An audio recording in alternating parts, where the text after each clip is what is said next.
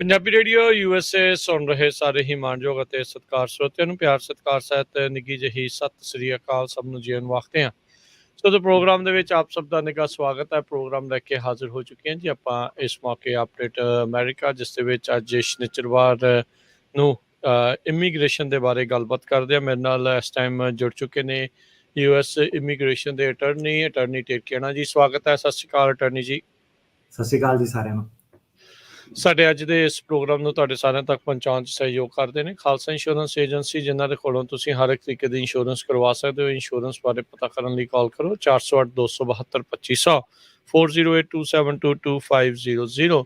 ਟੇਕਿਆਣਾ immigration law firm, immigration ਦਾ ਹੋਵੇ ਕਿਸੇ ਵੀ ਤਰੀਕੇ ਦਾ ਕੰਮ, call attorney J Tekiana 415 909 0503 4159090503। Manjit Singh, Narinder Kaur Kular, Avtar Singh Manjal Clovis, Amarjit Singh Stockton, Nachhattar Singh Sangha Clovis, Satnam Singh, Amarjit Singh Dosanjh Sunny Purewal Yuba City, Paramjit Singh Deol Fresno, Lakhbir Singh Samra Texas, Kamaljit Singh Makhan Daulatpuria Stockton, Onkar Singh Fresno, Major Singh Sidhu, Vinder Singh Dhaliwal, Hardial Singh, Inderjit Kaur Dhaliwal Bakersfield, Jassi Gill, Raminder Singh Basra, Talwinder Singh Gill Bakersfield, Harjit Singh Lathrop, Karnail Singh Randhawa Sacramento, Antelope truck stop Burns Wyoming, Zander group, ਜਿੱਥੋਂ ਤੁਸੀਂ home loans, ਘਰ ਖਰੀਦਣ ਅਤੇ ਘਰ ਵੇਚਣ ਦੀਆਂ ਸਾਰੀਆਂ ਸਰਵਿਸਿਜ਼ ਲੈ ਸਕਦੇ ਹੋ।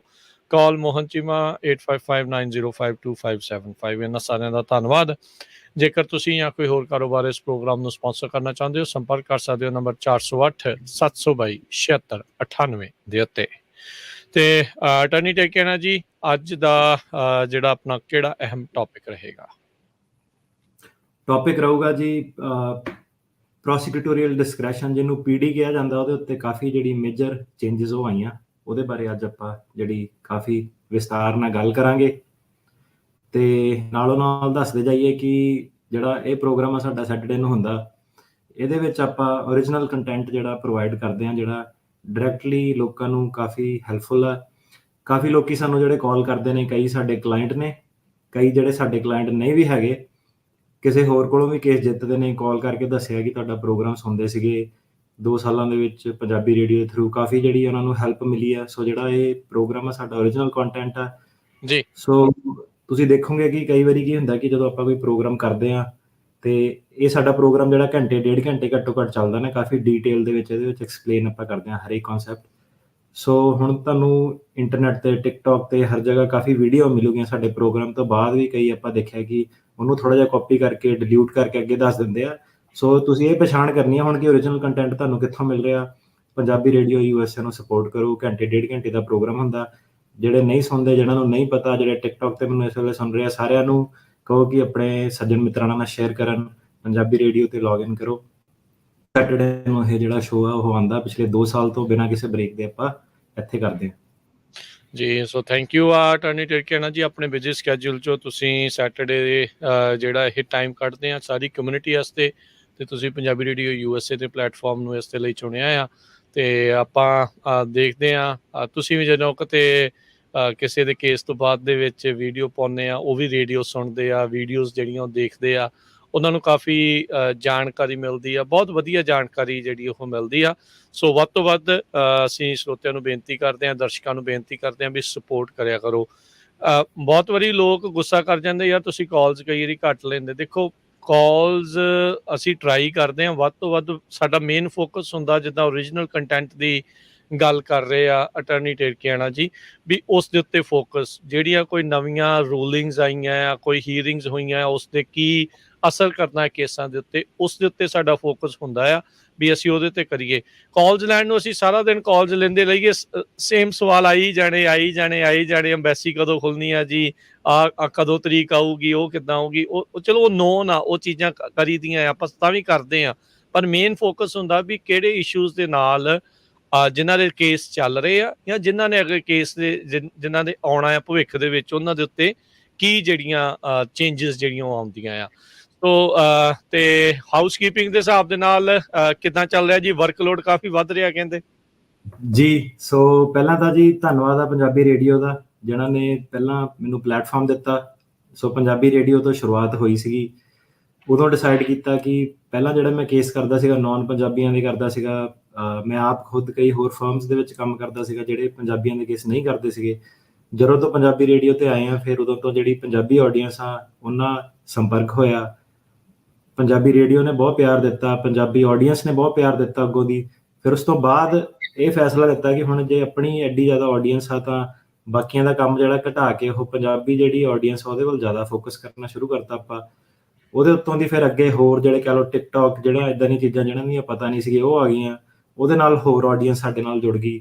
ਸੋ ਕੀ ਹੈ ਕਿ ਹਾਊਸਕੀਪਿੰਗ ਰੂਲ ਦਾ ਸੰਦਾ ਮਕਸਦ ਕੀ ਹੁੰਦਾ ਕਿ ਇਹ ਪੰਜਾਬੀ ਰੇਡੀਓ ਮੈਨੂੰ 2-3 ਮਿੰਟ ਖੁੱਲ੍ਹੇ ਦਿੰਦਾ, ਜਿਹਦੇ ਵਿੱਚ ਮੈਂ ਆਪਣੇ ਦਿਲ ਦੀ ਗੱਲ ਕਰ ਸਕਾਂ ਕਿ ਜੋ ਮੈਂ ਕਹਿਣਾ ਆਡੀਅנס ਨੂੰ ਉਹ ਮੈਂ ਆਪਣੇ ਹਿਸਾਬ ਨਾਲ ਕਹਿ ਸਕਾਂ, ਜਿਹੜੀਆਂ ਮੈਨੂੰ ਪ੍ਰੋਬਲਮ ਆ ਕਿੱਦਾਂ ਚੱਲਦੀਆਂ ਜੀ। ਸੋ ਉਹ ਕਈਆਂ ਨੂੰ ਚੰਗੀਆਂ ਲੱਗੂਗੀਆਂ ਗੱਲਾਂ, ਕਈਆਂ ਨੂੰ ਨਹੀਂ ਚੰਗੀਆਂ ਲੱਗੂਗੀਆਂ। ਸੋ ਜੋ ਹੈ ਸੋ ਹੈ ਨਾ। ਐਂਡ ਦੇ ਵਿੱਚ ਆਪਾਂ ਵੀ ਇੱਕ ਇਨਸਾਨ ਆ, ਸਾਡੇ ਕੋਲ ਵੀ ਸਾਰਿਆਂ ਵਾਂਗੂ ਉਨਾ ਹੀ ਟਾਈਮ ਹੁੰਦਾ ਹਫਤੇ ਦੇ ਵਿੱਚ, ਦਿਨ ਦੇ ਵਿੱਚ 24 ਘੰਟੇ ਹੁੰਦੇ ਆ, ਕਿਸੇ ਨੂੰ 1 ਮਿੰਟ ਵੀ ਜ਼ਿਆਦਾ ਨਹੀਂ ਮਿਲਦਾ। ਸੋ ਜੋ ਰੂਲ ਆ ਨੇਚਰ ਦੇ ਉਹ ਰੂਲ ਆ। ਸੋ ਕੀ ਆ ਕਿ ਟਿਕਟੌਕ ਦੇ ਕਰਕੇ ਕਾਫੀ ਜ਼ਿਆਦਾ ਜਿਹੜੀਆਂ ਕਾਲਸ ਉਹ ਆ ਜਾਂਦੀਆਂ, ਕਿਉਂਕਿ ਉਹਦੀ ਵਿਊਅਰਸ਼ਿਪ ਜਿਹੜੀ ਕਾਫੀ ਜਿਹੜੀ ਯੰਗ ਆਡੀਅנס ਉੱਥੇ ਕਾਫੀ ਆ ਜੀ। ਜਿਹੜੇ ਪੰਜਾਬੀ ਰੇਡੀਓ ਦੇ ਥਰੂ ਸਾਡੇ ਪ੍ਰੋਗਰਾਮ ਸੁਣਦੇ ਸੀਗੇ ਉਹਨਾਂ ਨਾਲ ਤਾਂ ਆਪਾਂ ਵਾਰਤਾਲਾਪ ਕਰਦੇ ਰਹੀਦਾ ਹੈ ਨਾ। 2 ਸਾਲਾਂ ਤੋਂ ਸਾਡੇ ਨਾਲ ਜੁੜੇ ਹੋਏ ਨੇ। ਸੋ ਜਿਹੜੀ ਨਵੀਂ ਆਡੀਅנס ਆ ਰਹੀ ਹੈ, ਨਵੀਂ ਆਡੀਅנס ਲਈ ਮੈਸੇਜ ਇਹ ਆ ਕਿ ਤੁਹਾਨੂੰ ਥੋੜਾ ਜਿਹਾ ਪੇਸ਼ੈਂਸ ਰੱਖਣਾ ਪੈਣਾ। ਸੋ ਉੱਥੇ ਜਾਂਦੇ ਆ ਕਿ ਭਾਜੀ ਮੇਰਾ ਫੋਨ ਨਹੀਂ ਚੱਕਦੇ, ਮੈਨੂੰ 2 ਦਿਨ ਹੋ ਗਏ। ਪਰ ਇੱਦਾਂ ਕਿ ਆਪਾਂ ਜਦੋਂ ਕੋਈ ਵੀ ਵੀਡੀਓ ਇੱਦਾਂ ਦੀ ਪਾਉਂਦੇ ਹਾਂ, ਸਾਨੂੰ ਇੱਕ ਦਿਨ ਦੇ ਵਿੱਚ 5000 10,000 ਕਾਲਸ ਵੀ ਆ ਜਾਂਦੀਆਂ, ਜਿਹਦੇ ਵਿੱਚੋਂ ਦੀ ਕਈ ਲੋਕੀ ਵੈਸੇ ਵੀ ਕਿ ਮੇਰਾ ਆਹ ਚੱਲਦਾ, ਉਹਨਾਂ ਦਾ ਕੋਈ ਅਟਰਨੀ ਨੂੰ ਹਾਇਰ ਕਰਨ ਦਾ ਮਕਸਦ ਨਹੀਂ ਹੁੰਦਾ, ਵੈਸੇ ਵੀਡੀਓ ਦੇਖ ਕੇ ਕਾਲ ਕਰ ਲੈਂਦੇ ਆ। ਸੋ ਸਾਰਿਆਂ ਦੀਆਂ ਜਿਹੜੀਆਂ ਕਾਲਸ ਲੈਣੀਆਂ ਉਹ ਇੰਪੋਸੀਬਲ ਆ। ਸੋ ਵਿੱਚ ਤਾਂ ਇੱਕ ਇੱਦਾਂ ਦਾ ਟਾਈਮ ਆ ਗਿਆ ਸੀਗਾ ਕਿ ਸਾਰਾ ਜਿਹੜਾ ਸਟਾਫ ਸੀਗਾ ਮੈਂ ਕਾਲ ਤੇ ਲਾਇਆ ਸੀ। ਸੋ ਹੁਣ ਅੱਜ ਇਹ ਦੱਸਣ ਦਾ ਮਕਸਦ ਇਹ ਹੈਗਾ ਕਿ ਮੈਂ ਮਾਫੀ ਚਾਹੁੰਦਾ, ਮੇਰੀ ਜਿਹੜੀ ਪਹਿਲ ਹੈਗੀ ਆ ਉਹ ਜਿਹੜੇ ਮੇਰੇ ਐਗਜ਼ਿਸਟਿੰਗ ਕੇਸ ਆ, ਜਿਹੜੇ ਮੈਂ ਕੰਮ ਫੜੇ ਹੋਏ ਆ, ਮੇਰੀ ਉਹਨਾਂ ਵੱਲ ਪਹਿਲ ਆ। ਸੋ ਇਹਦਾ ਮਤਲਬ ਇਹ ਹੈ ਕਿ ਭਾਵੇਂ ਨਵਾਂ ਕੰਮ ਛੁੱਟਦਾ ਰਵੇ, ਜਿਹੜੇ ਪਹਿਲ ਹੈਗੀ ਆ ਉਹ ਐਗਜ਼ਿਸਟਿੰਗ ਕੇਸਾਂ ਦੇ ਵੱਲ ਜਾਊਗੀ। ਸੋ ਕਹਿਣ ਦਾ ਮਤਲਬ ਹੈ ਕਿ ਜਿਹੜਾ ਨਵਾਂ ਕੰਮ ਆ ਉਹ ਛੁੱਟੂਗਾ। ਸੋ ਮੇਰੀ ਮਾਫੀ ਹੈ, ਤਾਂ ਮਾਫੀ ਮੰਗਦਾ ਤੁਹਾਡੇ ਸਾਰਿਆਂ ਕੋਲੋਂ। ਸਾਰੀਆਂ ਕਾਲਾਂ ਸਾਡੇ ਕੋਲ ਲੈ ਨਹੀਂ ਹੋਣੀਆਂ, ਸਾਰਿਆਂ ਦੇ ਕਾਲ ਆਪਾਂ ਆਨਸਰ ਨਹੀਂ ਕਰ ਪਾਉਂਦੇ। ਇਹਦੇ ਵਿੱਚ ਸਾਨੂੰ ਕਮਿਊਨਿਟੀ ਨੂੰ ਸਾਡੀ ਹੈਲਪ ਕਰਨੀ ਪੈਣੀ ਆ। ਸੋ ਹੈਲਪ ਇਸ ਤਰੀਕੇ ਨਾਲ ਕਰਨੀ ਪੈਣੀ ਆ ਕਿ ਤੁਸੀਂ ਸਾਨੂੰ ਕਾਲ ਕਰਕੇ ਜਿਹੜਾ ਆਪਾਂ ਨੰਬਰ ਦਿੱਤੇ ਆ ਉੱਤੇ ਹੀ ਕਾਲ ਕਰੋ, ਤੇ ਇੱਕ ਟੈਕਸਟ ਮੈਸੇਜ ਆਪਣਾ ਏਲੀਅਨ ਨੰਬਰ ਤੇ ਮੈਸੇਜ ਜ਼ਰੂਰ ਛੱਡ ਦਿਓ ਕਿ ਕੇਸ ਬਾਰੇ ਇਹ ਤੁਹਾਡੀ ਕਾਲ ਸੀਗੀ। ਫॉर एग्जांपल ਜੇ ਕਿਸੇ ਦਾ ਬੋਰਡ ਆਫ ਇਮੀਗ੍ਰੇਸ਼ਨ ਅਪੀਲ ਕੋ ਅਪੀਲ ਫਾਈਲ ਕਰਨੀ ਹੈ, ਉਹਦੇ 15 ਦਿਨ ਰਹਿ ਗਏ, ਉਹ ਪੂਰਾ ਦੱਸੇ ਕਿ ਮੇਰੀ ਆਹ ਡੇਟ ਨੂੰ ਮੇਰਾ ਡਿਸੀਜਨ ਸੀਗਾ ਤੇ ਮੈਨੂੰ ਮੈਂ ਅਪੀਲ ਫਾਈਲ ਕਰਨੀ ਆ, ਜਾਂ ਮੈਂ ਬਾਰਡਰ ਟੱਪ ਕੇ ਆਇਆ ਇੰਨੀ ਤਰੀਕ ਨੂੰ ਮੈਂ ਕੇਸ ਲਾਣਾ। ਸੋ ਜੇ ਤੁਸੀਂ ਮੈਸੇਜ ਦਿਓਗੇ ਉਹਦੇ ਵਿੱਚ ਸਾਨੂੰ ਪ੍ਰਾਇੋਰਟੀ ਦਿਖੂਗੀ, ਆਪਾਂ ਪ੍ਰਾਇੋਰਟੀ ਦੇ ਹਿਸਾਬ ਨਾਲ ਜਾਵਾਂਗੇ। ਅਗੇਨ ਜਿਹੜੀ ਸਾਡੀ ਪਹਿਲ ਆ ਉਹ ਜਿਹੜੇ ਸਾਡੇ ਐਗਜ਼ਿਸਟਿੰਗ ਕਲਾਇੰਟ ਆ ਉਹਨੂੰ ਰਹੂਗੇ, ਜਿਹੜਾ ਆਪਾਂ ਗਰੋ ਕਰਨਾ ਉਹ ਆਪਾਂ ਆਰਗੈਨਿਕਲੀ ਗਰੋ ਕਰਨਾ। ਸੋ ਸਟਾਫਿੰਗ ਦੀ ਵੀ ਪ੍ਰੋਬਲਮ ਹੁੰਦੀ ਹੈ। ਹੁਣ ਇਹਦਾ ਮਤਲਬ ਇਹ ਨਹੀਂ ਕਿ ਜੇ ਕੰਮ ਆ ਰਿਹਾ ਤਾਂ ਮੈਂ ਪੁਰਾਣੇ ਕਲਾਇੰਟਸ ਨੂੰ ਭੁੱਲ ਜਾਵਾਂ, ਮੈਂ ਆਪਣਾ ਜਿਹੜਾ ਖੁਦ ਦਾ ਕਰੈਕਟਰ ਉਹਨੂੰ ਚੇਂਜ ਕਰ ਲਾਂ। ਸੋ ਕੰਮ ਵੀ ਮੈਂ ਵਧੀਆ ਤਰੀਕੇ ਨਾਲ ਕਰਨਾ ਚਾਹੁੰਦਾ, ਕਰਨਾ ਵੀ ਆਰਾਮ ਦੇ ਨਾਲ ਚਾਹੁੰਦਾ। ਸੋ ਗਰੋਥ ਜਿਹੜੀ ਹੈਗੀ ਆ ਉਹ ਆਰਗੈਨਿਕਲੀ ਹੋਣੀ ਪੈਣੀ ਹੈ। ਸੋ ਜਿਹੜੀ ਟਿਕਟੌਕ ਵਾਲੀ ਸਪੈਸ਼ਲੀ ਜਿਹੜੀ ਆਡੀਅנס ਆ, ਪਲੀਜ਼ ਥੋੜਾ ਜਿਹਾ ਕੋਆਪਰੇਟ ਕਰੋ। ਸੋ ਮੈਸੇਜ ਤੁਹਾਨੂੰ ਛੱਡਣਾ ਪੈਣਾ। ਜੇ ਨਹੀਂ ਕਾਲ ਤੁਹਾਨੂੰ ਆ ਰਹੀ, ਤੁਹਾਨੂੰ ਅਰਜੈਂਸੀ ਆ, ਨਹੀਂ ਸਾਡੇ ਵੱਲੋਂ ਕਾਲ ਆਈ, ਤੁਸੀਂ ਕੋਈ ਦੂਸਰਾ ਵਕੀਲ ਹਾਇਰ ਕਰੋ, ਹੈ ਨਾ। ਸੋ ਆਪਣੇ ਕੋਲ ਜਿੰਨਾ ਹੁੰਦਾ ਉਨਾ ਆਪਾਂ ਕਰਾਂਗੇ, ਪਰ ਕੰਮ ਆਪਾਂ ਉਨਾ ਹੀ ਫੜਾਂਗੇ ਜਿੰਨਾ ਆਪਾਂ ਡਿਲੀਵਰ ਕਰ ਸਕਦੇ ਹਾਂ। ਨਹੀਂ ਤਾਂ ਫਿਰ ਗੱਲ ਉਹੀ ਹੋ ਜਾਣੀ ਕਿ ਸਾਡੇ ਵਿੱਚ ਤੇ ਜਿਹੜੇ ਪੁਰਾਣੇ ਜਿਹੜੇ ਵਕੀਲਾਂ ਤੋਂ ਤੁਸੀਂ ਦੁਖੀ ਹੋ ਕੇ ਸਾਡੇ ਕੋਲ ਆਉਂਦੇ ਹੋ, ਫਿਰ ਫਰਕ ਹੀ ਰਹਿ ਜਾਊਗਾ, ਹੈ ਨਾ। ਸੋ ਇਹ ਕਾਫੀ 2 ਹਫ਼ਤੇ ਤੋਂ ਮੈਂ ਹੀ ਸੋਚ ਰਿਹਾ ਸੀ, ਮੈਂ ਕਿਹਾ ਯਾਰ ਕਿੱਦਾਂ ਕਰਾਂਗੇ, ਕੀ ਕਵਾਂਗੇ। ਕਈਆਂ ਨੂੰ ਨਾ ਵੀ ਨਹੀਂ ਕਰ ਹੁੰਦੀ। ਹੁਣ ਇੱਕ ਬੰਦੇ ਦਾ ਦੱਸਿਆ, ਉਹਦਾ ਕਾਲ ਆਇਆ, ਭਾਜੀ ਕਹਿੰਦਾ ਮੇਰਾ ਨਾ 1 ਦਿਨ ਬਾਅਦ ਬਰੀਫਿੰਗ ਡਿਊ ਆ BIA ਦੀ, 1 ਦਿਨ ਬਾਅਦ। ਮੈਂ ਕਿਹਾ ਯਾਰ 1 ਦਿਨ ਬਾਅਦ ਤਾਂ ਤੂੰ ਬੜੀ ਦੂਰ ਦੀ ਗੱਲ ਕਰਤੀ, ਆਪਾਂ ਤਾਂ ਮਹੀਨੇ 2 ਮਹੀਨੇ ਹੋਏ ਉਹਦਾ ਵੀ ਕੇਸ ਨਹੀਂ ਲੈ ਸਕਦੇ ਨਾ। ਬੰਦਾ ਰੋਣ ਲੱਗ ਪਿਆ, ਆਪਣੀ ਕਹਾਣੀ ਦੱਸਣ ਲੱਗ ਪਿਆ ਕਿ ਕਿੱਦਾਂ ਸੀਗਾ ਨਾ। ਬੰਦਾ ਸੁਸਾਈਡਲ ਸੀਗਾ, ਕਹਿੰਦਾ ਮੈਂ ਭਾਜੀ ਮੈਨੂੰ ਕੈਂਪ 'ਚ ਫੜ ਕੇ ਲੈ ਗਏ, ਮੈਂ ਸੁਸਾਈਡ ਵੀ ਕਰਨ ਦੀ ਕੋਸ਼ਿਸ਼ ਕੀਤੀ, ਹੈ ਨਾ। ਮੈਂ ਆਪਣੇ ਸਟਾਫ ਨੂੰ ਕਾਲ ਕੀਤਾ, ਮੈਂ ਕਿਹਾ ਯਾਰ ਇੱਦਾਂ, ਮੈਂ ਕਿਹਾ ਯਾਰ ਮੈਂ ਤੇਰਾ ਕੇਸ ਫੜ ਨਹੀਂ ਸਕਦਾ। ਕਹਿੰਦਾ ਭਾਜੀ ਬੜੀ ਉਮੀਦਾਂ ਨਾਲ ਆਏ, ਤੁਹਾਡਾ 2 ਸਾਲਾਂ ਤੋਂ ਪ੍ਰੋਗਰਾਮ ਸੁਣਦੇ, ਵੀਡੀਓ ਦੇਖਦੇ ਆ, ਮੇਰੀ ਕਿਸੇ ਨੇ ਮਦਦ ਨਹੀਂ ਕਰਨੀ, ਮੈਨੂੰ ਮੇਰਾ ਇੱਦਾਂ ਵਾ। ਸੋ ਉਹਨੇ ਆਪਣੀ ਕਹਾਣੀ ਦੱਸੀ। ਮੈਂ ਕਿਹਾ ਯਾਰ ਕਿੱਥੇ ਹੁਣ ਧਰਮ ਸੰਕਟ 'ਚ ਬੰਦਾ ਫਸ ਗਿਆ ਕਿ ਕਿੱਦਾਂ ਇਹਨੂੰ ਕਰੀਏ। ਹੁਣ ਜੇ ਛੱਡਿਆ ਤਾਂ ਬੰਦੇ ਨੇ ਕਹਿਣਾ ਕਿ ਨਹੀਂ ਯਾਰ, ਲੋਕਾਂ ਨੂੰ ਉਮੀਦਾਂ ਵੀ ਕਾਫੀ ਆ। ਸੋ ਕਮਿਊਨਿਟੀ ਨੂੰ ਉਮੀਦਾਂ ਵੀ ਕਾਫੀ ਆ, ਪਰ ਇਹ ਹੈ ਕਿ ਹਾਂਜੀ ਤੁਹਾਡੀ ਸਾਰਿਆਂ ਦੀ ਹੈਲਪ ਕਰਨਾ ਚਾਹੁੰਦੇ ਆ, ਪਰ ਸਾਰਿਆਂ ਦੀ ਹੈਲਪ ਕਰ ਨਹੀਂ ਸਕਦੇ ਆਪਾਂ, ਕਿਉਂਕਿ ਐਂਡ 'ਚ ਮੈਂ ਇਨਸਾਨ ਤਾਂ ਇੱਕ ਹੀ ਹਾਂ। ਸੋ ਇਹ ਹੈ ਕਿ ਜੇ ਤੁਸੀਂ ਸਾਰੇ ਜਾਣੇ ਮੇਰੇ ਨਾਲ ਕੋਆਪਰੇਟ ਕਰੋ, ਇਹ ਸਮਝ ਲਓ ਕਿ ਸਾਰਾ ਕੰਮ ਨਹੀਂ ਹੋ ਸਕਦਾ। ਸੋ ਇਹ ਹੈ ਕਿ ਜਿੰਨਾ ਕੰਮ ਫੜਾਂਗੇ ਉਹ ਜ਼ਰੂਰ ਕਰਾਂਗੇ, ਬਾਕੀਆਂ ਨੂੰ ਥੋੜੀ ਜਿਹੀ ਪੇਸ਼ੈਂਸ ਰੱਖਣੀ ਪੈਣੀ। ਮੈਸੇਜ ਆਪਣੇ ਛੱਡੋ। ਜੇ ਤੁਹਾਨੂੰ ਮੈਂ ਕਿਸੇ ਚੀਜ਼ ਦਾ ਵਾਅਦਾ ਕੀਤਾ ਕਿ ਮੈਂ ਇੱਦਾਂ ਕਰੂੰਗਾ, ਮੈਂ ਉਹਨੂੰ ਜ਼ਰੂਰ ਡਿਲੀਵਰ ਕਰੂੰਗਾ। ਸੋ ਉਹ ਚੀਜ਼ 'ਚ ਸਾਡੇ ਨਾਲ ਕੋਆਪਰੇਟ ਕਰੋ। ਆਪਾਂ ਹੁਣ ਜਿਹੜੀ ਆ ਕਾਲਿੰਗ ਵਾਲੀ ਫੈਸਿਲਿਟੀ ਹੈ ਨਾ, ਇਹ ਸਟਾਫ ਨੂੰ ਵਧਾ ਰਹੇ ਆ। ਸਾਨੂੰ ਟਾਈਮ ਲੱਗ ਜਾਣਾ, ਮਹੀਨੇ 2 ਮਹੀਨੇ ਘੱਟੋ ਘੱਟ ਲੱਗ ਜਾਣੇ ਆ, ਕਿਉਂਕਿ ਮੈਨੂੰ ਹੁਣ ਲੱਗ ਰਿਹਾ ਕਿ ਜਿਹੜੀ ਕਾਲ ਵੋਲੀਅਮ ਆ ਉਹਨੂੰ ਹੈਂਡਲ ਕਰਨ ਲਈ 5 ਤੋਂ 10 ਜਾਣੇ ਚਾਹੀਦੇ ਆ, ਕਿ ਜਿਸ ਹਿਸਾਬ ਨਾਲ ਕਾਲਸ ਆਉਂਦੀਆਂ ਹੈ। ਤੇ ਸੋ ਥੈਂਕ ਯੂ ਆ ਸਭ ਤੋਂ ਪਹਿਲਾਂ ਪੰਜਾਬੀ ਰੇਡੀਓ ਦਾ, ਸਟਾਫ ਦਾ, ਫੈਮਿਲੀ ਦਾ, ਸਾਰੇ ਜਿਹੜੇ ਇੱਥੇ ਤੱਕ ਪਹੁੰਚਾਇਆ। ਇਹਦੇ ਨਾਲ ਮੈਂ ਆਪਣਾ ਵੀ ਥੈਂਕ ਯੂ ਕਰਦਾ। ਆਪਣਾ ਥੈਂਕ ਯੂ ਮੈਂ ਇਸ ਲਈ ਕਰਦਾ ਕਿ 7 ਦਿਨ ਜਿਹੜਾ ਕੰਮ ਕੀਤਾ ਪਿਛਲੇ 10 ਸਾਲਾਂ ਤੋਂ ਬਿਨਾਂ ਬ੍ਰੇਕ ਲਏ ਹੋਏ। ਸੋ ਸਾਰਿਆਂ ਦਾ ਥੈਂਕ ਯੂ ਆ, ਸਟਾਫ ਦਾ ਥੈਂਕ ਯੂ ਆ, ਘਰਦਿਆਂ ਦਾ ਥੈਂਕ ਯੂ ਆ, ਪੰਜਾਬੀ ਰੇਡੀਓ ਦਾ ਸਪੈਸ਼ਲੀ ਬਹੁਤ ਵੱਡਾ ਥੈਂਕ ਯੂ ਆ, ਰਾਜਕਰਨ ਜੀ ਦਾ ਬਹੁਤ ਵੱਡਾ ਥੈਂਕ ਯੂ ਆ, ਜਿਨ੍ਹਾਂ ਨੇ ਇੱਕ ਬਹੁਤ ਵਧੀਆ ਐਂਕਰ, ਕੁਐਸਚਨ ਕਿੱਦਾਂ ਪੁੱਛਣੇ, ਸਵਾਲ ਕਿੱਦਾਂ ਪੁੱਛਣੇ, ਜਿਨ੍ਹਾਂ ਨੇ ਇਹ ਟੌਪਿਕ ਨੂੰ ਇੰਟਰਸਟਿੰਗ ਬਣਾਇਆ ਕਿ ਜਨਤਾ ਸਾਡੇ ਨਾਲ ਵੱਧਦੀ ਗਈ, ਕਦੀ ਵਾਪਸ ਨਹੀਂ ਮੁੜੀ। ਕਿ ਜਿਹੜਾ ਸਾਡਾ ਸ਼ੋਅ ਆ ਉਹ ਜਦੋਂ ਤੋਂ ਸ਼ੁਰੂ ਕੀਤਾ ਹਿੱਟ ਹੁੰਦਾ ਗਿਆ। ਸੋ ਸਾਰੇ ਜਾਣਿਆਂ ਦਾ, ਸੁਣਨ ਵਾਲਿਆਂ ਦਾ, ਸਾਰਿਆਂ ਦਾ ਬਹੁਤ ਵੱਡਾ ਥੈਂਕ ਯੂ ਜੀ। ਜੀ ਥੈਂਕ ਯੂ ਤੁਹਾਡਾ ਤੇ ਸ਼ੁਕਰੀਆ, ਤੁਸੀਂ ਇਸ ਕਾਬਲ ਸਾਰਿਆਂ ਨੂੰ ਜਿਹੜਾ ਉਹ ਸਮਝਦੇ ਆ। ਤੇ ਬਾਕੀ ਜਿੰਨੇ ਵੀ ਸਰੋਤੇ ਆ, ਦਰਸ਼ਕ ਆ, ਉਹਨਾਂ ਨੂੰ ਬੇਨਤੀ ਆ, ਅਪੀਲ ਆ ਵੀ ਇਹਨਾਂ ਦੀ ਇਸ ਅਪੀਲ ਨੂੰ ਧਿਆਨ ਹਿੱਤ ਰੱਖ ਕੇ ਜਿਹੜਾ ਆ ਉਹ ਕਰੋ। ਜਿੱਦਾਂ ਉਹਨਾਂ ਨੇ ਕਿਹਾ ਵੀ ਆਰਗੈਨਿਕ ਗਰੋਥ ਚਾਹੁੰਦੇ, ਇਹ ਨਹੀਂ ਆ ਵੀ ਇਕੱਠੇ ਲਿਆ ਕੇ ਕੋਈ ਵੀ ਬੰਦਾ ਆਪਣੇ ਆਫਿਸ ਦੇ ਵਿੱਚ ਬਿਠਾ ਲੈਣ, ਫਿਰ ਉਹ ਸੇਮ ਜਿਹੜੀਆਂ ਚੀਜ਼ਾਂ ਤੋਂ ਬਾਕੀ ਪਰੇਸ਼ਾਨ ਆ, ਜੇ ਉਹ ਪਰੇਸ਼ਾਨੀਆਂ ਇੱਥੇ ਆਈਆਂ ਤੇ ਫਿਰ ਉਹਦੇ ਵਿੱਚ ਕੋਈ ਫਾਇਦਾ, ਕੋਈ ਫਰਕ ਜਿਹੜਾ ਉਹ ਨਹੀਂ ਰਹਿ ਜਾਊਗਾ। ਤੇ ਹੁਣ ਆਪਾਂ ਅਟਾਰਨੀ ਟਿਰਕੈਣਾ ਜੀ ਅੱਜ ਦੇ ਟੌਪਿਕ ਵੱਲ ਨੂੰ ਵੱਧਦੇ ਹਾਂ। ਕਹਿੰਦੇ ਇੱਕ ਨਵਾਂ ਮੈਮੋ ਆ ਗਿਆ ਜੀ, ਇਹ ਪੀਡੀ ਨੂੰ ਲੈ ਕੇ ਕਾਫੀ ਹਿਲਜੁਲ ਹੋਈ ਹੈ ਇਸ ਦੇ ਕਰਕੇ। ਹਾਂਜੀ, ਬਹੁਤ ਵੱਡੀ ਹਿਲਜੁਲ ਹੋਈ ਆ। ਸੋ ਮੈਮੋ ਤਾਂ ਐਕਚੁਅਲੀ ਇਹ ਆਇਆ ਹੈਗਾ April 3 ਦਾ, ਤੇ April 3 ਦਾ ਮੈਮੋ ਆਇਆ, ਪਰ ਉਹਨੂੰ ਮੈਂ ਕਿਹਾ ਚੱਲ ਪੜ੍ਹ ਲਈਏ, ਡਾਈਸੈਕਟ ਕਰ ਲਈਏ ਕਿੱਦਾਂ, ਕੀ ਆ, ਕੀ ਦੱਸਣਾ ਆਡੀਅנס ਨੂੰ। ਤੇ ਇਹ ਜਿਹੜਾ ਮੈਮੋ ਆ ਪੀਡੀ, ਪਹਿਲੀ ਗੱਲ ਤਾਂ ਲੋਕਾਂ ਨੂੰ ਪੀਡੀ ਦਾ ਪਤਾ, ਪੀਡੀ ਪ੍ਰੋਸੀਕਿਊਟੋਰੀਅਲ ਡਿਸਕ੍ਰੈਸ਼ਨ ਹੁੰਦੀ ਆ। ਸੋ ਇਹ ਜਿਹੜਾ ਮੈਮੋ ਆ, ਅੱਜ ਦੇ ਟੌਪਿਕ 'ਚ ਤੁਹਾਨੂੰ ਕਾਫੀ ਕੁਛ ਪਤਾ ਲੱਗੂਗਾ, ਕਾਫੀ ਕੁਛ ਸਿੱਖਣ ਨੂੰ ਮਿਲੂਗਾ, ਕਾਫੀ ਜਿਹੜੀਆਂ ਆਉਣ ਵਾਲੀਆਂ ਹਿਲਜੁਲ ਆ ਉਹ ਪਤਾ ਲੱਗੂਗੀਆਂ।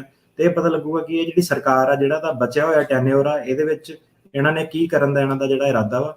ਸੋ ਇਹ April 3 2022 ਚ ਇਸ਼ੂ ਹੋਇਆ। ਕੈਰੀ ਡੋਇਲ ਜਿਹੜੇ ਪ੍ਰਿੰਸੀਪਲ ਲੀਗਲ ਐਡਵਾਈਜ਼ਰ ਆ, ਇਹਨਾਂ ਨੇ ਸਾਰੇ ਓਕਲਾ ਅਟਰਨੀਜ਼ ਨੂੰ ਜਿਹੜੀ ਉਹ ਗਾਈਡੈਂਸ ਦਿੱਤੀ ਹੈ ਕਿ ਤੁਸੀਂ ਹੁਣ ਇਹ ਮੈਮੋ ਦੇ ਹਿਸਾਬ ਨਾਲ ਅੱਗੇ ਕਾਰਵਾਈਆਂ ਕਰਨੀਆਂ ਜੀ। ਸੋ ਪ੍ਰੋਸੀਕਿਊਟਰਲ ਜਿਹੜਾ ਡਿਸਕ੍ਰੈਸ਼ਨ ਨੂੰ ਲੈ ਕੇ ਜਿਹੜਾ ਨਵਾਂ ਮੈਮੋ ਆਇਆ ਹੈਗਾ, ਜੇ ਤੁਸੀਂ ਥੋੜਾ ਜਿਹਾ ਇਸ ਦੀ ਬਰੀਫ ਦੱਸ ਦਿਓ ਵੀ ਇਹ ਚੀਜ਼ ਕੀ ਹੁੰਦੀ ਆ। ਮਤਲਬ ਕਿ ਆਪਣੇ ਆਫਿਸ ਵਗੈਰਾ ਕੀ ਹੁੰਦੇ ਨੇ ਜੀ, ਪ੍ਰੋਸੀਕਿਊਸ਼ਨਲ ਜਿਹੜੀ ਡਿਸਕ੍ਰੈਸ਼ਨ ਆ, ਇਹਦਾ ਮੇਨ ਇਹਨਾਂ ਦਾ ਮਕਸਦ ਕੀ ਹੈ, ਕਰਦੇ ਕੀ ਇਸ ਦੇ ਅੰਡਰ ਹੁੰਦਾ, ਕਿ ਵੀ ਜਿਹੜਾ ਪ੍ਰੋਸੀਕਿਊਟਰ ਉਸ ਦੇ ਹਿਸਾਬ ਨਾਲ ਚੱਲਣਾ ਹੁੰਦਾ, ਫਿਰ ਕਿੱਦਾਂ ਹੁੰਦਾ ਹੈ ਜੀ। ਸੋ ਪ੍ਰੋਸੀਕਿਊਟਰ ਹੁੰਦਾ ਜਿਹੜਾ ਬੰਦਾ, ਕਹਿ ਲਓ ਸਰਕਾਰੀ ਵਕੀਲ, ਜਿਹੜਾ ਪ੍ਰੋਸੀਕਿਊਟਰ ਹੁੰਦਾ ਜਿਹੜਾ ਤੁਹਾਨੂੰ ਸਜ਼ਾ ਦਵਾਉਂਦਾ, ਉਹਨੂੰ ਪ੍ਰੋਸੀਕਿਊਟਰ ਕਹਿੰਦੇ ਨਾ ਜੀ। ਇਹ ਮਤਲਬ ਇੱਕ ਤੁਹਾਡਾ ਅਟਰਨੀ ਹੋ ਗਿਆ, ਜਿੱਦਾਂ ਆਪਾਂ ਤੁਹਾਡੇ ਅਟਰਨੀ ਹੋ ਗਏ, ਇੱਕ ਪ੍ਰੋਸੀਕਿਊਟਰ ਹੋ ਗਿਆ ਜਿਹੜਾ ਤੁਹਾਨੂੰ ਕੋਰਟ ਦੇ ਵਿੱਚ ਜਾਂਦਾ, ਟੰਗਦਾ ਜਿਹੜਾ ਤੁਹਾਨੂੰ। ਤੇ ਡਿਸਕ੍ਰੈਸ਼ਨ ਦਾ ਮਤਲਬ ਹੁੰਦਾ ਕਿ ਉਹਦੀ ਮਰਜ਼ੀ ਆ, ਹੈ ਨਾ, ਕਿ ਉਹਦੀ ਮਰਜ਼ੀ ਹੈ ਕਿ ਉਹਨੂੰ ਥੋੜੀ ਜਿਹੀ ਖੁੱਲ੍ਹ ਦੇ ਦਿੱਤੀ ਗਈ ਹੈ। ਸੋ ਪ੍ਰੋਸੀਕਿਊਟੋਰੀਅਲ ਡਿਸਕ੍ਰੈਸ਼ਨ ਦਾ ਮਤਲਬ ਹੈਗਾ ਕਿ ਜਿਹੜਾ ਪ੍ਰੋਸੀਕਿਊਟਰ ਆ ਉਹਨੂੰ ਮਰਜ਼ੀ ਦੇ ਦਿੱਤੀ ਗਈ ਹੈ। ਸੋ ਪ੍ਰੋਸੀਕਿਊਟੋਰੀਅਲ ਡਿਸਕ੍ਰੈਸ਼ਨ ਬੇਸਿਕਲੀ ਇਹ ਹੈਗਾ ਕਿ ਤੁਸੀਂ ਥੋੜੀ ਜਿਹੀ ਆਪਣੀ ਮਨ ਮਰਜ਼ੀ ਜਿਹੜੀ ਉਹ ਕਰ ਸਕਦੇ ਹੋ। ਹੁਣ ਜਿਹੜੀ ਕੰਟਰੀ ਹੈ ਕੋਈ ਵੀ, ਉਹ ਲਾਅ ਤੇ ਰੈਗੂਲੇਸ਼ਨ ਦੇ ਹਿਸਾਬ ਨਾਲ ਚੱਲਦੀ ਆ, ਤੇ ਓਬਵੀਅਸਲੀ ਇੱਦਾਂ ਨਹੀਂ ਹੋ ਸਕਦਾ ਕਿ ਪ੍ਰੋਸੀਕਿਊਟਰ ਕੁਛ ਵੀ ਕਰ ਲਵੇ, ਜੱਜ ਕੁਛ ਵੀ ਕਰ ਲਵੇ। ਪਰ ਇਹ ਮੈਮੋ ਦੇ ਥੱਲੇ ਉਹਨੂੰ ਜਿਹੜੀ ਥੋੜੀ ਜਿਹੀ ਪਾਵਰ ਆ ਉਹ ਦੇ ਦਿੱਤੀ ਗਈ ਹੈ। ਇਹਨੂੰ ਆਪਣੀ ਜਿਹੜੀ ਕਮਿਊਨਿਟੀ ਆ ਉਹ ਪੀਡੀ ਦੇ ਨਾਮ ਨਾਲ ਜਾਣਦੀ ਆ ਕਿ ਪੀਡੀ ਦੇ ਦਿੱਤੀ, ਪੀਡੀ ਲਾਤੀ। ਸੋ ਪੀਡੀ ਦਾ ਮਤਲਬ ਹੁੰਦਾ ਪ੍ਰੋਸੀਕਿਊਟੋਰੀਅਲ ਡਿਸਕ੍ਰੈਸ਼ਨ। ਸੋ ਜਿੱਦਾਂ ਆਪਾਂ ਸੁਣਦੇ ਆਏ ਆ, ਕਾਨੂੰਨ ਦੇ ਹੱਥ ਲੰਬੇ ਹੁੰਦੇ, ਇਹਨਾਂ ਨੇ ਥੋੜੇ ਜਿਹੇ ਹੋਰ ਲੰਬੇ ਕਰਤੇ ਆ। ਜੀ ਜੀ, ਬਿਲਕੁਲ ਲੰਬੇ ਕਰਤੇ ਆ। ਸੋ ਬਹੁਤ ਸਾਰੀਆਂ ਟਰਮਸ ਆਪਾਂ ਨੂੰ ਸੁਣਨ ਨੂੰ ਮਿਲਦੀਆਂ ਆ, OPLA, ਆਈਸ, DHS, EOIR। ਤੁਸੀਂ ਆਪਣੇ ਸਰੋਤਿਆਂ ਦਰਸ਼ਕਾਂ ਨੂੰ ਜਿਹੜਾ ਦੱਸੋਗੇ OPLA ਕੀ ਆ, EOIR ਕੀ ਚੀਜ਼ ਹੈਗੀ? ਜੀ ਬਿਲਕੁਲ। ਸੋ ਜਿਹੜੇ ਤਾਂ ਕੋਰਟ ਸਿਸਟਮ ਦੇ ਵਿੱਚ ਆਲਰੇਡੀ ਲੰਘੇ ਹੋਏ ਨੇ, ਉਹਨਾਂ ਨੂੰ ਹੁਣ ਆਈਸ ਦਾ ਸਾਰਿਆਂ ਨੂੰ ਪਤਾ, ਇਮੀਗ੍ਰੇਸ਼ਨ ਜੱਜ ਦਾ ਸਾਰਿਆਂ ਨੂੰ ਪਤਾ। ਸੋ ਜਿਹੜਾ ਇਹ ਮੈਮੋ ਨੂੰ ਸਮਝਣ ਲਈ ਅੱਗੇ ਪਾਲਿਸੀਜ਼ ਦੇ ਵਿੱਚ ਚੇਂਜ ਕੀ ਆਉਣੀਆਂ। ਹੁਣ ਪ੍ਰੋਗਰਾਮ ਦਾ ਮਕਸਦ ਕੀ 2 ਸਾਲਾਂ ਤੋਂ ਕਰ ਰਹੇ, ਟੈਕਨੀਕਲ ਹੋ ਗਿਆ, ਆਡੀਅנס ਵੀ ਸਿੱਖ ਗਈ ਹੈ, ਹਨਾ। ਸੋ ਕਈ ਲੋਕਾਂ ਨੂੰ ਥੋੜਾ ਜਿਹਾ ਟਾਈਮ ਲੱਗੂਗਾ, ਕਈ ਲੋਕੀ ਜਿਹੜੇ ਆ ਉਹ ਸਾਡੀ ਗੱਲਾਂ ਸਿੱਧੇ ਸਮਝ ਸਕਦੇ ਆ। ਸੋ ਵਿੱਚ ਕਈ ਵਾਰੀ ਹੈਗਾ ਕਿ ਆਪਾਂ ਟੈਕਨੀਕਲ ਗੱਲ ਕਰਾਂਗੇ, ਕਈ ਵਾਰੀ ਇੱਦਾਂ ਵੀ ਹੋਊਗਾ ਕਿ ਆਪਾਂ ਥੋੜਾ ਜਿਹਾ ਟਾਈਮ ਲੈ ਕੇ ਐਕਸਪਲੇਨ ਕਰੀਏ ਤਾਂ ਕਿ ਜਿਹੜਾ ਢਾਂਚਾ ਸਾਰਾ ਉਹ ਸਮਝ ਲੱਗ ਸਕੇ। ਸੋ ਕੀ ਹੈਗਾ ਕਿ ਇੱਕ US ਡਿਪਾਰਟਮੈਂਟ ਆਫ ਜਸਟਿਸ ਹੁੰਦਾ, ਜਿਹੜਾ ਕਿ ਪਤਾ ਹੀ ਹੈ ਸਾਰਿਆਂ ਨੂੰ ਕਿ ਜਿਹਨਾਂ ਦਾ ਕੰਮ ਮੁੱਖ ਇਹ ਹੈਗਾ ਕਿ ਸਾਰਾ ਜਿਹੜੇ ਕੋਰਟ ਕਚਹਿਰੀਆਂ ਵਾਲੇ ਸਿਸਟਮ ਜਿਹੜੇ ਸਾਰੇ ਪ੍ਰੋਪਰ ਤਰੀਕੇ ਨਾਲ ਚੱਲਣ। DOJ ਕਹਿੰਦੇ ਉਹਨੂੰ। ਸੋ ਜਿਹੜੀ EOIR ਆ ਉਹ DOJ ਦੇ ਥੱਲੇ ਆਉਂਦਾ, United States Department of Justice ਦੇ ਥੱਲੇ ਇੱਕ ਆਫਿਸ ਆਉਂਦਾ, ਉਹਨੂੰ EOIR ਕਹਿੰਦੇ ਆ, Executive Office for Immigration Review. So ਮਤਲਬ ਇੱਕ DOJ ਦੀ ਏਜੰਸੀ ਹੈ ਤੇ ਜਿੰਨੇ ਵੀ ਰਿਮੂਵਲ ਪ੍ਰੋਸੀਡਿੰਗ ਜਿਹੜੇ ਅਸਾਲਮ ਦੇ ਡੀਪੋਰਟੇਸ਼ਨ ਵਾਲੇ ਜਿਹੜੇ ਕੇਸ ਆ ਇਮੀਗ੍ਰੇਸ਼ਨ ਕਚਹਿਰੀਆਂ ਦੇ ਵਿੱਚ ਹੈਗੇ ਆ ਉਹ EOIR ਦੇ ਥੱਲੇ ਆਉਂਦੇ ਨੇ। ਸੋ EOIR ਕੇਸ ਜਿਹੜੇ ਇਮੀਗ੍ਰੇਸ਼ਨ ਕੋਰਟ ਦੇ ਵਿੱਚ ਸੁਣਦਾ ਤੇ ਇਹਦੇ ਨਾਲ ਜਿਹੜਾ EOIR ਆ ਅਪੀਲਾਂ ਵੀ ਸੁਣਦਾ। ਸੋ ਜਿਹੜਾ ਬੋਰਡ ਆਫ ਇਮੀਗ੍ਰੇਸ਼ਨ ਹੈਗਾ BIA ਤੇ ਇੱਕ ਹੋਰ ਜਿਹੜਾ ਆਫਿਸ ਹੈਗਾ OCAHO, Office of Chief Administrative Hearing Office. So ਇਹ ਜਿਹੜੇ ਤਿੰਨ ਮੁੱਖ ਆਫਿਸ ਹੋ ਗਏ ਇਮੀਗ੍ਰੇਸ਼ਨ ਜੱਜ ਦਾ, ਬੋਰਡ ਆਫ ਇਮੀਗ੍ਰੇਸ਼ਨ ਅਪੀਲ ਤੇ OCAHO, ਇਹ EOIR ਦੇ ਥੱਲੇ ਆਉਂਦੇ ਨੇ। ਸੋ ਜਦੋਂ ਵੀ ਤੁਸੀਂ ਆਪਣਾ ਜੇ ਨੋਟਿਸ ਦੇਖੋ, NTA ਦੇਖੋ, ਕੋਰਟ ਦੇ ਡਾਕੂਮੈਂਟਸ ਦੇਖੋ, ਤੁਸੀਂ ਦੇਖੋਗੇ ਕਿ ਉਹਦੇ ਉੱਤੇ EOIR ਜਾਂ executive office of immigration review ਲਿਖਿਆ ਹੁੰਦਾ, ਮਤਲਬ ਕਿ ਤੁਸੀਂ department of justice the agency ਦੇ ਥੱਲੇ EOIR ਜਿਹੜਾ ਮਹਿਕਮਾ ਉਹਦੇ ਥੱਲੇ ਤੁਸੀਂ ਆਉਂਦੇ ਹੋ। ਸੋ ਇਸ ਤੋਂ ਇਲਾਵਾ ਇੱਕ ਸੰਸਥਾ ਹੁੰਦੀ ਹੈ ਡਿਪਾਰਟਮੈਂਟ ਆਫ ਹੋਮਲੈਂਡ ਸਿਕਿਉਰਿਟੀ। ਇਹ ਜਿਹੜੀ ਡਿਪਾਰਟਮੈਂਟ ਆਫ ਹੋਮਲੈਂਡ ਸਿਕਿਉਰਿਟੀ ਹੈ ਇਹਦੇ ਥੱਲੇ ਬਹੁਤ ਜ਼ਿਆਦਾ ਸੰਸਥਾਵਾਂ ਜਿਹੜੀਆਂ ਆਉਂਦੀਆਂ, ਪਰ ਜਿਹੜੀ ਸਾਡੀ ਇਮੀਗ੍ਰੇਸ਼ਨ ਪਰਪਸ ਨੂੰ ਜੇ ਆਪਾਂ ਦੇਖੀਏ ਤਾਂ ਉਹਦੇ ਲਈ ਸਾਡੇ ਲਈ ਦੋ ਮੁੱਖ ਏਜੰਸੀਆਂ ਹੈਗੀਆਂ, ਇੱਕ CBP customs and border patrol, ਜਦੋਂ ਆਪਣਾ ਪੰਜਾਬੀ ਬੰਦਾ ਆਉਂਦਾ ਜਾਂ ਕੋਈ ਹੋਰ ਵੀ ਆਉਂਦਾ ਬਾਰਡਰ ਟੱਪਦਾ, ਸੋ ਜਿਹੜੀ ਸਭ ਤੋਂ ਪਹਿਲੀ ਸੰਸਥਾ ਉਹਨੂੰ ਮਿਲਦੀ ਹੈ ਉਹ ਮਿਲਦੀ ਹੈ CBP customs and border patrol. ਇਹ ਜਿਹੜੀ ਸੰਸਥਾ ਵਾ ਇਹਦਾ ਮੁੱਖ ਕੰਮ ਇਹ ਹੁੰਦਾ ਕਿ ਆਪਣੇ ਬਾਰਡਰ ਜਿਹੜੇ ਉਹ ਸਿਕਿਉਰ ਕਰਨੇ, ਕੋਈ ਟੈਰਰਿਸਟ ਨਾ ਆ ਜਾਵੇ, ਕੋਈ ਸਮਗਲਰ ਨਾ ਆ ਜਾਵੇ, ਕੋਈ ਕ੍ਰਿਮੀਨਲ ਨਾ ਆ ਜਾਵੇ, ਪਰ ਇਹ ਬੰਦੇ ਨੂੰ ਡਿਪੋਰਟ ਨਹੀਂ ਕਰ ਸਕਦੀ, ਇਹ ਬਾਰਡਰ ਇਨਸ਼ੋਰ ਕਰ ਸਕਦੀ ਆ। ਸੋ ਇਹਨਾਂ ਨੂੰ 19 ਕੁ ਪਾਵਰ ਦਿੱਤੀ ਗਈ ਹੋਈ ਹੈ, ਹਨਾ।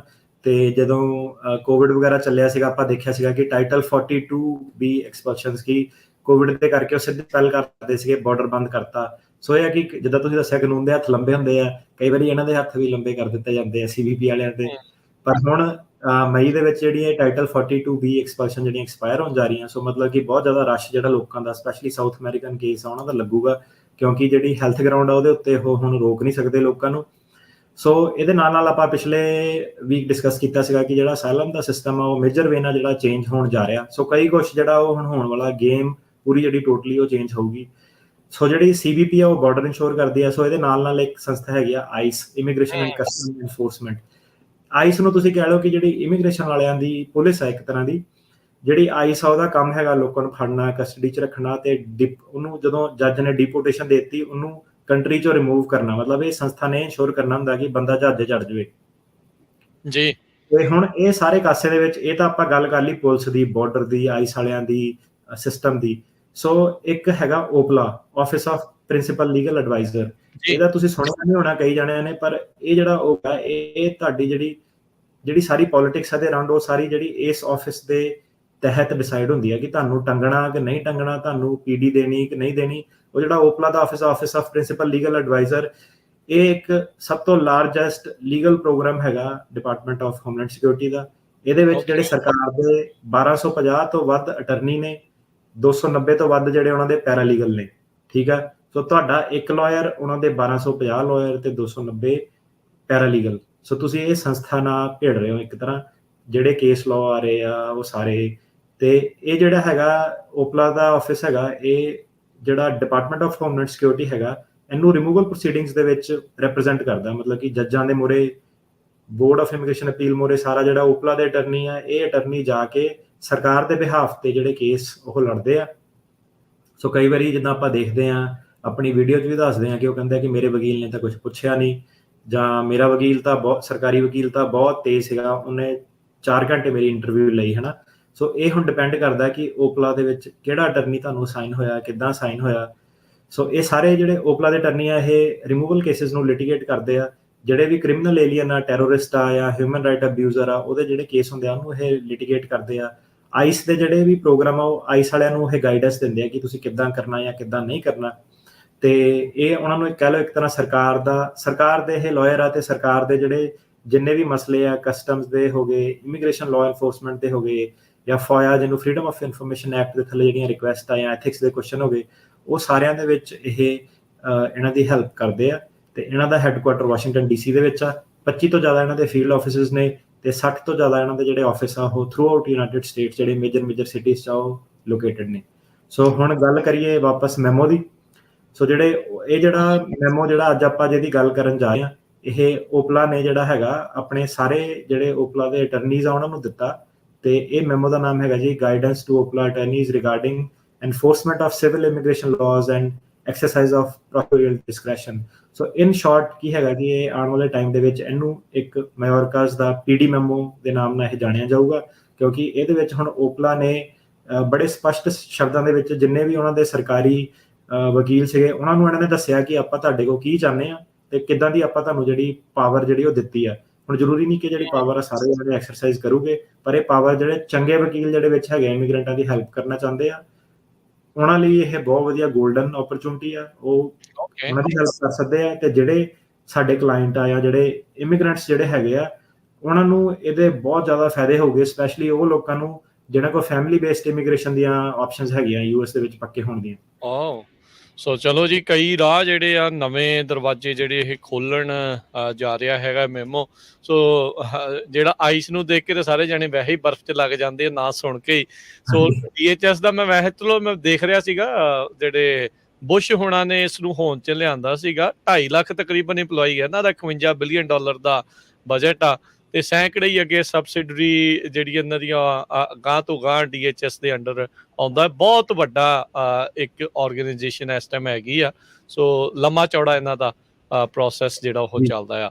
ਸੋ ਹੁਣ ਦੱਸੋ ਜੀ ਫਿਰ ਮੈਮੋ 'ਚ ਕੀ ਕਹਿੰਦੇ ਆ? ਹੁਣ ਭੂਮਿਕਾ ਜੀ ਤੇ ਤੁਸੀਂ ਬੰਨ੍ਹਤੀ ਆ, ਖੁਸ਼ਖਬਰੀ ਜੀ ਕੋਈ ਦੇਣ ਲੱਗੇ ਆ, ਦੱਸੋ ਜੀ ਕਿੱਦਾਂ ਦੀ ਗੱਲ ਹੈਗੀ ਆ ਜੀ ਇਹਦੇ ਵਿੱਚ ਹੁਣ ਜੀ। ਸੋ ਜਿਹੜਾ ਮੈਮੋ ਹੈਗਾ ਸੈਪਟੈਂਬਰ, ਸੋ ਥੋੜੀ ਜਿਹੀ ਜਿਹੜੀ ਬੈਕਗਰਾਉਂਡ ਦੀ ਦੱਸੀਏ ਕਿ ਮੈਮੋ ਹੈ ਕੀ ਹੈ, ਕੰਮ ਕਿੱਦਾਂ ਕਰਦੇ ਆ, ਕਿਉਂਕਿ ਆਪਾਂ ਮੈਮੋ ਦੀ ਗੱਲ ਕਰਦੇ ਰਹਿਣਾ।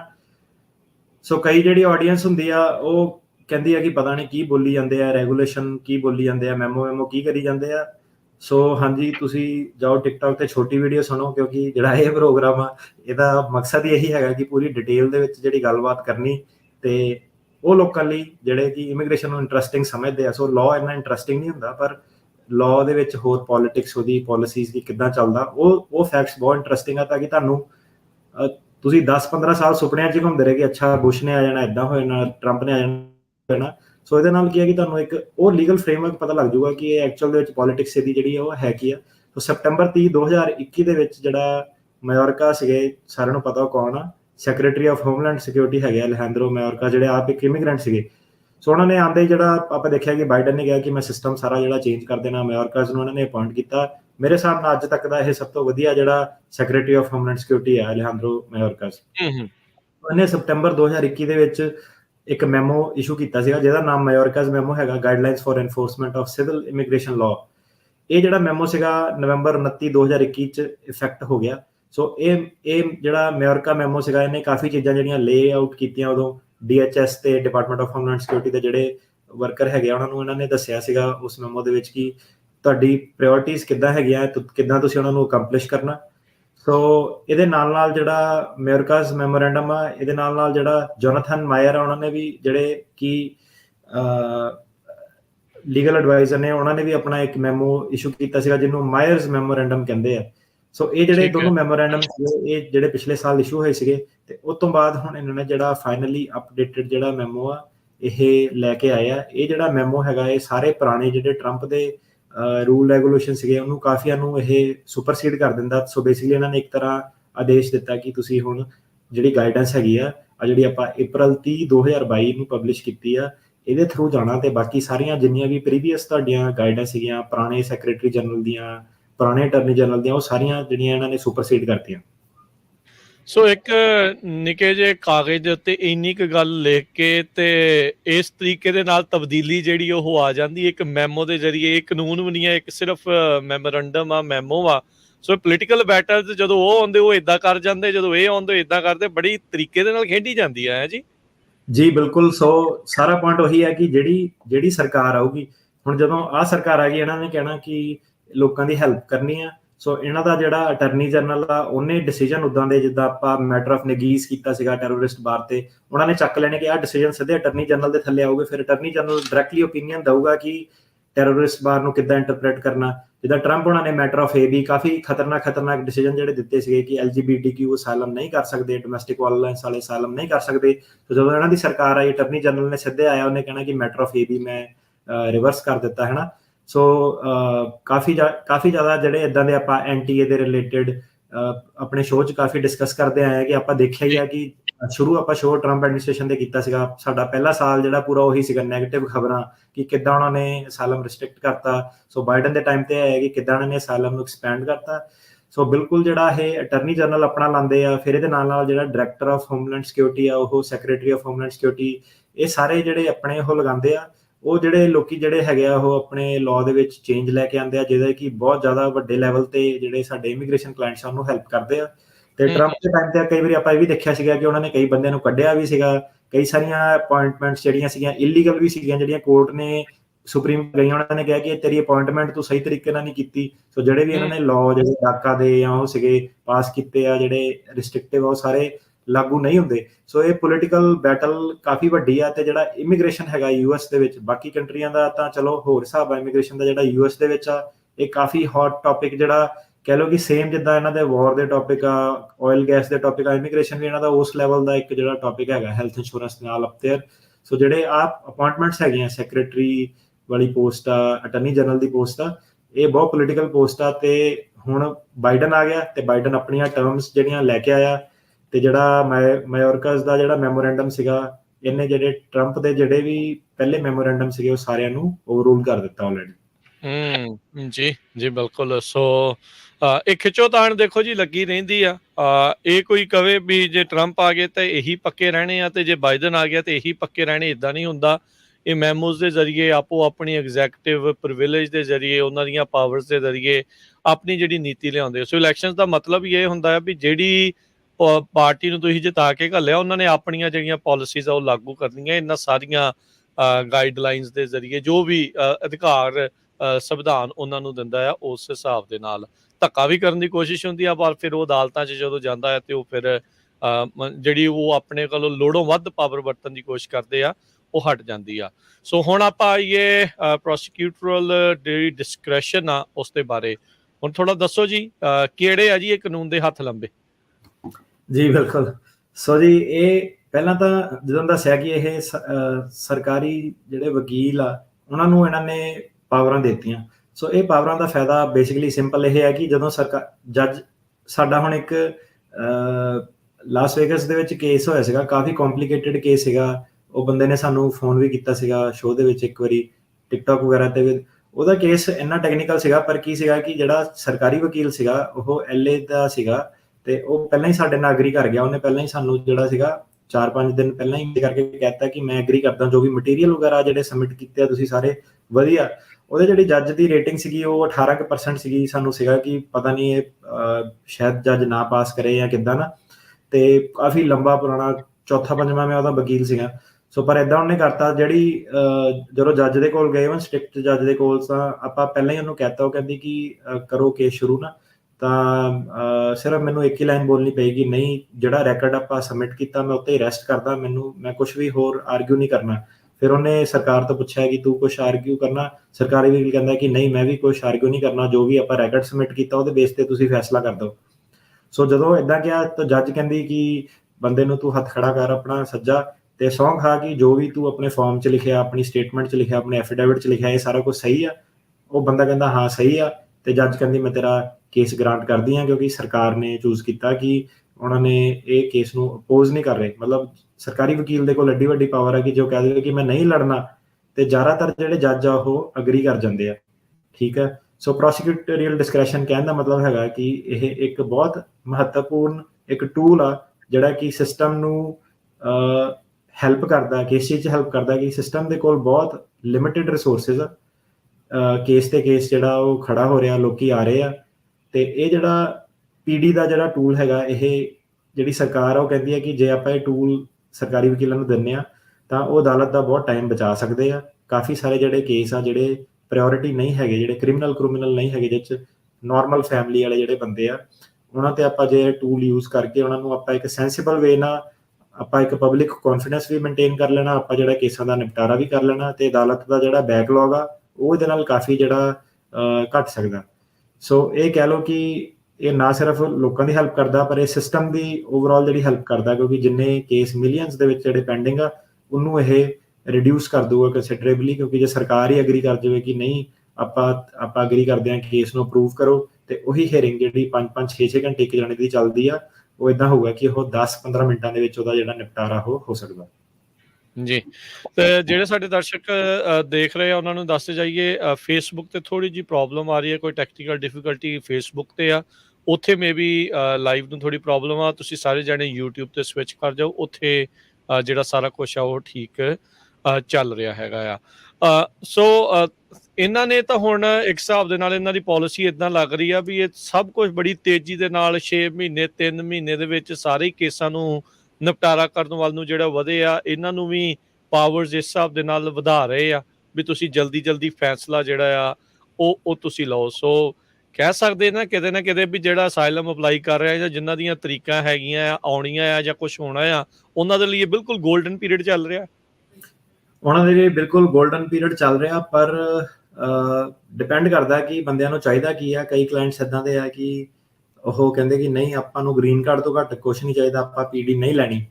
ਸੋ ਜਿਹੜੇ ਸਾਡੇ ਸਪੈਨਿਸ਼ ਕਲਾਇੰਟ ਆ ਉਹਨਾਂ ਨੂੰ ਬਹੁਤ ਵਧੀਆ, ਉਹ ਕਹਿੰਦੇ ਆਪਾਂ ਰਹਿ ਕੇ ਕੰਮ ਕਰਨਾ, ਆਪਾਂ ਵੈਸੇ ਵੀ ਕੰਮ ਕਰਨਾ, ਸਾਨੂੰ ਕੋਈ ਫਰਕ ਨਹੀਂ ਪੈਂਦਾ ਕਿ ਵਰਕ ਪਰਮਿਟ ਮਿਲੇ ਨਾ ਮਿਲੇ ਜਾਂ ਐਕਸਟੈਂਟ ਗ੍ਰੀਨ ਕਾਰਡ ਮਿਲੇ ਜਾਂ ਨਾ ਮਿਲੇ, ਸਾਨੂੰ ਜੇ ਰਹਿਣ, ਕਿਉਂਕਿ ਉਹ ਉੱਥੇ ਕੁੱਟਮਾਰ ਹੋਈ, ਵਾਇਲੈਂਸ ਹੋਇਆ ਉਹਨਾਂ ਦਾ, ਇੱਦਾਂ ਦੇ ਹਾਲਾਤਾਂ 'ਚ ਆਉਂਦੇ ਆ, ਹੈ ਨਾ।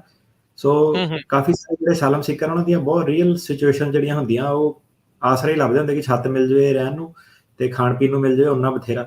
ਸੋ ਪੀਡੀ ਜਿਹੜਾ ਮੈਮੋ ਹੈਗਾ ਉਹ ਲੋਕਾਂ ਲਈ ਜਿਹੜੇ ਇਸ ਦੇ ਵਿੱਚ ਕੰਟੈਂਟ ਆ ਕਿ ਉਹ ਇੱਥੇ ਰਹਿ ਸਕਦੇ ਆ, ਕੰਮ ਕਰ ਸਕਦੇ ਆ, ਵਰਕ ਪਰਮਿਟ ਮਿਲ ਸਕਦਾ, ਉਹਨਾਂ ਲਈ ਬਹੁਤ ਜ਼ਿਆਦਾ ਇਹ ਗੋਲਡਨ ਆਪਸ਼ਨ ਆ। ਇਹਦੇ ਨਾਲ ਨਾਲ ਉਹ ਲੋਕਾਂ ਲਈ ਇਹ ਬਹੁਤ ਜ਼ਿਆਦਾ ਗੋਲਡਨ ਆਪਸ਼ਨ ਆ ਜਿਹੜੇ ਆਹ ਰਿਮੂਵਲ ਪ੍ਰੋਸੀਡਿੰਗਸ ਦੇ ਵਿੱਚ ਫਸੇ ਹੋਏ ਆ ਤੇ ਉਹਨਾਂ ਕੋਲ ਹੋਰ ਮੰਨ ਲਓ ਉਹਨਾਂ ਦੇ ਵਿਆਹ ਹੋ ਗਏ ਸਿਟੀਜ਼ਨ ਦੇ ਨਾਲ, ਤੇ ਉਹਨਾਂ ਕੋਲ ਇਦਾਂ ਦੀਆਂ ਜਿਹੜੀਆਂ ਆਪਸ਼ਨਸ ਜਿਹੜੀਆਂ ਉਹ ਕਰ ਸਕਦੇ ਸੀਗੇ, ਪਰ ਉਹਨਾਂ ਤੇ ਡੀਪੋਰਟੇਸ਼ਨ ਲੱਗੀ ਹੋਈ ਆ, ਉਹਨਾਂ ਲਈ ਬਹੁਤ ਜ਼ਿਆਦਾ ਇਹ ਫਾਇਦੇਮੰਦ ਆ। ਤੁਹਾਨੂੰ ਐਗਜ਼ਾਮਪਲ ਦਿੰਦਾ, ਸਾਡੀ ਕਲਾਇੰਟ ਆ ਇੱਕ ਪੈਂਸਿਲਵੇਨੀਆ ਵਾਲੇ ਏਰੀਏ ਤੋਂ, ਪਤਾ ਸੁਣਦੇ ਹੋਣੇ, ਸ਼ਾਇਦ ਸੁਣਦੇ ਆ ਸਾਡਾ ਕੇਸ ਸਾਰਾ ਪ੍ਰੋਗਰਾਮ, ਇਹ ਰੇਡੀਓ ਦੇ ਥਰੂ ਉਹਨਾਂ ਨੇ ਲੱਭਿਆ ਸੀਗਾ। ਸੋ ਪੈਂਸਿਲਵੇਨੀਆ 'ਚ ਉਹ ਰਹਿੰਦੇ ਆ ਤੇ ਨਿਊਯਾਰਕ ਦੇ ਵਿੱਚ ਉਹਨਾਂ ਦਾ ਜਿਹੜਾ ਕੇਸ ਸੀਗਾ ਉਹ ਡਿਨਾਈ ਹੋਇਆ ਸੀਗਾ 90s ਦੇ ਵਿੱਚ।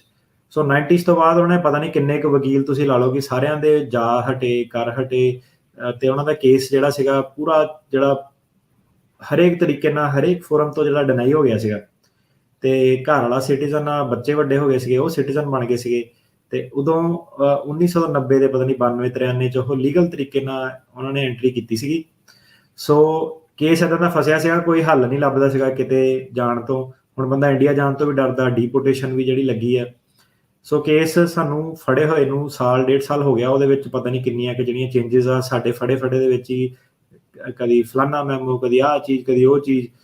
ਸੋ ਕੀ ਕੀਤਾ ਕਿ ਜਿਹੜਾ ਕਿਸਾਨੀ ਮੁੱਦਾ ਸੀਗਾ ਉਹਦੇ ਵਿੱਚ ਉਹਨਾਂ ਨੇ ਪਾਰਟੀਸਪੇਟ ਕੀਤਾ ਸੀ, ਉਹਨਾਂ ਦੇ ਫੈਮਿਲੀ ਮੈਂਬਰ, ਤੇ ਉਹਦੇ ਬੇਸ ਤੇ ਆਪਾਂ ਉਹਨਾਂ ਦੀ ਮੋਸ਼ਨ ਟੂ ਰੀਓਪਨ ਜਿਹੜੀ ਉਹ ਤਿਆਰ ਕਰਨੀ ਸ਼ੁਰੂ ਕੀਤੀ ਕਿ ਬਦਲੇ ਹਾਲਾਤ ਆ, ਹੁਣ ਮੈਨੂੰ ਨਵਾਂ ਖਤਰਾ ਪੈਦਾ ਹੋਇਆ ਤੇ ਮੈਂ ਦੁਬਾਰਾ ਰੀਅਪਲਾਈ ਅਸਾਈਲਮ ਕਰਨਾ, ਤੇ ਉਹ ਬੋਰਡ ਆਫ ਇਮੀਗ੍ਰੇਸ਼ਨ ਅਪੀਲ ਮੂਹਰੇ ਜਾਂਦਾ। ਸੋ ਕੀ ਸੀਗਾ ਕਿ ਜਦੋਂ ਤੁਸੀਂ ਕਿਸਾਨੀ ਅੰਦੋਲਨ ਕਰਦੇ ਹੋ, ਜੋ ਵੀ ਮੋਸ਼ਨ ਟੂ ਰੀਓਪਨ ਕਰਤੀ, ਪਰ 3 ਸਾਲ 4 ਸਾਲ ਬੋਰਡ ਆਫ ਇਮੀਗ੍ਰੇਸ਼ਨ ਅਪੀਲ ਮੂਹਰੇ ਪੈਂਡਿੰਗ ਰਹਿੰਦਾ ਕੇਸ। ਸੋ ਤਦ ਤੱਕ ਕੀ ਹੁੰਦਾ ਕਿ ਕਈ ਵਾਰੀ ਇਹ ਜਿਹੜੇ ਮੁੱਦੇ ਆ, ਜਿੱਦਾਂ ਉਹਨਾਂ ਨੇ ਲਾਅ ਵਾਪਸ ਲੈ ਲਏ, ਰਿਜ਼ੋਲਵ ਹੋ ਗਿਆ। ਸੋ ਸਰਕਾਰ ਆਰਗਿਊ ਇਹ ਕਰਦੀ ਆ ਕਿ ਇਹ ਸਾਰੇ ਜਿਹੜੇ ਮੁੱਦੇ ਆ ਇਹ ਆਲਰੇਡੀ ਸੋਲਵ ਹੋ ਚੁੱਕੇ ਆ। ਸੋ ਹੁਣ ਜਿਹੜੇ ਕੰਟਰੀ ਦੇ ਬਦਲੇ ਹਾਲਾਤ ਸੀਗੇ ਫਿਰ ਦੁਬਾਰਾ ਤੋਂ ਸਹੀ ਹੋ ਗਏ ਆ, ਇਸ ਲਈ ਮੋਸ਼ਨ ਟੂ ਰੀਓਪਨ ਗ੍ਰਾਂਟ ਨਹੀਂ ਕਰਨੀ। ਕਹਿਣ ਦਾ ਮਤਲਬ ਕਿ ਜਿਹੜੇ ਵੀ ਮੋਸ਼ਨ ਟੂ ਰੀਓਪਨ ਵਾਲੇ ਕੇਸ ਸੀ ਕਿਸਾਨੀ ਮੁੱਦੇ ਵਾਲੇ, ਕਾਫੀ ਔਖੇ ਇਸ ਲਈ ਸੀਗੇ ਕਿਉਂਕਿ ਬਾਏ ਦਾ ਟਾਈਮ ਜਦੋਂ 3-4 ਸਾਲਾਂ 'ਚ board of Immigration appeal decide ਕਰਦੀ ਆ, ਉਹ ਜਿਹੜੇ ਕੇਸ ਹੈਗੇ ਆਪਣੇ ਆਪ ਹੀ ਜਿਹੜੇ ਆ ਉਹ ਸੋਲਵ ਹੋ ਜਾਂਦੇ ਆ। ਸੋ ਫਿਰ ਕੀ ਕੀਤਾ ਕਿ ਅੱਗੇ ਹੋ ਗਿਆ, ਹੈ ਨਾ, ਲੀਡਰ ਮਰ ਗਿਆ, ਕੋਈ ਦੀਪ ਸਿੱਧੂ ਮਰ ਗਿਆ, ਬੰਦਾ ਹਰੇਕ ਆਪਣਾ ਆਪਣੇ ਲੈਵਲ ਤੇ ਕਿ ਮੈਂ ਜੋ ਵੀ ਕਿਸੇ ਦੀ ਕੋਈ ਵੀ ਗਰਾਊਂਡ ਆ ਕਿ ਮੈਂ ਇਸ ਗਰਾਊਂਡ ਤੇ ਆਪਣਾ ਮੋਸ਼ਨ ਟੂ ਰੀਓਪਨ ਕਰਦਾ। ਤੁਸੀਂ ਉਹਦਾ ਯਕੀਨ ਮੰਨਿਓ ਕਿ ਐਡਾ ਕੰਪਲਿਕੇਟਡ ਕੇਸ ਆ, ਆਪਾਂ ਫਾਈਲ ਕੀਤਾ ਤੇ ਹਫਤੇ ਦੇ ਵਿੱਚ ਜਿਹੜਾ ਸਰਕਾਰੀ ਵਕੀਲ ਸੀਗਾ ਜਿਹਨੇ ਕੇਸ ਉਹ ਲੜਨਾ ਸੀਗਾ, ਉਹ ਕਹਿੰਦਾ ਮੈਂ ਤੁਹਾਨੂੰ ਪੀਡੀ ਦੀ ਆਪਸ਼ਨ ਦਿੰਦਾ ਕਿ ਹਾਂ ਕਿ ਤੁਹਾਡੀ ਮੋਸ਼ਨ ਟੂ ਰੀਓਪਨ ਮੈਂ ਪੜ੍ਹ ਲਈ ਔਨ ਇਟਸ ਫੇਸ, ਜੋ ਵੀ ਹੈਗਾ ਕਿਸਾਨੀ ਮੁੱਦਾ। ਮੈਨੂੰ ਸੀਗਾ ਕਿ ਇਹ ਤਾਂ ਲੰਬੇ ਚੱਕਰ 'ਚ ਪੈ ਜਾਣਾ। ਕਲਾਇੰਟ ਨੂੰ ਵੀ ਮੇਰੀ ਆਦਤ ਇਹ ਹੈ, ਮੈਂ ਕਲਾਇੰਟ ਨੂੰ ਸਿੱਧੇ ਦੱਸ ਦਿੰਦਾ ਕਿ ਤੇਰੇ ਕਿੰਨੇ ਕੁ ਚਾਂਸ ਆ ਨਾ, ਕਿ ਤੇਰੇ ਇੰਨੇ ਚਾਂਸ ਆ ਕਿ ਡਿਨਾਈ ਹੋ ਸਕਦਾ, ਤਦ ਤੱਕ ਪ੍ਰੋਬਲਮ ਸੋਲਵ ਹੋ ਗਈ ਹੈ, ਨਾ। ਸੋ ਮੈਂ ਇਹ ਸਮਝਦਾ ਕਿ ਦੇਖੋ ਕਲਾਇੰਟਾਂ ਨੂੰ ਮੇਰੀ ਲੋੜ ਆ, ਮੈਨੂੰ ਕਲਾਇੰਟਾਂ ਦੀ ਲੋੜ ਆ। ਇਹਦੇ ਵਿੱਚ ਕੋਈ ਏਦਾਂ ਨਹੀਂ, ਕਈ ਬੰਦੇ ਏਦਾਂ ਲੱਭਦੇ ਕਿ ਵਕੀਲ ਮੈਨੂੰ ਹੌਸਲਾ ਦੇਵੇ। ਸੋ ਉਹ ਝੂਠਾ ਹੌਸਲਾ ਦੇਣ ਦਾ, ਸਾਰਾ ਉਹ ਕਰਨ ਦਾ ਕੋਈ ਇੰਟਰਸਟ ਨਹੀਂ ਹੈਗਾ ਮੇਰਾ ਕਿ ਝੂਠਾ ਹੌਸਲਾ ਦਿਓ ਫਿਰ ਕਲਾਇੰਟ ਮੈਨੂੰ ਹਾਇਰ ਕਰੇ। ਕਲਾਇੰਟ ਲਾਈਨ 'ਚ ਬਥੇਰੇ, ਉਹਨਾਂ ਨੂੰ ਸੱਚ ਦੱਸੋ ਕਿ ਤੇਰੇ ਇੰਨੇ % ਚਾਂਸ ਆ, ਭਾਵੇਂ ਕਲਾਇੰਟ ਤੁਹਾਨੂੰ ਹਾਇਰ ਕਰੇ ਨਾ ਕਰੇ, ਹੈ ਨਾ। ਸੋ ਚਲੋ ਉਹਨੇ ਫਿਰ ਵੀ ਉਹ ਕਹਿੰਦੀ ਚੱਲ ਮੈਂ ਇੱਦਾਂ ਕਿ ਕੀ ਚਾਂਸ ਆ, ਮੈਂ ਕਿਹਾ ਚਾਂਸ ਬਹੁਤ ਸਲਿਮ ਆ, ਤੇਰਾ ਹੋਣਾ ਨਹੀਂ ਕੇਸ ਨਾ। ਮੈਨੂੰ ਇੱਦਾਂ ਲੱਗਦਾ ਕਿ ਬਾਏ ਦਾ ਟਾਈਮ ਤੂੰ ਜਾਣਾ 3 ਸਾਲ 4 ਸਾਲ, ਉਹਨਾਂ ਨੇ ਕਹਿਣਾ ਇਹ ਤਾਂ ਮੁੱਦਾ ਸੋਲਵ ਹੋ ਗਿਆ। ਪਰ ਮੈਂ ਦੇਖੋ ਕਿ ਉਹ ਕਰਦੇ ਕੋਈ ਸਰਟਨ ਫੈਕਟਰ ਸੀਗੇ ਕਿ ਉਹ ਨਾ ਕੇਸ ਡਿਲੇ ਹੁੰਦਾ ਰਿਹਾ, ਉਹ ਪਿਛਲੇ ਸਾਲ ਫਾਈਲ ਨਹੀਂ ਹੋਇਆ। ਸੋ ਕਿਸਾਨੀ ਮੁੱਦਾ ਬਿੱਲ ਵੀ ਵਾਪਸ ਹੋ ਗਏ। ਆਪਾਂ ਕੇਸ ਹੁਣ ਜਦੋਂ ਫਾਈਲ ਕੀਤਾ, ਉਹਦੀ ਕਿਸਮਤ ਇੰਨੀ ਵਧੀਆ ਕਿ ਫਾਈਲ ਕੀਤਾ, ਪੀਡੀ ਮੈਮੋ ਆ ਗਿਆ ਉਧਰੋਂ ਦੀ ਪਿੱਛੋਂ ਦੀ। ਮੈਨੂੰ ਪਤਾ ਵੀ ਨਹੀਂ ਸੀਗਾ ਉਦੋਂ ਕਿ ਪੀਡੀ ਮੈਮੋ ਇਹ ਆਊਗਾ, ਨਿਕਲੂਗਾ।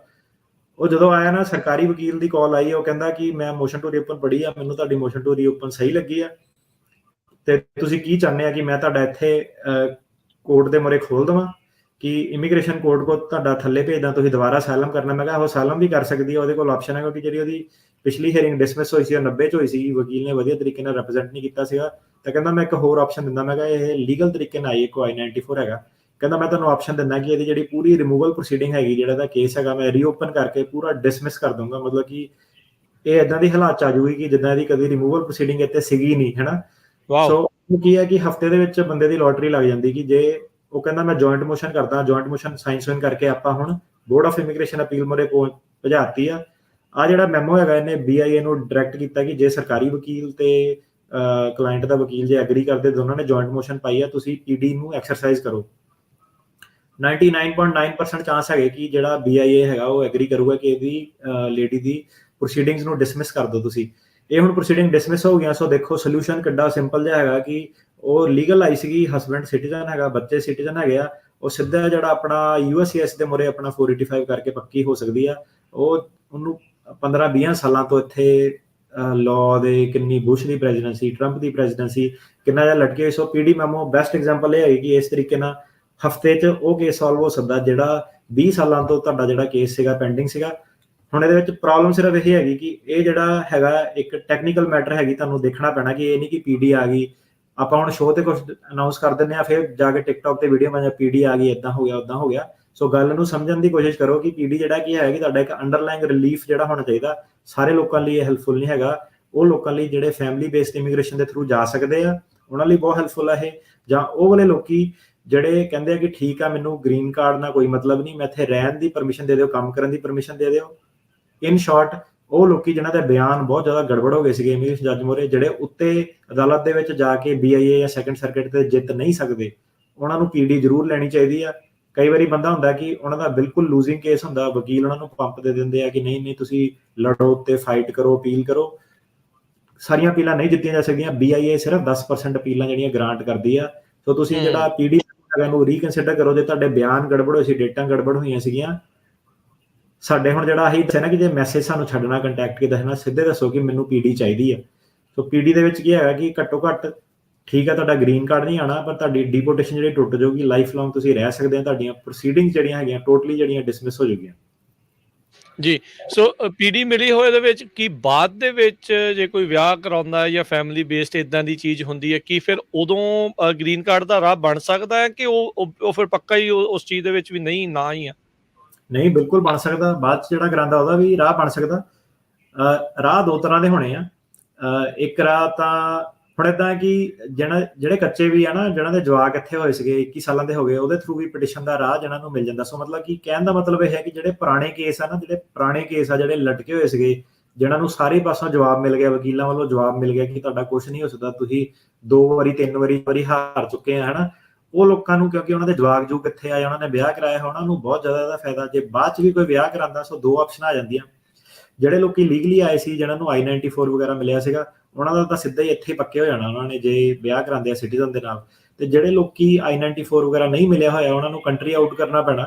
ਸੋ ਕੰਟਰੀ ਆਊਟ ਕਰੂਗੇ ਉਹ, ਤੇ ਜਿਹੜਾ ਵੇਵਰ 601A ਵੇਵਰ ਵਗੈਰਾ ਲੈ ਕੇ ਜਿਹੜਾ ਜਾਊਗੇ, ਤੇ ਬਾਹਰ ਜਾ ਕੇ ਜਿਹੜਾ ਐਮਬੈਸੀ ਦੇ ਵਿੱਚ ਵੀਜ਼ਾ ਸਟੈਂਪ ਲੈ ਕੇ ਉਹ ਵਾਪਸ ਆ ਸਕਦੇ ਆ। ਬੜਾ ਮਤਲਬ ਸੌਖਾ ਨਹੀਂ, ਮੈਂ ਕਹੂੰਗਾ ਲੰਬਾ ਪ੍ਰੋਸੈਸ ਹੈਗਾ, ਪਰ ਡੈਫੀਨੇਟਿਵ ਪ੍ਰੋਸੈਸ ਹੈਗਾ। ਜਿੰਨੇ ਸਾਡੇ ਕਲਾਇੰਟ ਗਏ ਸੀਗੇ ਸਾਰੇ ਮੁੜ ਆਏ ਆ, ਕੋਈ ਚੱਕਰ ਨਹੀਂ। ਤੁਸੀਂ ਵੇਵਰ ਲੈ ਕੇ ਜਾਂਦੇ ਹੋ, ਤੁਸੀਂ ਵਾਪਸ ਆ ਸਕਦੇ ਹੋ। ਸੋ ਜਿਹੜੇ ਵਿਆਹ ਦੇ, ਜਿਹਨਾਂ ਦੇ ਅਸਾਈਲਮ ਦੇ ਕੇਸ ਚੱਲਦੇ ਪਏ ਆ, ਜਿਹਨਾਂ ਦੇ ਬਿਆਨ ਵੀ ਹੁਣ ਗਲਤ ਆ ਜਾਂ ਗੜਬੜ ਆ, ਜਿਹਨਾਂ ਨੂੰ ਡਾਊਟ ਆ ਆਪਣੇ ਕੇਸ ਦੇ ਉੱਤੇ, ਉਹ PD ਜ਼ਰੂਰ ਲੈਣ ਤੇ ਵਿਆਹ ਵਾਲਾ ਜਿਹੜਾ ਰਸਤਾ ਪਰਸੂ ਕਰਨ। ਜੇ I-94 ਹੈਗਾ ਤਾਂ ਅਮਰੀਕਾ ਦੇ ਵਿੱਚ ਪੱਕੇ ਹੋ ਸਕਦੇ ਆ। ਜੇ I-94 ਨਹੀਂ ਹੈਗਾ ਤਾਂ ਉਹਨਾਂ ਨੂੰ 2-3 ਮਹੀਨੇ ਵਾਸਤੇ ਆਪਣੀ ਕੰਟਰੀ ਜਾਣਾ ਪਊਗਾ ਵੇਵਰ ਵੂਵਰ ਕਰਾਉਣ ਤੋਂ ਬਾਅਦ। ਜੀ, ਇੱਥੇ ਆਪਾਂ ਇੱਕ ਟਿੜਕਿਆਣਾ ਜੀ ਛੋਟੀ ਜਿਹੀ ਬ੍ਰੇਕ ਲੈਂਦੇ ਹਾਂ। PD ਦੇ ਵਿੱਚ ਹੋਰ ਮਾਇਓਰਕਸ ਹੋਣਾ ਨੇ ਕੀ ਕੁਛ ਆਖਿਆ ਹੈ, ਇੱਦਾਂ ਹੀ ਜੁੜੇ ਰਹੋ ਸਰੋਤਿਓ। ਆਪਾਂ ਇੱਕ ਛੋਟੀ ਜਿਹੀ ਬ੍ਰੇਕ ਤੋਂ ਬਾਅਦ ਮੁੜ ਕੇ ਫਿਰ ਵਾਪਸ ਹਾਜ਼ਰ ਹੁੰਦੇ ਹਾਂ। ਅੱਜ ਆਪਣਾ ਟੌਪਿਕ ਥੋੜਾ ਜਿਹਾ ਇਸ ਦੇ ਵਿੱਚ ਲੰਬਾ ਰਹਿਣ ਵਾਲਾ ਆ। ਕਾਫੀ ਜ਼ਿਆਦਾ ਇਸ ਦੇ ਵਿੱਚ ਟੈਕਨੀਕਲ ਡੀਟੇਲਸ ਤੇ ਹੋਰ ਸਾਰੀਆਂ ਚੀਜ਼ਾਂ ਹੈਗੀਆਂ ਜੀ। ਸੋ ਸਰੋਤਿਓ, ਗੱਲਬਾਤ ਨੂੰ ਆਪਾਂ ਅੱਗੇ ਵਧਾਉਂਦੇ ਹਾਂ। ਸੋ ਆਪਾਂ ਮਾਇਓਰਕਸ ਮੈਮੋ ਦੀ ਗੱਲਬਾਤ ਕਰ ਰਹੇ ਹਾਂ। ਸੋ ਅਟਾਰਨੀ ਟਿੜਕਿਆਣਾ ਜੀ, ਇਹ ਜਿਹੜੇ ਮਾਇਓਰਕਸ ਮੈਮੋ ਆ PD ਨੂੰ ਲੈ ਕੇ ਜਿਹੜਾ ਇਹਨਾਂ ਨੇ ਚੇਂਜਸ ਲਿਆਂਦੇ ਆ, ਕੀ ਚੇਂਜ ਅਸਲ ਦੇ ਵਿੱਚ ਲੈ ਕੇ ਆ ਰਿਹਾ, ਕੀ ਚੇਂਜਸ ਨੇ ਇਸ ਮੈਮੋ 'ਚ? ਇਹਨਾਂ ਨੇ ਜੀ 3 ਪ੍ਰਾਇਓਰਟੀਜ਼ ਰੱਖੀਆਂ ਕਿ ਇਹਨਾਂ ਨੇ ਆਪਣੀਆਂ ਪ੍ਰਾਇਓਰਟੀਆਂ ਡਿਫਾਈਨ ਕੀਤੀਆਂ ਕਿ ਕਿਹੜੇ 3 ਤਰ੍ਹਾਂ ਦੇ ਲੋਕ ਜਿਹੜੇ ਹੈਗੇ ਆ ਉਹਨਾਂ ਤੇ ਆਪਾਂ ਜਿਹੜੇ ਆਪਣੀ ਜ਼ਿਆਦਾ ਅਟੈਂਸ਼ਨ ਦੇਣੀ ਆ, ਤੇ ਬਾਕੀ ਸਾਰਿਆਂ ਤੇ ਕਹਿੰਦੇ ਇਹ ਪ੍ਰੋਸੀਕਿਊਟੋਰੀਅਲ ਡਿਸਕ੍ਰੈਸ਼ਨ ਐਕਸਰਸਾਈਜ਼ ਕਰਨੀ ਆ।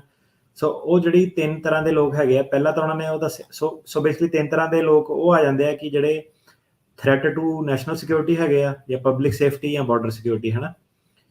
ਸੋ ਇਹਦੇ ਬਾਰੇ ਜੇ ਆਪਾਂ ਥੋੜਾ ਜਿਹਾ ਹੋਰ ਡਿਟੇਲ ਦਈਏ ਤਾਂ ਕਿਹੜੇ 3 ਤਰ੍ਹਾਂ ਦੇ ਲੋਕ ਆ। ਥ੍ਰੈਟ ਟੂ ਨੈਸ਼ਨਲ ਸਿਕਿਉਰਿਟੀ ਹੋ ਗਿਆ ਜਿਹੜੇ ਟੈਰੋਰਿਜ਼ਮ ਦੇ ਜਾਂ ਜਿਹੜੇ ਜਸੂਸ ਆਉਂਦੇ ਆ, ਹੈ ਨਾ, ਚਾਈਨਾ ਤੋਂ ਜਾਂ ਕਈ ਹੋਰ ਰਸ਼ੀਆ ਇੱਦਾਂ ਦੀ ਤੋਂ, ਜਿਹੜੇ ਇੰਡਸਟਰੀਅਲ ਸਪਾਈ ਜਿਹੜੇ ਹੁੰਦੇ ਆ। ਇਹ ਜਿਹੜੇ ਲੋਕੀ ਵਰਜੀਨੀਆ, ਵਾਸ਼ਿੰਗਟਨ DC ਦੇ ਏਰੀਆ ਦੇ ਵਿੱਚ ਰਹਿੰਦੇ ਆ, ਉਹਨਾਂ ਨੂੰ ਪਤਾ ਕਿਸ ਚੀਜ਼ ਦੀ ਗੱਲ ਆ ਕਿ ਸਰਕਾਰਾਂ ਨੇ ਆਪਣੇ ਜਿਹੜੇ ਜਸੂਸ ਆ ਉਹ ਛੱਡੇ ਹੁੰਦੇ ਆ ਇੱਥੇ, ਤੇ ਹਰੇਕ ਸਰਕਾਰ ਨੇ, ਐਵੇਂ ਚਾਈਨਾ ਜਾਂ ਰਸ਼ੀਆ ਨੂੰ ਵਿਸ਼ੇਸ਼ ਨਾ ਕਰੀਏ। ਸੋ ਇਹਨਾਂ ਨੂੰ ਫੜਦੇ ਵੀ ਆ। ਕਈ ਇੰਡਸਟਰੀਅਲ ਸਪਾਈ ਵੀ ਹੁੰਦੇ ਆ ਕਿ ਉਹ ਜਾ ਕੇ ਇੰਜੀਨੀਅਰ ਬਣ ਕੇ ਕੰਪਨੀਆਂ ਦੇ ਵਿੱਚ ਨੌਕਰੀਆਂ ਲੈਂਦੇ ਨੇ, ਤੇ ਜਿਹੜੀ ਟੈਕਨੋਲੋਜੀ ਆ ਜਿੱਦਾਂ ਐਪਲ ਦੀ ਐਡਵਾਂਸ ਕੋਈ ਵੀ ਟੈਕਨੋਲੋਜੀ ਉਹਨੂੰ ਚੋਰੀ ਕਰਦੇ ਨੇ। ਸੋ ਇੰਡਸਟਰੀਅਲ ਸਪਾਈ ਇਹਨਾਂ ਨੂੰ ਕਹਿੰਦੇ ਨੇ। ਸਰਕਾਰੀ ਸਪਾਈ ਹੋ ਗਏ, ਇੰਡਸਟਰੀਅਲ ਸਪਾਈ ਹੋ ਗਏ। ਸੋ ਇਹ ਜਿਹੜੇ ਹੈਗੇ ਇੱਦਾਂ ਦੇ ਲੋਕਾਂ ਨੂੰ ਕਹਿੰਦੇ ਰਿਮੂਵ, ਇਹ ਹੈਗੇ ਥ੍ਰੈਟ ਟੂ ਨੈਸ਼ਨਲ ਸਿਕਿਉਰਿਟੀ, ਕਿਉਂਕਿ ਟੈਕਨੋਲੋਜੀ ਚੋਰੀ ਕਰਦੇ ਆ, ਸਾਰੀਆਂ ਇੱਦਾਂ ਦੀਆਂ ਚੀਜ਼ਾਂ ਕਰਦੇ ਨੇ।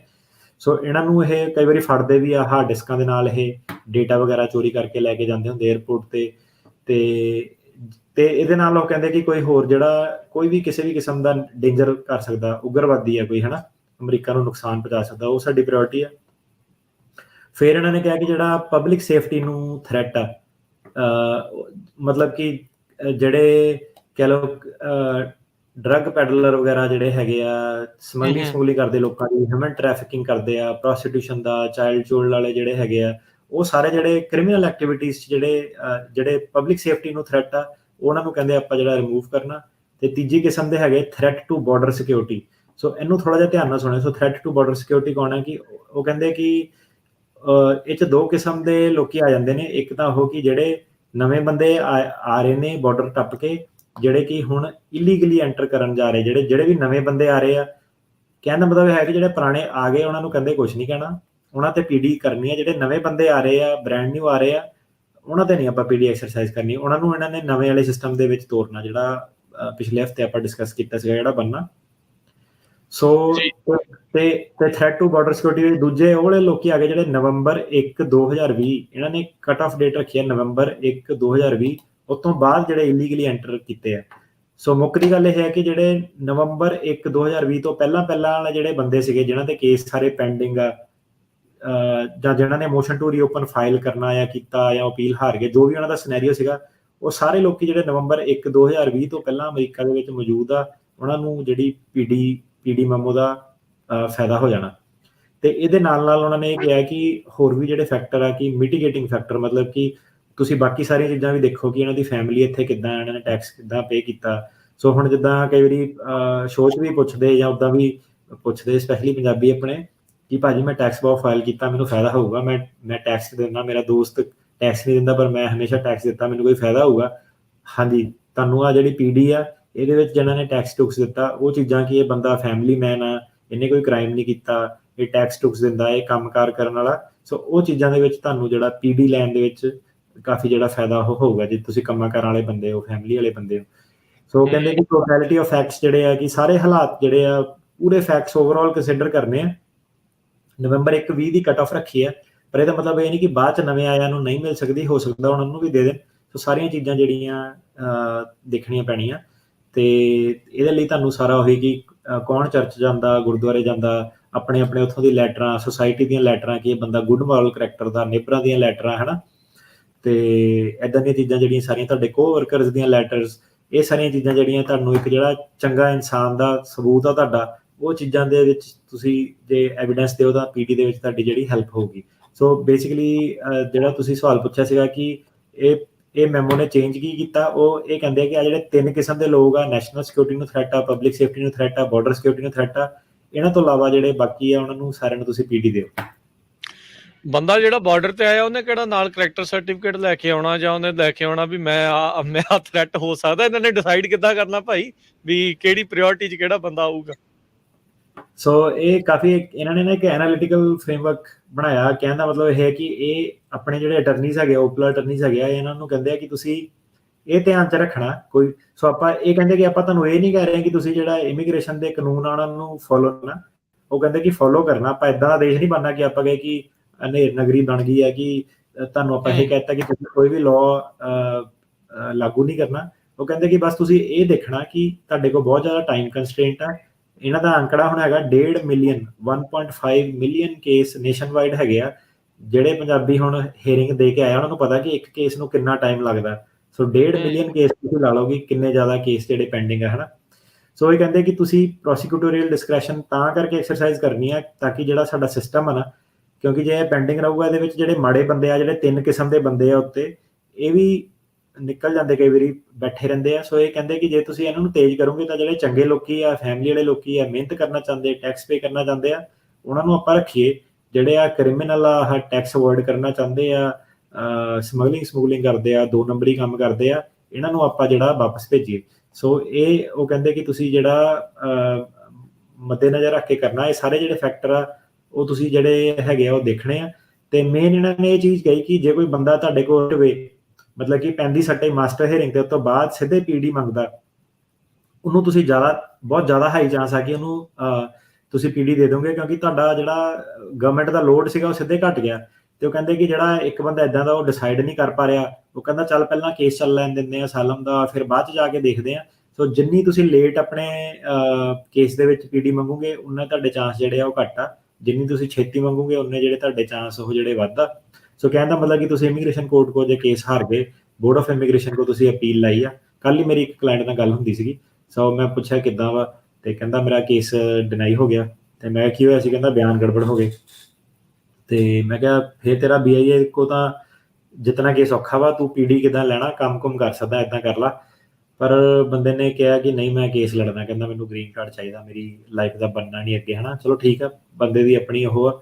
ਸੋ ਕਹਿੰਦਾ ਮਤਲਬ ਕਿ ਜਿਹੜੀ ਆ ਪੀਡੀ ਆ, ਜੇ ਉਹ ਮੰਗ ਲੈਂਦਾ, ਸਰਕਾਰ ਕਹਿੰਦੀ ਹੈ ਕਿ ਜੇ ਤੁਸੀਂ ਪਹਿਲਾਂ ਛੇਤੀ ਮੰਗ ਲਈ ਤੁਹਾਡਾ ਡਿਸਮਿਸ ਕਰ ਦਾਂਗੇ। ਪਰ ਜੇ ਤੁਸੀਂ ਏਦਾਂ ਤੁਸੀਂ ਵੇਟ ਕੀਤੀ ਕਿ ਬਰੀਫਿੰਗ ਸ਼ੈਡਿਊਲ ਆਊਗਾ, ਤੁਸੀਂ ਸਰਕਾਰ ਦੇ 2-3 ਸਾਲ ਖਰਾਬ ਕੀਤੇ, ਤੇ ਫਿਰ ਨਹੀਂ ਆਪਾਂ ਤੁਹਾਨੂੰ ਦੇਣੀ ਦੁਬਾਰਾ।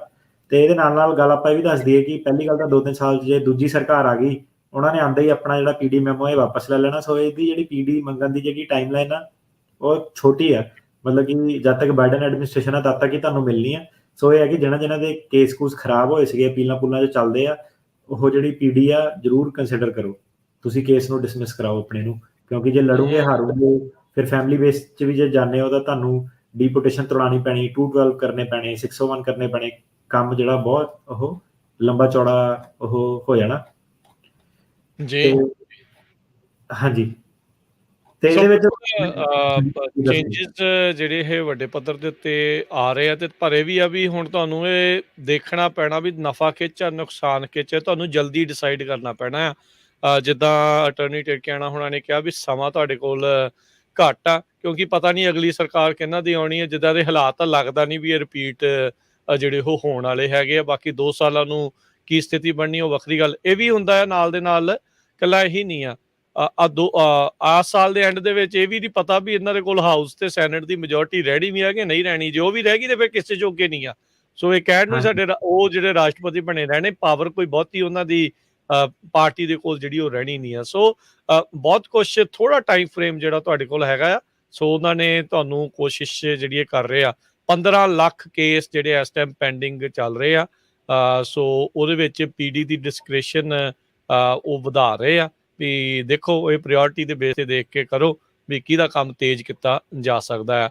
ਸੋ ਜਦੋਂ OPLA ਦੇ ਅਟਰਨੀਜ਼ ਦੇ ਨਾਲ ਇਹ ਪੀਡੀ ਦੀ ਗੱਲਬਾਤ ਇਹਨਾਂ ਨੇ ਕਰਨੀ ਆ, ਕਿੱਦਾਂ ਦੀ ਤਿਆਰੀ ਕਰਨੀ ਆ, ਪ੍ਰੈਪਰੇਸ਼ਨ ਜਿਹੜੀ ਉਹ ਕਿੱਦਾਂ ਦੀ ਰਹੂਗੀ ਲੋਕਾਂ ਦੀ? ਜੀ ਤੁਹਾਨੂੰ ਸਾਰੇ ਦੱਸ ਦਿੰਦੇ ਆ। 5-6 ਜਿਹੜੀਆਂ ਮੇਨ ਮੁੱਖ ਜਿਹੜੇ ਇਹਨਾਂ ਦੇ ਚੀਜ਼ਾਂ ਜਿਹੜੀਆਂ ਇਹਨਾਂ ਨੇ ਚੇਂਜ ਕਰਨੀਆਂ ਉਹ ਪਹਿਲਾਂ ਤਾਂ ਇਹ ਦੱਸਿਆ ਕਿ ਜਿੱਦਾਂ ਪ੍ਰਾਇੋਰਟੀ ਕੇਸ ਜਿਹੜੇ ਉਹ 3 ਦੱਸੇ ਸੀ ਜਿਹਨਾਂ ਨੂੰ ਇਹਨਾਂ ਨੇ ਟੰਗਣਾ। ਉਹ ਕਹਿੰਦੇ ਕਿ ਇਹਨਾਂ ਨੂੰ ਛੇਤੀ ਡਿਪੋਰਟ ਕਰੋ।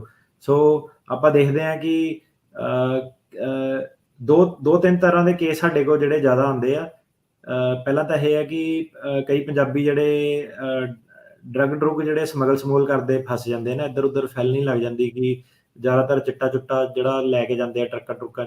ਸੋ ਉਹ ਜਿਹੜੇ ਸੀਗੇ ਉਹਨਾਂ ਦੀ ਹੈਲਪ ਨਹੀਂ ਹੋ ਸਕਦੀ। ਉਹਨਾਂ ਨੂੰ ਇਹਨਾਂ ਨੇ ਕਿਹਾ ਕਿ ਛੇਤੀ ਕਰਨਾ, ਉਹਨਾਂ ਨੂੰ ਇਹਨਾਂ ਨੇ ਟੰਗਣਾ ਸਿੱਧੇ। ਉਹਨਾਂ ਦੀ ਇਹਨਾਂ ਨੇ ਹੀਅਰਿੰਗ ਐਕਚੁਅਲੀ ਐਡਵਾਂਸ ਕਰਨੀ ਆ ਤੇ ਉਹਨਾਂ ਤੇ ਕਹਿੰਦੇ ਫੋਕਸ ਕਰੋ, ਉਹ ਲੋਕਾਂ ਨੂੰ ਜਿਹੜਾ ਵਾਪਸ ਭੇਜੋ, ਹਨਾ।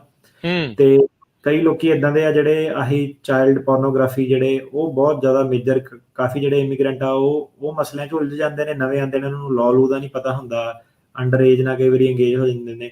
ਉਹ ਜਿਹੜੇ ਇਦਾਂ ਦੇ ਜਿਹੜੇ ਕੇਸ ਆ ਸਾਰੇ, ਉਹ ਪਬਲਿਕ ਸੇਫਟੀ ਨੂੰ ਥ੍ਰੈਟ ਆ, ਉਹਨਾਂ ਨੂੰ ਇਹਨਾਂ ਨੇ ਕਿਹਾ ਟੰਗਣਾ, ਜਿਹੜੇ ਆਹ ਵਾਲੇ ਸਾਰੇ ਇਸ ਤਰ੍ਹਾਂ ਦੇ ਜਿਹੜੇ ਤੁਹਾਡੇ ਕੇਸਿਸ ਆ, ਠੀਕ ਆ।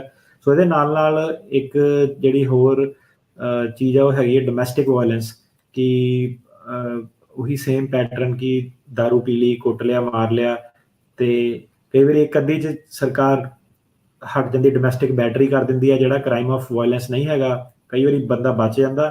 ਪਰ ਫਿਰ ਆਪਾਂ ਦੇਖਿਆ ਕਿ ਕਈ ਵਾਰੀ ਬੰਦਾ ਨਾ ਉਹੀ ਰਿਪੀਟ ਕੰਡਕਟ 'ਚ, ਇੱਕ ਵਾਰੀ ਜਿਹਨੇ ਕੀਤਾ ਉਹਨੇ ਦੁਬਾਰਾ ਵੀ ਉਹੀ ਚੀਜ਼ ਜਿਹੜੀ ਕਰਨੀ ਹੈ, ਹਨਾ। ਤੇ ਉਹ ਜਿਹੜੇ ਇਦਾਂ ਦੇ ਕੇਸ ਆ ਉਹ ਇਹਨਾਂ ਨੇ ਪ੍ਰਾਇੋਰਟੀ ਕਰਨੇ ਆ, ਬਾਕੀ ਸਾਰੇ ਜਿਹੜੇ ਆ ਉਹ ਕੇਸ ਇਹਨਾਂ ਨੇ ਨਾਨ ਪ੍ਰਾਇੋਰਟੀ ਕਰਨੇ ਆ। ਸੋ ਹੁਣ ਨਾਨ ਪ੍ਰਾਇੋਰਟੀ ਕੇਸਿਸ ਦੇ ਵਿੱਚ ਕਰਨਾ ਕੀ ਇਹਨਾਂ ਨੇ ਐਕਚੁਅਲੀ, ਹੁਣ ਲੋਕੀ ਇਹ ਸੋਚਦੇ ਨੇ ਕਿ ਅੱਛਾ ਪੀਡੀ ਤਾਂ ਕਰੀ ਜਾਂਦੇ, ਘੰਟਾ ਹੋ ਗਿਆ ਇਹਨਾਂ ਨੂੰ ਸ਼ੋਅ ਕਰਦੇ ਹੋਏ, ਐਕਚੁਅਲ ਦੇ ਵਿੱਚ ਹੋਣਾ ਕੀ ਆ। ਸੋ ਹੋਣਾ ਇਹ ਹੈ ਕਿ ਪਹਿਲੀ ਗੱਲ ਕਰੀਏ ਨੋਟਿਸ ਟੂ ਅਪੀਅਰ, NTA ਜਿਹਨੂੰ ਕਹਿੰਦੇ ਆ। NTA ਤੁਹਾਨੂੰ ਮਿਲਣਾ ਹੁੰਦਾ ਜਦੋਂ ਤੁਸੀਂ ਬਾਰਡਰ ਤੇ ਆਉਂਦੇ ਆ। ਸੋ ਲਾਅ ਇਹ ਸੀਗਾ ਕਿ ਜਦੋਂ ਤੁਹਾਨੂੰ, ਆਪਾਂ ਇਹਦੀ ਗੱਲ ਕੀਤੀ ਹੈ ਨਾ ਕਿ ਜਿਹੜੇ ਸੁਪਰੀਮ ਕੋਰਟ ਵਾਲੇ ਕੇਸ, ਨੀਸ਼ ਚਾਵੇਜ਼, ਕਾਫੀ ਵਾਰੀ ਡਿਸਕਸ਼ਨ ਕੀਤੀਆਂ ਕਿ ਜੇ NTA proper date time of hearing ਨਹੀਂ ਹੈਗੀ ਤੇ ਉਹ NTA ਪ੍ਰੋਪਰ ਨਹੀਂ ਹੈਗਾ, ਉਹਨੂੰ ਉਹ ਕਹਿੰਦੇ ਕਿ ਤੁਹਾਡੀਆਂ ਪ੍ਰੋਸੀਡਿੰਗ ਕੈਂਸਲ ਹੋ ਜਾਂਦੀਆਂ। ਸੋ ਲਾਅ ਅੱਜ ਦੀ ਡੇਟ ਤੇ ਸਟੈਂਡ ਕਰਦਾ ਕਿ ਜੇ ਤੁਹਾਨੂੰ ਇੱਕ ਪ੍ਰੋਪਰ NTA ਮਿਲਿਆ, ਨੋਟਿਸ ਟੂ ਅਪੀਅਰ, ਜਿਹਦੇ ਵਿੱਚ ਕਿ date, time, place of hearing ਲਿਖੀ ਹੋਈ ਹੈ, ਤਾਂ ਤੁਹਾਨੂੰ ਇਮੀਗ੍ਰੇਸ਼ਨ ਕੋਰਟ ਦੇ ਵਿੱਚ ਜਾਣਾ ਪੈਣਾ, ਤੁਹਾਡੀਆਂ ਪ੍ਰੋਸੀਡਿੰਗਸ ਤੁਹਾਨੂੰ ਹਾਜ਼ਰੀ ਦੇਣੀ ਪੈਣੀ, ਜਿਹੜਾ ਰਿਮੂਵਲ ਦਾ ਕੇਸ ਚੱਲੂਗਾ ਕੰਪਲੀਸ਼ਨ ਤੱਕ। ਇਹਨਾਂ ਨੇ ਹੁਣ ਜਿਹੜੀ ਮੇਜਰ ਚੇਂਜ ਕੀ ਕੀਤੀ ਆ, ਇਹਦਾ ਮੇਰੇ ਖਿਆਲ ਸਾਡੀ ਕਮਿਊਨਿਟੀ ਨੂੰ ਫਾਇਦਾ ਨਹੀਂ ਹੋਣਾ, ਸਾਰਿਆਂ ਨੇ ਦੁੱਖ ਹੀ ਮਨਾਉਣਾ ਉਹਦਾ। ਪਰ ਇਹਨਾਂ ਦਾ ਇਹ ਹੈ ਕਿ ਉਹ ਕਹਿੰਦੇ ਕਿ ਜਿਹੜੇ ਆਹ ਨਾਨ ਪ੍ਰਾਇੋਰਟੀ ਕੇਸ ਆਉਂਦੇ ਨੇ, ਕਿ ਜਿਹੜੀ NTA ਨੋਟਿਸ ਟੂ ਅਪੀਅਰ, ਇਹਨਾਂ ਨੇ ਹੋਮਲੈਂਡ ਸਿਕਿਉਰਿਟੀ ਨੂੰ ਪਾਵਰ ਦੇ ਦਿੱਤੀ ਕਿ ਤੁਹਾਡੀ ਮਰਜ਼ੀ ਹੈ ਕਿ NTA ਦੇਣਾ ਕਿ ਨਹੀਂ ਦੇਣਾ। ਸੋ ਆਹ ਬੜੀ ਵੱਡੀ ਪਾਵਰ। ਤੁਸੀਂ ਮੰਨ ਲਓ ਕਿ ਉਹ ਬੰਦਾ ਆ ਗਿਆ, ਭਾਵੇਂ ਕੈਂਪ 'ਚੋਂ ਵੀ ਆਇਆ, ਉਹਨਾਂ ਨੇ ਕਹਿਣਾ ਤੂੰ ਜਾ, ਤੈਨੂੰ ਕੋਈ ਲੈਣਾ ਦੇਣਾ ਨਹੀਂ। ਹੁਣ ਸਾਡੇ ਕੋਲ ਕਈ ਕਲਾਇੰਟ ਇੱਦਾਂ ਦੇ ਕੈਂਪ 'ਚੋਂ ਨਿਕਲੇ, ਉਹਨਾਂ ਦੇ ਬਿਆਨ ਨਹੀਂ ਲਿਆ, ਉਹਨਾਂ ਨੂੰ ਛੱਡਤਾ ਜੀ। ਪਹਿਲਾਂ ਤਾਂ ਆਪਾਂ ਵੀ 2-3 ਮਹੀਨੇ ਦੇਖੀ ਜਾਈਏ ਨਾ ਕਿ ਆ ਨਹੀਂ ਰਹੇ ਕੇਸ, ਆ ਨਹੀਂ ਰਹੇ। ਸੋ ਕਲਾਇੰਟ ਸਾਨੂੰ ਕਾਲ ਕਰੀ ਜਾਣ ਕਿ ਕਦੋਂ ਮੇਰਾ ਕੇਸ ਲੱਗੂਗਾ। ਮੈਂ ਕੇਸ ਤਾਂ ਤੇਰਾ ਲੱਗ ਨਹੀਂ ਸਕਦਾ ਬਈ, ਫਾਈਲ ਨਹੀਂ ਗਈ, ਫਾਈਲ ਕਰੋ ਤਾਂ ਕੋਰਟ ਨੇ ਵਾਪਸ ਭੇਜ ਦੇਣਾ, ਕਹਿਣਾ ਸਾਡੇ ਕੋਲ ਤਾਂ ਕੋਈ ਇੱਦਾਂ ਦਾ ਵਿਅਕਤੀ ਹੈ ਨਹੀਂਗਾ। ਕਈ ਕੇਸ ਇੱਦਾਂ ਦੇ ਹੋਣੇ ਆ ਕਿ ਜਿਹੜਾ ਬੰਦਾ ਬਾਰਡਰ ਪਾਸ ਕਰ ਰਿਹਾ, ਉਹਨੂੰ NTA ਜਿਹੜਾ ਉਹ ਨਹੀਂ ਮਿਲਣਾ। ਸੋ ਮਤਲਬ ਉਹਨੂੰ ਜਦੋਂ ਉਹਨੂੰ ਜਦੋਂ NTA ਨਹੀਂ ਮਿਲਿਆ ਤਾਂ ਪ੍ਰੋਬਲਮ ਉਹਦੇ ਵਿੱਚ ਇਹ ਹੈ ਕਿ ਉਹ ਕੇਸ ਨਹੀਂ ਲਾ ਸਕਦਾ ਆਪਣਾ। ਜਿਹੜੇ ਸਾਊਥ ਅਮਰੀਕਨ ਕਲਾਇੰਟ ਆ ਉਹਨਾਂ ਲਈ ਇਹ ਜਿੱਤ ਆ, ਉਹ ਕਹਿੰਦੇ ਕਿ ਚੱਲ ਠੀਕ ਆ, ਸਾਡਾ ਖਰਚਾ ਬਚ ਗਿਆ, ਵਕੀਲ ਨੂੰ ਨਹੀਂ ਹਾਇਰ ਕਰਨਾ ਪੈਣਾ, ਆਪਾਂ ਕੰਮ ਕਰ ਸਕਦੇ ਹਾਂ, ਸਾਨੂੰ ਕੋਈ ਪ੍ਰੋਬਲਮ ਨਹੀਂ ਆ। ਪਰ ਜਿਹੜੇ ਆਪਣੇ ਵਾਲੇ ਕੇਸ ਆ ਉਹ ਵੇਟ ਕਰ ਰਹੇ ਕਿ ਕਦੋਂ ਉਹਨਾਂ ਦਾ ਕੇਸ ਲੱਗੇ, ਛੇਤੀ ਕਦੋਂ ਉਹਨਾਂ ਦਾ ਗ੍ਰੀਨ ਕਾਰਡ ਆਵੇ, ਉਹ ਉਸ ਹਿਸਾਬ ਨਾਲ ਸੋਚਦੇ ਆ। ਸੋ ਉਹਨਾਂ ਲੋਕਾਂ ਨੂੰ ਇਸ ਚੀਜ਼ ਦਾ ਨੁਕਸਾਨ ਆ ਕਿ ਉਹਨਾਂ ਦਾ ਇਹ ਹੋ ਸਕਦਾ ਕਿ ਉਹਨਾਂ ਦਾ ਫਾਈਲ ਹੀ ਨਾ ਜਾਵੇ ਇਮੀਗ੍ਰੇਸ਼ਨ ਕੋਰਟ ਮੂਹਰੇ। ਸੋ ਉਹਦਾ ਸੋਲੂਸ਼ਨ ਵੀ ਤੁਹਾਨੂੰ ਦੱਸ ਦਈਏ, ਉਹਦਾ ਸੋਲੂਸ਼ਨ ਇਹ ਹੈ ਕਿ ਤੁਹਾਨੂੰ ਫਿਰ ਅਸਾਲਮ ਆਫਿਸ ਮੂਹਰੇ ਆਪਣਾ ਜਿਹੜਾ ਕੇਸ ਆ ਉਹ ਫਾਈਲ ਕਰਨਾ ਪੈਣਾ, ਤਾਂ ਕਿ ਤੁਹਾਡੀ ਜਿਹੜੀ ਕਲੌਕ ਆ ਉਹ ਚੱਲ ਸਕੇ, ਠੀਕ ਹੈ। ਸੋ ਮਤਲਬ ਕਿ ਤੁਹਾਨੂੰ ਫਿਰ ਇਮੀਗ੍ਰੇਸ਼ਨ ਕੋਰਟ ਮੂਹਰੇ ਨਹੀਂ ਜਾਣਾ, ਤੁਹਾਨੂੰ ਟਾਈਮ ਲੱਗ ਸਕਦਾ ਹੈ ਸਾਰੀ ਚੀਜ਼ ਦੇ ਵਿੱਚ ਜੀ। ਸੋ NTA ਦੀ ਪਾਵਰ ਆ ਗਈ PD ਦੇ ਵਿੱਚ। ਫਿਰ ਆ ਗਈ ਡਿਸਮਿਸਲ ਆਫ ਪ੍ਰੋਸੀਡਿੰਗ, ਮਤਲਬ ਕਿ ਇਹਨਾਂ ਨੇ ਪਾਵਰ ਦੇ ਦਿੱਤੀ ਕਿ ਅੱਜ ਦੀ ਡੇਟ 'ਚ ਜੇ ਕੋਈ ਸਾਨੂੰ ਬੰਦਾ ਆ ਕੇ ਕਹਿੰਦਾ ਕਿ ਮੇਰਾ ਵਿਆਹ ਹੋ ਜਾਣਾ ਜਾਂ ਮੈਂ ਕਰ ਲੈਣਾ ਵਾ, ਮੈਂ ਸਾਲਮ ਸੁਲਮ ਵਾਲੇ ਰਾਹ 'ਚ ਨਹੀਂ ਪੈਣਾ, ਅਸੀਂ ਸਿੱਧੇ ਉਹਦਾ ਜਿਹੜਾ ਕੇਸ ਆ ਉਹ ਡਿਸਮਿਸ ਕਰਾ ਸਕਦੇ ਹਾਂ। ਮਤਲਬ ਪਹਿਲਾਂ ਤਾਂ ਇਹ ਹੁੰਦਾ ਸੀ ਨਾ ਕਿ ਐਡਮਿਨ ਕਲੋਜ਼ ਕਰਾ ਲਿਆ, ਕਿ ਜਿਹਨੂੰ ਫਿਰ ਰੀਓਪਨ, ਡਿਸਮਿਸ ਮਤਲਬ ਟੋਟਲੀ ਡਿਸਮਿਸ, ਮਤਲਬ ਕਿ ਤੁਸੀਂ ਆਜ਼ਾਦ ਹੈ, ਤੁਸੀਂ ਡੀਪੋਰਟ ਪ੍ਰੋਸੀਡਿੰਗ ਤੋਂ ਬਾਹਰ ਹੋ ਗਏ, ਤੁਹਾਡੀਆਂ ਡਿਸਮਿਸ ਕਰਾਈਆਂ ਜਾ ਸਕਦੀਆਂ ਪ੍ਰੋਸੀਡਿੰਗ। ਇਹ ਉਹਨਾਂ ਨੂੰ ਤਾਂ ਬਹੁਤ ਹੀ ਜ਼ਿਆਦਾ ਫਾਇਦਾ, ਜਿਹਨਾਂ ਨੂੰ I-94 ਮਿਲਿਆ ਉਹ ਲੋਕਾਂ ਨੂੰ ਬਹੁਤ ਜ਼ਿਆਦਾ ਇਸ ਚੀਜ਼ ਦਾ ਫਾਇਦਾ। ਜਿਹਨਾਂ ਦੇ ਵਿਆਹ ਹੋਏ ਆ, ਜਿਹਨਾਂ ਦੇ ਕੋਲ I-94 ਹੈਗਾ, ਸਿੱਧੇ ਮੈਸੇਜ ਭੇਜੋ ਸਾਨੂੰ ਕਿ ਮੈਨੂੰ PD ਚਾਹੀਦੀ ਆ, ਸਿੱਧੇ ਤੁਸੀਂ ਐਡਜਸਟਮੈਂਟ ਜਿਹੜੀ ਆਪਣੀ ਕਰ ਸਕਦੇ ਆ, ਤੁਹਾਡੇ ਲਈ ਲੋਟਰੀ ਆ ਇਹ। ਜਿਹਨਾਂ ਨੂੰ I-94 ਨਹੀਂ ਮਿਲਿਆ ਉਹਨਾਂ ਨੂੰ ਵੀ ਬਹੁਤ ਜ਼ਿਆਦਾ ਫਾਇਦਾ। ਦੋ ਕਿਸਮ ਦੇ ਲੋਕਾਂ ਨੂੰ, ਜਿਹਨਾਂ ਦੀ ਵਾਈਫ ਗ੍ਰੀਨ ਕਾਰਡ ਹੋਲਡਰ ਜਾਂ ਸਿਟੀਜ਼ਨ, ਜਾਂ ਜਿਹਨਾਂ ਦੇ ਪੇਰੈਂਟ ਗ੍ਰੀਨ ਕਾਰਡ ਹੋਲਡਰ ਜਾਂ ਸਿਟੀਜ਼ਨ ਆ। ਸੋ ਇਹਦੇ ਵਿੱਚ ਬੱਚੇ ਕੁਆਲੀਫਾਈਂਗ ਰਿਲੇਟਿਵ ਨਹੀਂ ਹੁੰਦੇ, ਵਾਈਫ ਜਾਂ ਪੇਰੈਂਟ ਕੁਆਲੀਫਾਈਂਗ ਰਿਲੇਟਿਵ ਹੋ ਸਕਦੇ ਆ। ਵੇਵਰ ਪਰਪਸ ਲਈ ਤੁਸੀਂ ਵੇਵਰ ਫਾਈਲ ਕਰਕੇ ਬਾਹਰੋਂ ਜਾ ਕੇ ਗ੍ਰੀਨ ਕਾਰਡ ਲੈ ਕੇ ਆ ਸਕਦੇ ਆ। ਸੋ ਫੈਮਿਲੀ ਬੇਸਡ ਇਮੀਗ੍ਰੇਸ਼ਨ ਵਾਲਿਆਂ ਲਈ ਬਹੁਤ ਵੱਡੀ ਇਹਦੇ ਵਿੱਚ ਜਿੱਤ ਆ। ਜਿਹਨਾਂ ਦਾ ਕੇਸ ਚੱਲਦਾ ਸੀਗਾ ਉਹਨਾਂ ਦੇ ਕੇਸ ਜਿਹੜੇ ਆ ਉਹ ਟਰਮੀਨੇਟ ਹੋ ਸਕਦੇ ਆ, ਤੇ ਉਹਨਾਂ ਨੂੰ ਫਿਰ ਜਿਹੜੀ ਡੀਪੋਰਟੇਸ਼ਨ ਆ ਉਹ ਤੁੜਾਉਣ ਦੀ ਜਿਹੜੀ ਲੋੜ ਨਹੀਂ ਪੈਣੀ। ਤੀਜੀ ਚੀਜ਼ ਇਹਦੇ ਵਿੱਚ ਹੈਗੀ ਐਡਮਿਨ ਕਲੋਜ਼ਰ। ਜਿਹੜਾ ਐਡਮਿਨ ਕਲੋਜ਼ਰ ਆਪਾਂ ਨੂੰ ਨਾ, ਜਿੱਦਾਂ ਕਿਸੇ ਦਾ ਵਿਆਹ ਹੋ ਗਿਆ 130 ਅਪਰੂਵ ਕਰਾ ਕੇ ਸਾਨੂੰ ਐਡਮਿਨ ਕਲੋਜ਼ਰ ਫਾਈਲ ਕਰਨਾ ਪੈਂਦਾ ਸੀਗਾ ਕਿ ਇਹਨੂੰ ਕੇਸ ਨੂੰ ਟੈਂਪਰੇਰੀ ਤੁਸੀਂ ਹੋਲਡ ਤੇ ਰੱਖੋ ਤਾਂ ਕਿ ਆਪਾਂ ਵਾਪਸ ਇਮੀਗ੍ਰੇਸ਼ਨ ਕੋਲ ਚਲ ਜਾਈਏ। ਸੋ ਐਡਮਿਨ ਕਲੋਜ਼ਰ ਲਈ ਸਾਨੂੰ ਮੋਸ਼ਨ ਵਗੈਰਾ ਫਾਈਲ ਕਰਨੀ ਪੈਂਦੀ ਸੀ, ਫਿਰ ਇਮੀਗ੍ਰੇਸ਼ਨ ਕੋਲ ਜਿੱਤਣਾ ਪੈਂਦਾ ਸੀਗਾ, ਫਿਰ ਜਾ ਕੇ ਪ੍ਰੋਸੀਡਿੰਗ ਟਰਮੀਨੇਟ ਕਰਾਉਣੀਆਂ ਪੈਂਦੀਆਂ ਸੀਗੀਆਂ।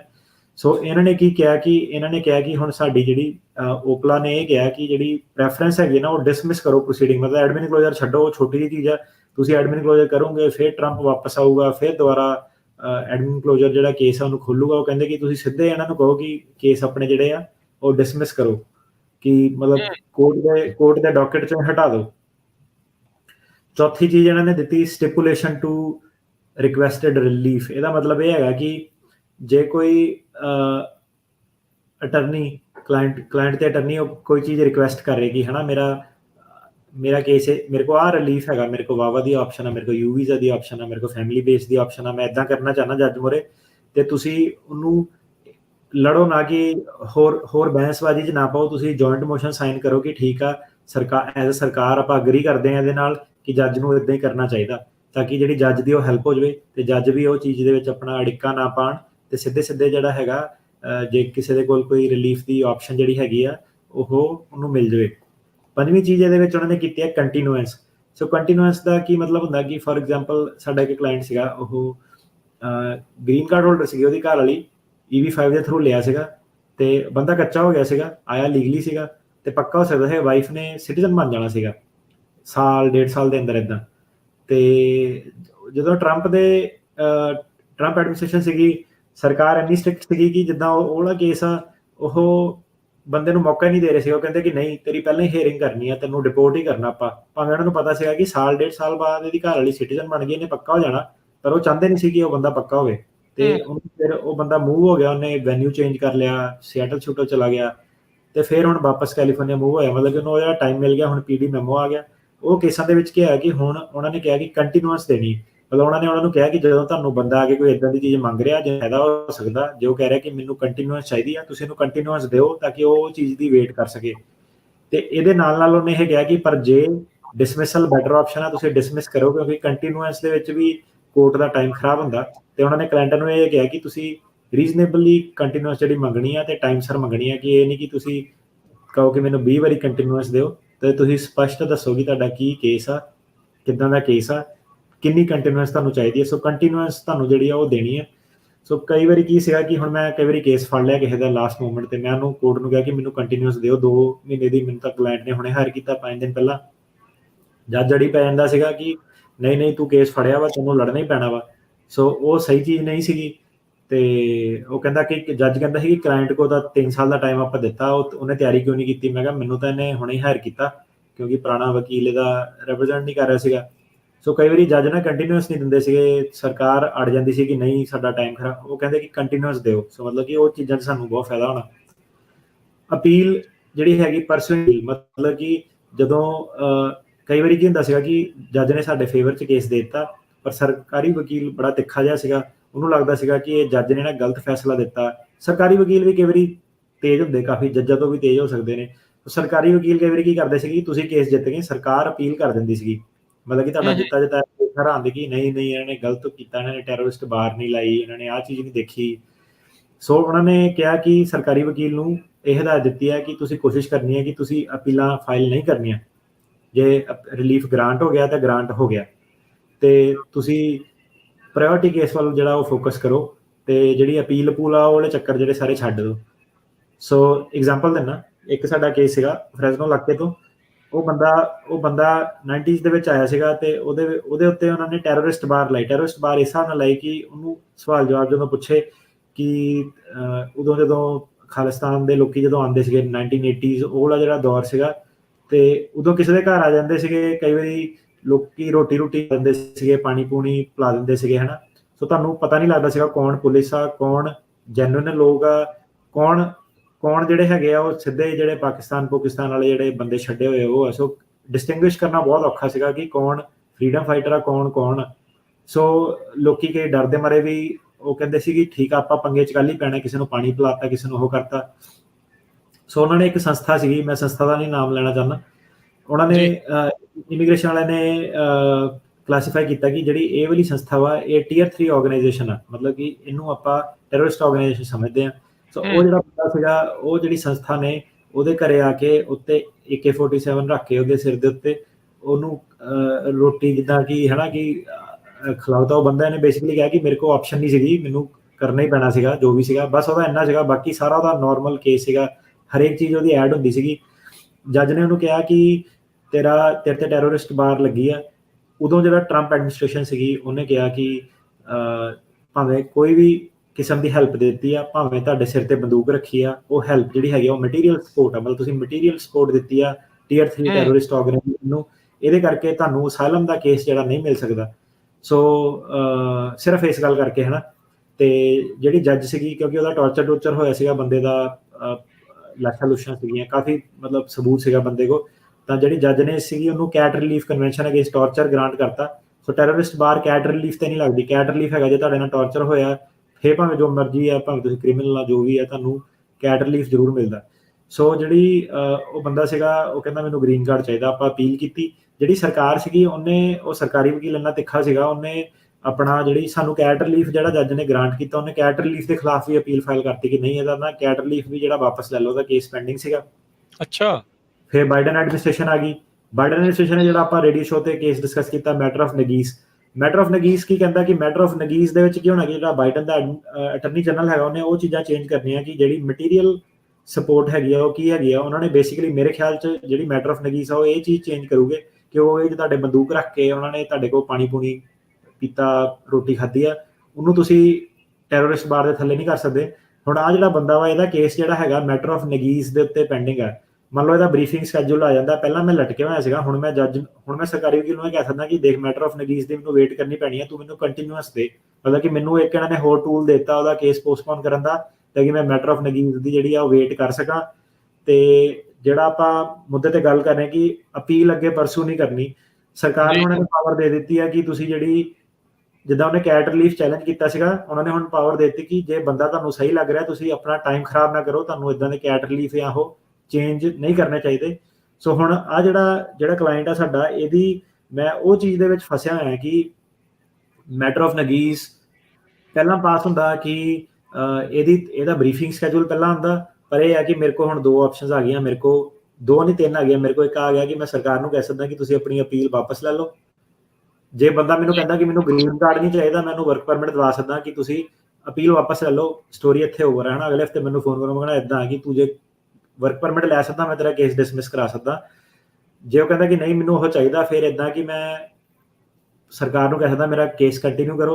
ਕੰਟੀਨਿਊਸ ਦੀ ਪਾਵਰ ਆ ਗਈ ਹੈ ਸਾਡੇ ਕੋਲ, ਕਿਉਂਕਿ ਮੈਂ ਮੈਟਰ ਆਫ ਨਗੀਸ ਦੀ ਜਿਹੜੀ ਉਹ ਵੇਟ ਕਰਨੀ ਚਾਹੁੰਦਾ।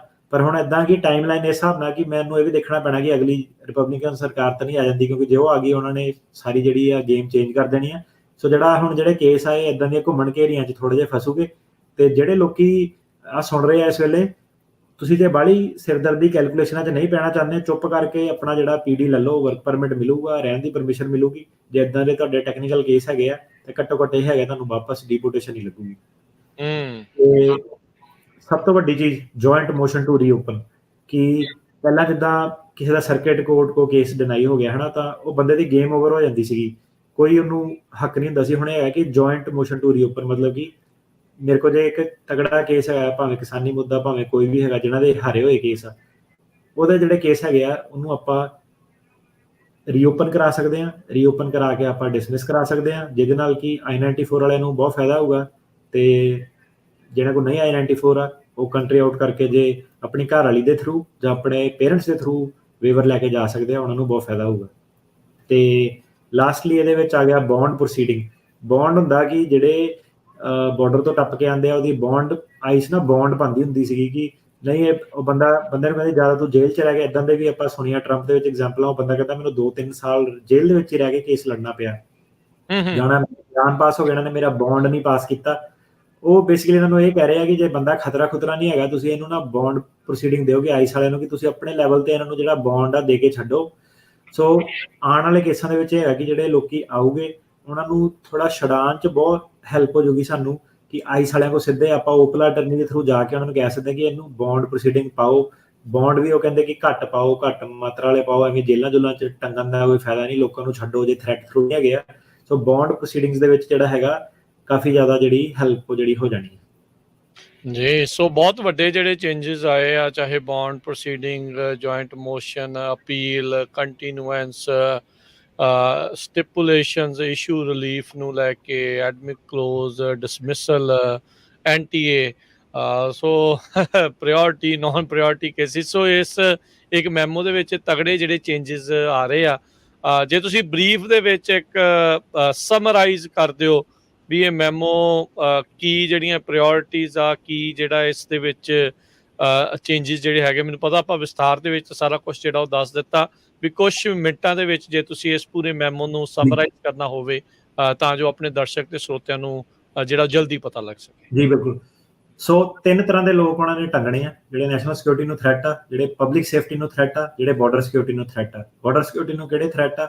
ਜਿਹੜੇ ਨਵੇਂ ਲੋਕ ਆ ਰਹੇ ਆ ਇਲੀਗਲ ਤਰੀਕੇ ਨਾਲ, ਤੇ ਜਿਹੜੇ ਨਵੰਬਰ 1 2020 ਤੋਂ ਬਾਅਦ ਜਿਹੜੇ ਤਰੀਕੇ ਨਾਲ ਆਏ ਆ। ਸੋ ਆਹ ਜਿਹੜੇ 3 ਜਿਹੜੇ ਤਰ੍ਹਾਂ ਦੇ ਲੋਕ ਆ ਇਹਨਾਂ ਤੇ ਉਹਨਾਂ ਨੇ ਫੋਕਸ ਕਰਨਾ। ਕਹਿਣ ਦਾ ਮਤਲਬ ਆ ਕਿ ਨਵੰਬਰ 1 2020 ਤੋਂ ਜਿੰਨੇ ਵੀ ਪਹਿਲੇ ਵਾਲੇ ਪੁਰਾਣੇ ਕੇਸ ਜਿਹੜੇ ਲਟਕੇ ਹੋਏ ਆ ਉਹਨਾਂ ਤੇ ਇਹਨਾਂ ਨੇ ਲੀਨੀਅੰਸੀ ਐਕਸਰਸਾਈਜ਼ ਕਰਨੀ ਆ। ਐਦਾਂ ਕਿਉਂ ਆ? ਕਿਉਂਕਿ ਜੇ ਉਹ ਸਾਰਿਆਂ ਤੇ ਲੀਨੀਅੰਸੀ ਐਕਸਰਸਾਈਜ਼ ਕਰਨ ਲੱਗ ਪੈਣ ਫਿਰ ਤਾਂ ਖਬਰ ਪੈ ਜਾਣੀ ਕਿ ਬੱਲੇ ਬੱਲੇ ਇਹਨਾਂ ਨੇ ਤਾਂ ਕੁਝ ਕਰਨਾ ਨਹੀਂ ਤੇ ਇਹਨਾਂ ਦੀਆਂ ਪ੍ਰੋਬਲਮਾਂ ਦੁੱਗਣੀਆਂ ਹੋ ਜਾਂਦੀਆਂ। ਸੋ ਇਹ ਹੈ ਕਿ ਨਵੇਂ ਵਾਲਿਆਂ ਨੂੰ ਇਹਨਾਂ ਨੇ ਬਿਲਕੁਲ ਟੰਗਣਾ। ਸੋ ਨਵੇਂ ਵਾਲਿਆਂ ਦੀ ਜੇ ਗੱਲ ਕਰੀਏ, ਉਹਨਾਂ ਦੇ ਲਈ ਇੱਕ ਨਵਾਂ ਸਿਸਟਮ ਜਿਹੜਾ ਜਾ ਰਿਹਾ ਕਿ ਛੇਤੀ ਉਹਨਾਂ ਦੀਆਂ ਹੀਅਰਿੰਗ ਜਿਹੜੀਆਂ ਆਪਾਂ ਦੱਸਿਆ ਸੀਗਾ ਕਿ 6 ਮਹੀਨੇ ਦੇ ਅੰਦਰ ਅੰਦਰ ਨਿਪਟਾਰਾ ਜਿਹੜਾ ਉਹਨਾਂ ਦਾ ਉਹ ਇਹਨਾਂ ਨੇ ਕਰ ਦੇਣਾ। ਉਹਦੇ ਵਿੱਚ ਪਰਸਨਲ ਮੇਰਾ ਓਪੀਨੀਅਨ ਹੈ ਕਿ ਜਿਹੜੇ ਨਵੇਂ ਲੋਕ ਆ ਉਹਨਾਂ ਕੋਲ ਪੈਸੇ ਪੂਸੇ ਨਹੀਂ ਹੁੰਦੇ, ਵਕੀਲ ਨੂੰ ਫੀਸ ਦੇਣ ਵਾਲੇ ਨਹੀਂ ਹੁੰਦੇ। ਸਾਨੂੰ ਪਤਾ ਵਾ ਇਸ ਗੱਲ ਦਾ। ਕਿੱਦਾਂ ਪਤਾ ਵਾ? ਕਿਉਂਕਿ ਜਿਹੜੀ ਸਾਡੀ ਪਹਿਲੀ ਇੰਸਟਾਲਮੈਂਟ ਆ ਉਹ ਵੀ ਦੇਣ 'ਚ ਲੋਕਾਂ ਨੂੰ ਪ੍ਰੋਬਲਮ ਆ। ਕਿਉਂਕਿ ਏਜੰਟ ਊਜੰਟ ਰਾਹੀਂ ਪੈਸੇ ਦੇ ਕੇ ਆਏ ਹੁੰਦੇ ਆ। ਨਵਾਂ ਬੰਦਾ ਘਰ ਲੱਭਦਾ, ਖਾਣ ਪੀਣ ਦੇ ਵਾਂਦੇ ਪਏ ਰਹਿੰਦੇ ਆ। 6 ਮਹੀਨੇ ਦੇ ਵਿੱਚ ਮੇਰੇ ਹਿਸਾਬ ਨਾਲ ਵਕੀਲ ਲੱਭ ਕੇ ਪਹਿਲਾਂ ਅਸਾਈਲਮ ਆਫਿਸ ਤੇ ਫਿਰ ਇਮੀਗ੍ਰੇਸ਼ਨ ਕੋਰਟ ਤੇ, ਮੇਰੇ ਹਿਸਾਬ ਨਾਲ ਵਧੀਆ ਸਿਸਟਮ ਨਹੀਂ ਆ। ਜਿਹੜੇ ਹੁਣ ਪੁਰਾਣੇ ਲਟਕੇ ਹੋਏ ਆ ਉਹਨਾਂ ਦਾ ਮੰਨਣਾ ਇਹ ਹੈ ਕਿ ਸਾਨੂੰ 5-5 6-6 ਸਾਲ 10-10 ਸਾਲ ਹੋ ਗਏ ਆ, ਇਹ ਵਧੀਆ ਸਿਸਟਮ ਆ। ਪਰ ਇਦਾਂ ਕਿ ਤੁਹਾਨੂੰ ਲੱਗਦਾ ਕਿਉਂਕਿ ਤੁਸੀਂ ਇੱਥੇ ਆ ਕੇ ਪੈਸਾ ਬਣਾ ਲਿਆ ਵਾ, ਪਰ ਜਦੋਂ ਨਵਾਂ ਬੰਦਾ ਆਉਂਦਾ ਤੁਸੀਂ ਇਸ ਗੱਲ ਨੂੰ ਸਮਝੋ ਕਿ ਵਕੀਲ ਦੀ ਜਿਹੜੀ ਪਹਿਲੀ $2000 ਦੀ ਇੰਸਟਾਲਮੈਂਟ ਆ ਦੇਣ 'ਚ, ਉਨੇ ਪੈਸੇ ਦੇਣ 'ਚ ਉਹਨਾਂ ਦੇ ਕੋਲ ਪੈਸੇ ਹੁੰਦੇ ਨਹੀਂ। ਕਿੱਥੋਂ ਦਊਗੇ ਉਹ, ਹਨਾ? ਤੇ 6 ਮਹੀਨੇ 'ਚ ਨਿਪਟਾਰਾ ਕਰ ਦੇਣਾ। ਟਾਈਮ ਘੱਟ ਆ, ਉਹਨਾਂ ਨੂੰ ਪੈਸੇ ਕਮਾਉਣ ਦਾ ਵੀ ਮੌਕਾ ਨਹੀਂ ਮਿਲਣਾ। ਜੇ ਵਾਪਸ ਭੇਜਤਾ ਤਾਂ ਉਹਨਾਂ ਦੇ ਜਿਹੜੇ ਪੈਸੇ ਲੋਨ ਚੱਕ ਕੇ ਆਏ ਸੀ ਉਹ ਪੂਰੇ ਨਹੀਂ ਹੋਣੇ। ਸੋ ਮੇਰੇ ਹਿਸਾਬ ਨਾਲ ਨਵੇਂ ਵਾਲੇ ਲੋਕ ਜਿਹੜੇ ਟੰਗੇ ਜਾਣੇ ਆ, ਜਿਹੜੇ ਨਵੰਬਰ 1 2020 ਤੋਂ ਪਹਿਲੀ ਵਾਲੀ ਜਿਹੜੀ ਆਡੀਅנס ਆ ਉਹਨੂੰ ਬਹੁਤ ਜ਼ਿਆਦਾ ਫਾਇਦਾ ਜਿਹੜਾ ਇਹਦੇ ਵਿੱਚ ਹੋਣਾ। ਤੇ ਪੀਡੀ ਜਿਹੜੀ ਹੈਗੀ ਆ ਉਹ ਤੁਸੀਂ ਆਪਣੇ ਜਿਹੜੇ ਲਾਈਫ ਸਾਈਕਲ ਆ ਕੇਸ ਦਾ ਕਿਤੇ ਵੀ ਉਹਨੂੰ ਐਕਸਰਸਾਈਜ਼ ਕਰ ਸਕਦੇ ਹੋ। ਭਾਵੇਂ ਤੁਹਾਡਾ ਐਨਟੀਏ ਇਸ਼ੂ ਹੋਇਆ ਭਾਵੇਂ ਨਹੀਂ ਹੋਇਆ, ਤੁਸੀਂ ਆਪਣੀ ਪ੍ਰੋਸੀਡਿੰਗ ਜਿਹੜੀ ਉਹ ਡਿਸਮਿਸ ਕਰਾ ਸਕਦੇ ਹੋ। ਜਿਹੜੇ ਫੈਮਿਲੀ ਵਾਲੇ ਕੇਸ ਵਾਲੇ ਹੈਗੇ ਆ ਉਹ 'ਚ ਤੁਹਾਨੂੰ ਬਹੁਤ ਜ਼ਿਆਦਾ ਫਾਇਦਾ ਹੈਗਾ। ਫੈਮਿਲੀ ਕੇਸਿਸ ਵਾਲਿਆਂ ਨੂੰ ਇੱਕੋ ਰਿਕੁਐਸਟ ਆ ਹੁਣ, ਕਿਉਂਕਿ ਸ਼ੋਅ ਸ਼ੁਰੂ ਤੋਂ ਪਹਿਲਾਂ ਮੈਂ ਦੱਸਿਆ ਕਿ ਕੋਈ ਮੇਰੀ ਇਹਦੇ ਵਿੱਚ ਐਰੋਗੈਂਸ ਨਹੀਂ ਹੈਗੀ, ਕੋਈ ਸ਼ੇਖੀ ਨਹੀਂ ਹੈਗੀ, ਕੁਛ ਨਹੀਂ ਹੈਗਾ। ਹਰੇ 7 ਦਿਨ 10-10 15-15 ਘੰਟੇ ਕੰਮ ਕਰਨ ਤੋਂ ਬਾਅਦ ਵੀ ਮੈਂ ਨਹੀਂ ਤੁਹਾਡੀਆਂ ਕਾਲਾਂ ਲੈ ਸਕਦਾ। ਸੋ ਤੁਹਾਨੂੰ ਮੇਰੀ ਥੋੜੀ ਜਿਹੀ ਹੈਲਪ ਕਰਨੀ ਪੈਣੀ ਹੈ। ਹੈਲਪ ਇਸ ਤਰੀਕੇ ਨਾਲ ਕਰਨੀ ਪੈਣੀ ਆ, ਜਿਹੜਾ ਪੀਡੀ ਵਾਲਾ ਬੰਦਾ ਨਾ ਸਿੱਧੇ ਮੈਸੇਜ ਛੱਡੋ ਕਿ ਮੇਰਾ ਪੀਡੀ ਵਾਲਾ ਕੇਸ ਆ, ਮੈਨੂੰ ਪਤਾ ਲੱਗ ਜਾਊਗਾ ਕਿ ਇਹਦਾ ਛੋਟਾ ਕੇਸ ਆ। ਜਿਹੜਾ BIA ਦੀ ਅਪੀਲ ਵਾਲਾ ਉਹ ਦੱਸੇ ਕਿ ਮੇਰੀ ਇੰਨੀ ਤਰੀਕ ਨੂੰ ਡੈਡਲਾਈਨ ਹੈ। ਇੱਕ ਮੈਸੇਜ, ਏਲੀਅਨ ਨੰਬਰ, ਨਾਮ, ਈਮੇਲ ਇਹ ਕਰੋ, ਮੈਂ ਤੁਹਾਨੂੰ ਕੰਟੈਕਟ ਕਰ ਸਕਦਾ। ਕਿਉਂਕਿ ਟਿਕਟੌਕ ਕਰਕੇ ਕਾਲ ਵੋਲਿਊਮ ਬਹੁਤ ਜ਼ਿਆਦਾ ਵਾ ਤੇ ਲੋਕੀ ਵੈਸੇ ਹੀ ਸਲਾਹ ਲੈਣ ਨੂੰ ਕਿ ਉਹਨਾਂ ਦਾ ਕੇਸ ਚੱਲਿਆ ਉੱਦਾਂ ਹੀ ਕਿ ਮੇਰੀ ਤਰੀਕ ਦਾ ਕੀ ਬਣੂਗਾ। ਸੋ ਇਦਾਂ ਦੀ ਕਾਲ ਵੋਲਿਊਮ ਸਾਡੇ ਕੋਲ ਬਹੁਤ ਜ਼ਿਆਦਾ ਮੈਨੇਜ ਨਹੀਂ ਹੋ ਪਾ ਰਿਹਾ ਤੇ ਪ੍ਰਾਇੋਰਟੀ ਜਿਹੜੀ ਹੈਗੀ ਉਹ ਐਗਜ਼ਿਸਟਿੰਗ ਕੇਸਿਸ ਨੂੰ ਆ। ਸੋ ਇਹ ਹੈ ਕਿ ਜਿਹੜੇ ਨਵੇਂ ਕਲਾਇੰਟ ਆ ਪਲੀਜ਼ ਆਪਣਾ ਜਿਹੜਾ ਮੈਸੇਜ ਆ ਉਹ ਛੱਡੋ, ਸਾਨੂੰ ਥੋੜਾ ਜਿਹਾ ਟਾਈਮ ਦਿਓ, ਕੋਆਪਰੇਟ ਕਰੋ ਸਾਡੇ ਨਾਲ। ਸਟਾਫਿੰਗ ਆਪਾਂ ਰੀਵੈਂਪ ਕਰ ਰਹੇ ਹਾਂ, ਅਪਡੇਟ ਕਰ ਰਹੇ ਹਾਂ। 2-3 ਮਹੀਨੇ ਸਾਡਾ ਜਿਹੜਾ ਸਿਸਟਮ ਆ ਉਹ ਸਲੋ ਚੱਲਣਾ ਵਾ। ਪੁਰਾਣੇ ਵਾਲੇ ਕੇਸਿਸ ਤੇ ਫੋਕਸ ਰੱਖੂਗਾ। ਨਵੇਂ ਵਾਲਿਆਂ ਨੂੰ ਮਾਫੀ ਚਾਹੁੰਦੇ ਆ, ਪਰ 2-3 ਮਹੀਨੇ ਬਾਅਦ ਸਾਰਾ ਜਿਹੜਾ ਸਿਸਟਮ ਆ, ਰਾਈਟ ਸਟਾਫਿੰਗ ਜਿੱਦਾਂ ਆਪਾਂ ਹਾਇਰ ਕਰਾਂਗੇ, ਉਹ ਵਾਲੀ ਸਾਡੀਆਂ ਪ੍ਰੋਬਲਮ ਜਿਹੜੀਆਂ ਉਹ ਦੂਰ ਹੋ ਜਾਊਗੀ। ਜੀ ਸੋ ਬਿਲਕੁਲ ਸਰੋਤਿਓ, ਇਹ ਜਿਹੜਾ ਅੱਜ ਪੀਡੀ ਦੇ ਬਾਬਤ ਜਿਹੜੀਆਂ ਚੇਂਜਸ ਮੈਮੋ ਆਇਆ ਆ ਉਸ ਦੇ ਨਾਲ ਜਿਹੜੀਆਂ ਚੇਂਜਸ ਵੱਡੇ ਪੱਧਰ ਦੇ ਉੱਤੇ ਆ ਰਹੀਆਂ ਆ, ਉਸ ਬਾਰੇ ਅੱਜ ਦੇ ਪ੍ਰੋਗਰਾਮ ਦੇ ਵਿੱਚ ਆਪਾਂ ਜਾਣਕਾਰੀਆਂ ਦਿੱਤੀਆਂ ਆ। ਨਹੀਂ ਤਾਂ ਅਮੂਮਨ ਆਪਾਂ ਇਸ ਵੇਲੇ ਤੱਕ ਕਾਫੀ ਕਾਲਸ ਲੈ ਲੈਂਦੇ ਆ, ਪਰ ਕਿਉਂਕਿ ਇਹ ਟੌਪਿਕ ਕਾਫੀ ਵਾਸਟ ਸੀਗਾ, ਕਾਫੀ ਲੰਮਾ ਚੌੜਾ ਜਿਹੜਾ ਉਹ ਚੱਲਿਆ, ਕਾਫੀ ਜਿਹੜੇ ਚੇਂਜਸ ਇਸ ਦੇ ਵਿੱਚ ਆ। ਜੇ ਤੁਹਾਡੇ ਕੋਲ ਹੈ ਵਕਤ 10-15 ਮਿੰਟ 20 ਮਿੰਟ ਜੇ ਤੁਸੀਂ ਕਾਲਸ ਅਟਾਰਨੀ ਟਿਰਕੈਣਾ ਜੀ ਲੈਣਾ ਚਾਹੁੰਦੇ ਆ ਤੇ ਆਪਾਂ ਜਿਹੜਾ ਇੱਕ ਬ੍ਰੇਕ ਤੋਂ ਬਾਅਦ ਬਿਲਕੁਲ ਜੀ ਤੇ ਸਰੋਤਿਓ ਬ੍ਰੇਕ ਤੋਂ ਬਾਅਦ ਦੇ ਵਿੱਚ ਮੁੜ ਕੇ ਹਾਜ਼ਰ ਹੁੰਦੇ ਆ ਤੇ ਫਿਰ ਕੁਛ ਚਿਰ ਜਿਹੜੀਆਂ ਤੁਹਾਡੀਆਂ ਕਾਲਸ ਆਪਾਂ ਜ਼ਰੂਰ ਲਵਾਂਗੇ ਤੇ ਕਾਲ ਕਰ ਲਿਓ ਜੀ 408 272 5200 4082725200 ਦੇ ਉੱਤੇ ਕਾਲ ਕਰਕੇ ਤੁਸੀਂ ਆਪਣੇ ਜਿਹੜੇ ਸਵਾਲ ਆ ਉਹ ਹੁਣ ਪੁੱਛ ਸਕਦੇ ਆ। ਤੇ ਆਓ ਸਰੋਤਿਓ, ਤੁਹਾਡੇ ਨਾਲ ਜਿਹੜੀ ਹੁਣ ਆਪਾਂ ਗੱਲਬਾਤ ਕਰਦੇ ਹਾਂ। ਕਾਲ ਕਰਨ ਦੇ ਲਈ ਨੰਬਰ 408 272 5200 ਟਰਾਈ ਕਰਨੀ ਹੈ ਜੀ ਅਸੀਂ ਵੱਧ ਤੋਂ ਵੱਧ ਕਾਲ ਜਿਹੜੀਆਂ ਲੈ ਸਕੀਏ। ਗੱਲ ਪਲੀਜ਼ ਜਿਹੜੀ ਹੈ ਜੀ ਉਹ ਆਪਣੀ ਛੋਟੀ ਰੱਖਿਓ ਤੇ ਟੂ ਦਾ ਪੁਆਇੰਟ ਜਿਹੜੀ ਉਹ ਪਲੀਜ਼ ਗੱਲ ਕਰਿਓ ਜੀ। ਸਾਰਿਆਂ ਨੂੰ ਪਹਿਲਾਂ ਹੀ ਸਤਿ ਸ੍ਰੀ ਅਕਾਲ ਆ। ਸੋ ਪਲੀਜ਼ ਸਤਿ ਸ੍ਰੀ ਅਕਾਲ ਨਾ ਬੁਲਾਇਓ। ਸਾਰਿਆਂ ਨੂੰ ਪਹਿਲਾਂ ਹੀ ਸਤਿ ਸ੍ਰੀ ਅਕਾਲ ਆ। ਸਾਰਿਆਂ ਨੂੰ ਰਿਸਪੈਕਟ ਹੈ, ਰਿਲੀਜਨ ਨੂੰ ਰਿਸਪੈਕਟ ਹੈ। ਸੋ ਸਿੱਧਾ ਹੀ ਜਿਹੜਾ ਆਪਣਾ ਕੁਐਸਚਨ ਪੁੱਛੋ ਤਾਂ ਕਿ ਟਾਈਮ ਘੱਟ ਆ, ਵੱਧ ਤੋਂ ਵੱਧ ਕੁਐਸਚਨ ਜਿਹੜੇ ਲੈ ਸਕਦੇ ਜੀ। ਕੁਲਦੀਪ ਜੀ, ਹਾਂਜੀ ਕੁਲਦੀਪ ਜੀ ਪੁੱਛੋ ਜੀ ਸਵਾਲ। ਗੁਰਦੀਪ ਜੀ, ਹੈਲੋ। ਹਾਂਜੀ ਗੁਰਦੀਪ ਜੀ। ਹਾਂਜੀ, ਮੇਰਾ ਇਹ ਸਵਾਲ ਸੀਗਾ। ਮੇਰਾ ਨਾ ਅਸਾਈਲਮ ਦਾ ਕੇਸ ਲੱਗਾ ਹੋਇਆ ਤੇ ਮੈਂ US ਸਿਟੀਜ਼ਨ ਨਾਲ ਮੈਰਿਜ ਵੀ ਕਰ ਲਈ ਤੇ US ਸਿਟੀਜ਼ਨ ਨਾਲ ਮੈਂ ਮੈਰਿਜ ਕਰਕੇ ਮੇਰਾ I-130 ਅਪਰੂਵ ਹੈ ਤੇ ਮੈਂ ਅਸਾਈਲਮ ਆਪਣੀ ਕਲੋਜ਼ ਨਹੀਂ ਕਰ ਪਾਇਆ ਸੀ ਪਹਿਲਾਂ, ਕਿਉਂਕਿ ਜਦੋਂ ਟਰੰਪ ਦੇ ਟਾਈਮ ਦੇ ਵਿੱਚ ਐਡਮਿਨਿਸਟ੍ਰੇਟਿਵਲੀ ਕਲੋਜ਼ ਨਹੀਂ ਹੋਣ ਡਿਆ ਸੀ ਜੀ। ਮੈਂ ਆਪਣਾ ਅਸਾਈਲਮ ਡਿਸਾਈਡ ਕੀਤਾ ਵੀ ਮੈਂ ਅਸਾਈਲਮ ਨਾਲ ਪ੍ਰੋਸੀਡ ਕਰਨਾ ਤੇ ਮੇਰਾ ਹੁਣ ਅਸਾਈਲਮ ਗ੍ਰਾਂਟ ਹੋ ਗਿਆ ਤੇ ਮੈਂ ਵਿਆਹ ਦੇ ਕੇਸ ਤੇ ਗ੍ਰੀਨ ਕਾਰਡ ਕਿੱਦਾਂ ਲੈ ਸਕਦਾ?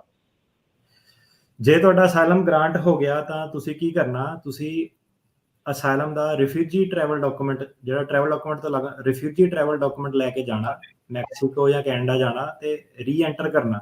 ਠੀਕ ਆ, ਜਦੋਂ ਤੁਸੀਂ ਰੀ-ਐਂਟਰ ਕਰੋਗੇ ਤੁਹਾਡੀ ਜਿਹੜੀ ਉਹ ਵਾਲੀ ਐਂਟਰੀ ਤੋਂ ਬਾਅਦ ਤੁਸੀਂ ਮੈਰਿਜ ਬੇਸ ਵਾਲਾ ਗ੍ਰੀਨ ਕਾਰਡ ਜਿਹੜਾ ਸਿੱਧੇ ਫਾਈਲ ਕਰ ਸਕਦੇ ਆ। ਤੁਹਾਨੂੰ ਜਿਹੜਾ ਅਸਾਈਲਮ ਦਾ ਸਾਲ ਦੀ ਜਿਹੜੀ ਵੇਟ ਹੁੰਦੀ ਆ ਉਹ ਨਹੀਂ ਕਰਨੀ ਪੈਣੀ।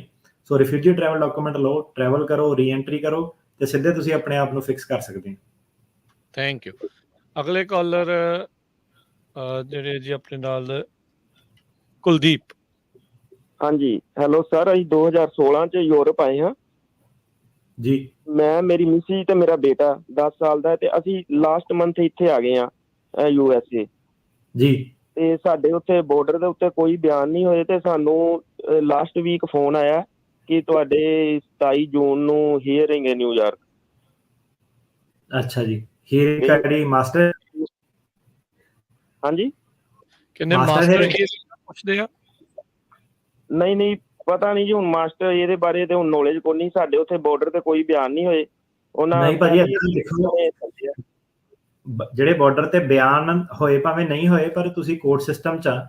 ਸੋ ਹਰੇਕ ਬੰਦੇ ਦੀ ਜਿਹੜੀ ਹੀਅਰਿੰਗ ਆ ਉਹ ਪੈਂਦੀ ਆ। ਠੀਕ ਆ, ਸੋ ਤੁਹਾਡੀ ਮਾਸਟਰ ਹੀਅਰਿੰਗ ਪਈ ਹੋਣੀ ਪਹਿਲੀ। ਸੋ ਹੀਅਰਿੰਗ ਤੇ ਤੁਸੀਂ ਜ਼ਰੂਰ ਜਾਣਾ। ਸੋ ਬੇਸਿਕਲੀ ਕੀ ਹੈ ਕਿ ਉਸ ਤੋਂ ਪਹਿਲਾਂ ਤੁਸੀਂ ਵਕੀਲ ਕਰੋ ਤੇ ਉਹ ਜਿਹੜੀ ਹੀਅਰਿੰਗ ਆ, ਕਈ ਵਾਰੀ ਕੀ ਹੁੰਦਾ ਕਿ ਜਾਣ ਦੀ ਲੋੜ ਨਹੀਂ ਪੈਂਦੀ, ਪਰ ਜਦ ਤੱਕ ਹੀਅਰਿੰਗ ਤੁਹਾਡੀ ਬੋਲਦੀ ਆ ਤਦ ਤੱਕ ਤੁਹਾਨੂੰ ਜਾਣਾ ਹੀ ਪੈਣਾ। ਸੋ ਕੀ ਹੁੰਦਾ ਕਿ ਵਕੀਲ ਜਦੋਂ ਤੁਸੀਂ ਕਰਦੇ ਆ ਤਾਂ ਉਹ ਤੁਹਾਡੀ ਰਿਟਨ ਪਲੀਡਿੰਗ ਵਗੈਰਾ ਪਵਾ ਕੇ ਮਾਸਟਰ ਹੀਅਰਿੰਗ ਨੂੰ ਤੁਹਾਡੀ ਇੰਡੀਵਿਜੂਅਲ ਹੀਅਰਿੰਗ ਚ ਜਿਹੜਾ ਉਹ ਕਨਵਰਟ ਕਰ ਦੂਗਾ। ਸੋ ਕਹਿਣ ਦਾ ਮਤਲਬ ਹੈ ਕਿ ਤੁਹਾਡਾ ਨੋਰਮਲ ਹੀ ਆ, ਕੋਈ ਅਲੱਗ ਪ੍ਰੋਸੈਸ ਨਹੀਂ ਹੈਗਾ। ਸਾਰੇ ਜਿਹੜੇ ਪ੍ਰੋਸੈਸ ਇੱਦਾਂ ਹੀ ਆ, ਬਾਰਡਰ ਤੋਂ ਆਉਂਦੇ ਆ, ਬਿਆਨ ਹੋਣ ਭਾਵੇਂ ਨਾ ਹੋਣ। ਤੇ ਫਿਰ ਤੁਹਾਡੀ ਜਿਹੜੀ ਹੀਅਰਿੰਗ ਆਊਗੀ ਇਮੀਗ੍ਰੇਸ਼ਨ ਕੋਰਟ ਮੋਰੇ, ਮਾਸਟਰ ਹੀਅਰਿੰਗ ਕਹਿੰਦੇ ਆ। ਤੇ ਉਹਦੇ ਵਿੱਚ ਤੁਸੀਂ ਅਸਾਈਲਮ ਵਗੈਰਾ ਆਪਣਾ ਮੰਗਦੇ ਹੋ। ਤੁਸੀਂ ਮਾਸਟਰ ਹੀਅਰਿੰਗ ਚ ਪਹਿਲਾਂ ਕੋਰਟ ਚ ਜਾਣ ਦੀ ਲੋੜ ਪੈਂਦੀ ਸੀ, ਪਰ ਹੁਣ ਕੀ ਹੈ ਕਿ ਰਿਟਨ ਪਲੀਡਿੰਗ ਰਾਹੀਂ ਬਿਨਾਂ ਕੋਰਟ ਚ ਪੇਸ਼ ਹੋਏ ਵਕੀਲ ਤੁਹਾਡਾ ਪਹਿਲਾਂ ਜਿਹੜੀ ਮਾਸਟਰ ਹੀਅਰਿੰਗ ਆ ਉਹਨੂੰ ਇੰਡੀਵਿਜੂਅਲ ਹੀਅਰਿੰਗ ਚ ਕਨਵਰਟ ਕਰਾ ਸਕਦਾ ਜੀ। ਥੈਂਕ ਯੂ ਜੀ। ਗੁਰਜੰਟ। ਹਾਂਜੀ, ਸਤਿ ਸ਼੍ਰੀ ਅਕਾਲ ਜੀ ਦੋਨਾਂ ਨੂੰ, ਵੀਰਾਂ ਨੂੰ। ਤੇ ਅਸੀਂ ਆਏ ਸੀਗੇ 2009 ਦੇ ਵਿੱਚ ਜੀ। ਇੱਥੇ ਆ ਕੇ ਹਸਬੈਂਡ ਵਾਈਫ, ਸਾਡੇ 2 ਬੱਚੇ ਜੀ। ਅਸੀਂ ਕੋਈ ਕੇਸ ਨਹੀਂ ਲਾਇਆ। ਕੀ ਸਾਨੂੰ ਕੁਝ ਮਿਲ ਸਕਦਾ ਇਹਦੇ ਵਿੱਚ ਜੀ? ਤੁਸੀਂ ਵੀਜ਼ੇ ਤੇ ਆਏ ਸੀਗੇ? ਹਾਂਜੀ, ਵੀਜ਼ੇ ਤੇ ਆਏ ਸੀਗੇ ਜੀ। ਨਹੀਂ, ਇਹ ਨਵੇਂ ਵਾਲੇ ਚ ਤਾਂ ਕੋਈ ਨਹੀਂ, ਕਿਉਂਕਿ ਤੁਹਾਡਾ ਕੇਸ ਹੀ ਨਹੀਂ ਹੈਗਾ ਕੋਈ, ਹਨਾ।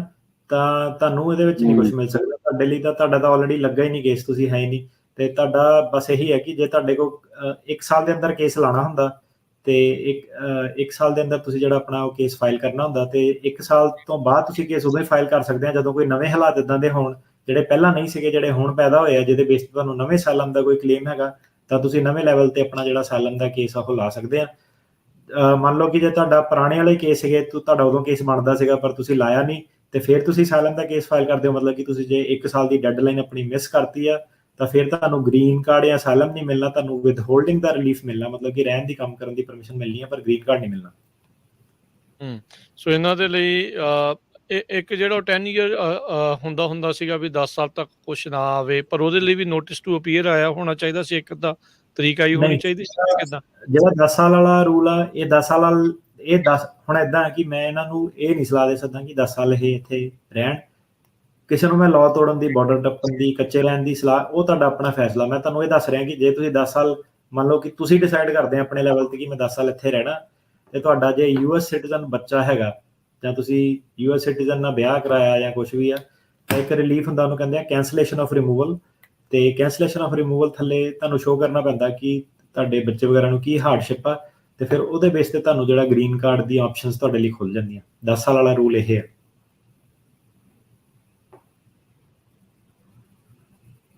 ਸਨੀ ਹੈਲੋ, ਹਾਂਜੀ ਭਾਜੀ ਮੈਂ ਪੁੱਛਣਾ ਚਾਹੁੰਦਾ ਸੀ ਕਿ ਮੈਂ ਆਪਣੇ ਸਿਟੀਜ਼ਨ ਅਪਲਾਈ ਕੀਤੀ ਹੈ, 1.5 ਸਾਲ ਹੋ ਗਿਆ, ਮੇਰੇ ਫਿੰਗਰ ਹੋ ਗਏ ਆ, ਪਰ ਪਿੱਛੇ ਮੈਂ ਆਪਣੀ ਮੰਮੀ ਨੂੰ ਸੱਦਣਾ ਚਾਹੁੰਦਾ ਸੀ ਤੇ ਮੇਰੇ ਡੈਡੀ ਦੀ ਡੈਥ ਹੋ ਗਈ ਆ, 2-3 ਮਹੀਨੇ ਹੋ ਗਏ ਆ, ਤੇ ਮੇਰਾ ਸਾਰੇ ਭਰਾ ਵਗੈਰਾ ਯੂਰਪ ਰਹਿੰਦੇ ਆ, ਤੇ ਇੱਕ ਭਰਾ ਮੰਮੀ ਕਰਕੇ ਰਹਿੰਦਾ ਉੱਥੇ ਆਪਣੇ ਇੰਡੀਆ, ਤੇ ਉਹ ਨਾ ਸਹੀ ਮੰਮੀ ਨੂੰ ਖਿਆਲ ਨਹੀਂ ਰੱਖਦਾ, ਤੇ ਮੈਂ ਮੰਮੀ ਨੂੰ ਸੱਦਣਾ ਚਾਹੁੰਦਾ ਸੀ, ਤੇ ਉਹ ਮੈਂ ਸਿਟੀਜ਼ਨ ਦੀ ਵੇਟ ਕਰਾਂ ਜਾਂ ਫਿਰ ਕੋਈ ਚਾਂਸ ਹੈਗਾ ਕਿ ਮਤਲਬ ਆ ਸਕਦੇ ਮੰਮੀ ਵੀਜ਼ਾ ਲੈ ਕੇ, ਕੋਈ ਹੈ ਚਾਂਸ ਕਿ ਟੂਰਿਸਟ ਵੀਜ਼ਾ ਲੈ ਕੇ ਤੁਹਾਨੂੰ ਵਿਜ਼ਿਟ ਕਰ ਸਕਦੇ ਆ। ਟੂਰਿਸਟ ਵੀਜ਼ਾ ਦੀ ਅਪਾਇੰਟਮੈਂਟ ਜੇ ਮਿਲਦੀ ਆ, ਤੁਸੀਂ ਬਸ ਇੱਕੋ ਗੱਲ ਦਾ ਖਿਆਲ ਰੱਖਣਾ ਕਿ ਤੁਹਾਨੂੰ ਕੋਈ ਝੂਠ ਘਪਲਾ ਹੁਣ ਇਸ ਵੇਲੇ ਮਾਰਨ ਦੀ ਲੋੜ ਨਹੀਂ ਹੈਗੀ, ਕਿਉਂਕਿ ਤੁਸੀਂ ਸਿਟੀਜ਼ਨ ਬਣੇ ਖੜੇ ਆ, ਤੇ ਬਾਅਦ ਤੁਸੀਂ ਆਪਣੀ ਮਾਤਾ ਨੂੰ ਗ੍ਰੀਨ ਕਾਰਡ ਤੇ ਬੁਲਾ ਸਕਦੇ ਆ। ਸੋ ਇਦਾਂ ਕਿ ਸਿੱਧੇ ਆਪਣਾ ਜਿਹੜਾ ਉਹ ਟਰਾਈ ਲਓ। ਤੇ ਤੁਹਾਡਾ ਗ੍ਰੀਨ ਕਾਰਡ ਕਿੱਦਾਂ ਆਇਆ ਸੀਗਾ? ਅਸਾਈਲਮ ਦੇ ਥਰੂ ਆਇਆ ਸੀਗਾ? ਨਹੀਂ, ਆਪਣਾ ਮੈਰਿਜ ਕੀਤੀ ਸੀ ਇੱਥੇ, ਤੇ ਫਿਰ ਬਾਅਦ ਚ ਡਾਈਵੋਰਸ ਹੋ ਗਿਆ ਸੀ ਮੇਰਾ। ਤੁਸੀਂ ਅਸਾਈਲਮ ਕਦੀ ਫਾਈਲ ਕੀਤਾ ਕਿ ਨਹੀਂ ਕੀਤਾ? ਨਹੀਂ ਜੀ, ਨਹੀਂ। ਠੀਕ ਹੈ, ਹਾਂਜੀ। ਸੋ ਬਸ ਆਪਣੀ ਮਾਤਾ ਨੂੰ ਕਹੋ ਟੂਰਿਸਟ ਵੀਜ਼ਾ ਟਰਾਈ ਕਰੇ, ਤੇ ਤੁਹਾਡੀ ਜਿਹੜੇ ਵਿਆਹ ਦੇ ਰਿਲੇਟਡ ਆ ਸਵਾਲ ਜਵਾਬ ਜੇ ਮਾਤਾ ਕੋ ਪੁੱਛੇ ਤਾਂ ਉਹਨੂੰ ਵੀ ਪੂਰਾ ਆਪਣਾ ਪਤਾ ਹੋਣਾ ਚਾਹੀਦਾ, ਕੌਣ ਕੁੜੀ ਸੀ, ਕਿੰਨੀ ਦੇਰ ਵਿਆਹ ਚੱਲਿਆ, ਕਦੋਂ ਡਿਵੋਰਸ ਹੋਇਆ, ਤਾਂ ਕਿ ਤੁਹਾਡੇ ਪ੍ਰੋਸੈਸ 'ਚ ਕੋਈ ਕੰਪਲਿਕੇਸ਼ਨ ਨਾ ਆਵੇ। Thank you.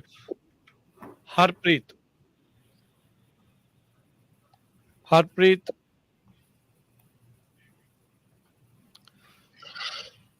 ਅਗਲੇ ਕਾਲਰ ਅਮਰਜੀਤ।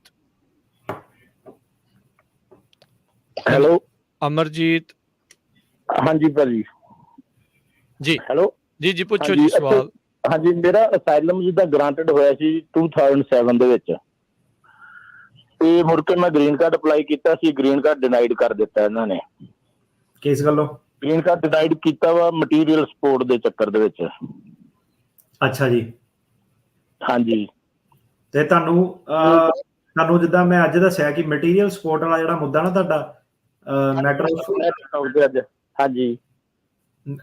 ਮੈਟਰ ਆਫ ਨਗੀਸ ਤੇ ਇਹਨਾਂ ਦਾ ਆਣਾ ਵਾ, ਤੇ ਇਸ ਸਾਲ ਦੇ ਵਿੱਚ ਆ ਜਾਣਾ ਚਾਹੀਦਾ। ਸੋ ਮਟੀਰੀਅਲ ਸਪੋਰਟ ਦੀ ਜਿਹੜੀ ਡੈਫੀਨੇਸ਼ਨ ਉਹ ਚੇਂਜ ਹੋ ਜਾਣੀ ਆ। ਮੈਂ ਰੇਡੀਓ ਤੇ ਇੱਥੇ ਆਪਣੇ ਟਿਕਟੌਕ ਤੇ ਹਰੇਕ ਕਿਤੇ ਅਨਾਉਂਸ ਕਰੂੰਗਾ ਜਦੋਂ ਮਟੀਰੀਅਲ ਸਪੋਰਟ ਵਾਲਾ ਆਊਗਾ। ਜਦੋਂ ਉਹ ਚੀਜ਼ ਆਉਂਦੀ ਆ ਉਸ ਤੋਂ ਬਾਅਦ ਤੁਸੀਂ ਮੇਰੇ ਆਫਿਸ ਨੂੰ ਕੰਟੈਕਟ ਕਰਿਓ। ਸੋ ਤੁਹਾਡੇ ਲਈ ਅਜੇ ਕੋਈ ਆਪਸ਼ਨ ਨਹੀਂ ਹੈਗੀ, ਤੁਹਾਨੂੰ ਕਰਨੀ ਪੈਣੀ matter of ਨਗੀਸ the. Balwant Kaur ji. Hello, Sat Sri ਅਕਾਲ ਪੁੱਤ ਜੀ। ਸਵਾਲ ਜੀ। ਹਾਂਜੀ, ਸਵਾਲ ਮੇਰਾ ਇੰਨਾ ਹੈਗਾ, ਮੇਰੀ ਹੈ ਨਾ ਭੈਣ ਦੀ ਲੜਕੀ ਆ, ਇਹ ਕੈਨੇਡਾ ਰਹਿੰਦਾ ਪਰਿਵਾਰ ਉਹ ਸਾਰਾ, ਤੇ ਜਿਹੜੀ ਉਹ ਮੇਰੀ ਭਾਣਜੀ ਆ ਭੈਣ ਦੀ ਲੜਕੀ, ਉਹਦਾ ਨਾ ਹੋ ਗਿਆ 3-4 ਮਹੀਨੇ, ਤੁਸੀਂ ਵੀ ਸੁਣਿਆ ਹੋਊਗਾ, ਉਹਦਾ ਬੱਚਾ ਇੱਕੋ ਹੀ ਸੀ, ਉਹ ਬੱਚਾ ਮਾਰ ਦਿੱਤਾ ਉੱਥੇ, ਜਿੱਦਾਂ ਕੰਮ ਤੋਂ ਆਏ ਨੂੰ ਗੋਲੀਆਂ ਮਾਰ ਕੇ। ਹਾਂਜੀ। ਉਹ ਕੁੜੀ ਹੁਣ ਚਾਹੁੰਦੀ ਆ ਵੀ ਅਸੀਂ ਮੀਆਂ ਬੀਬੀ ਇੱਥੇ ਆ ਜਾਈਏ, ਸਾਡਾ ਇੱਥੇ ਰਿਹਾਇਸ਼ ਹੋਵੇ, ਸਾਡੀ ਮੈਂ ਮਾਸੀ ਆ ਉਹਦੀ, ਤੇ ਮਤਲਬ ਕਿ ਉਹਦਾ ਦਿਲ ਕਹਿੰਦਾ, ਉਹ ਚੱਕ ਹੋਇਆ ਜਿੱਦਾਂ, ਉੱਥੋਂ ਕਹਿੰਦੀ ਮੈਂ ਰਹਿਣਾ ਨਹੀਂ ਮੰਗਦੀ, ਵੀ ਜੇ ਮੈਂ ਇੱਥੇ ਰਹਿਣਾ ਹੋਵੇ ਪੱਕੀ ਕਿਸ ਢੰਗ ਨਾਲ ਰਹਿ ਸਕਦੀ। ਉਹ ਸਿਟੀਜ਼ਨ ਆ ਨਾ ਕੈਨੇਡਾ ਦੇ? ਕੈਨੇਡਾ ਦੇ ਸਿਟੀਜ਼ਨ ਆ ਜੀ। ਹਾਂਜੀ, ਉਹਨਾਂ ਨੂੰ ਨਾ E2 ਵੀਜ਼ਾ ਥੱਲੇ, E2 ਵੀਜ਼ਾ ਇਨਵੈਸਟਮੈਂਟ ਥੱਲੇ ਜੇ ਉਹ ਇੱਥੇ ਰਹਿਣਾ ਮੰਗਦੇ ਆ, ਤੇ ਜੋ ਵੀ ਉਹਨਾਂ ਦਾ ਘਰ-ਬਾਰ ਆ ਕੁਝ ਵੀ ਆ ਉਹਦੇ ਉੱਤੇ ਲੋਨ ਲੈ ਕੇ ਜਾਂ ਸੇਲ ਕਰਕੇ, ਜਿੱਦਾਂ ਵੀ ਆ, ਮਤਲਬ E2 'ਚ ਤੁਸੀਂ ਇਹ ਸ਼ੋਅ ਕਰਨਾ ਹੁੰਦਾ ਕਿ ਮੈਂ ਟੈਂਪਰੇਰੀ ਆਣਾ ਬਿਜ਼ਨਸ ਕਰਨ, ਤੇ E2 ਵੀਜ਼ੇ ਰਾਹੀਂ ਉਹ ਬਿਜ਼ਨਸ ਕਾਰੋਬਾਰ ਕਰਨ ਇੱਥੇ ਆ ਸਕਦੇ ਆ। ਜੇ ਕੰਮਕਾਰ ਉਹਨਾਂ ਨੇ ਕਰਨਾ ਵਾ ਤੇ E2 ਵੀਜ਼ੇ ਥੱਲੇ ਉਹ ਆ ਸਕਦੇ ਆ। ਅਸਾਈਲਮ ਵਾਲੀ ਆਪਸ਼ਨ ਨਹੀਂ ਉਹਨਾਂ ਨੂੰ ਮਿਲਣੀ ਕੋਈ ਵੀ।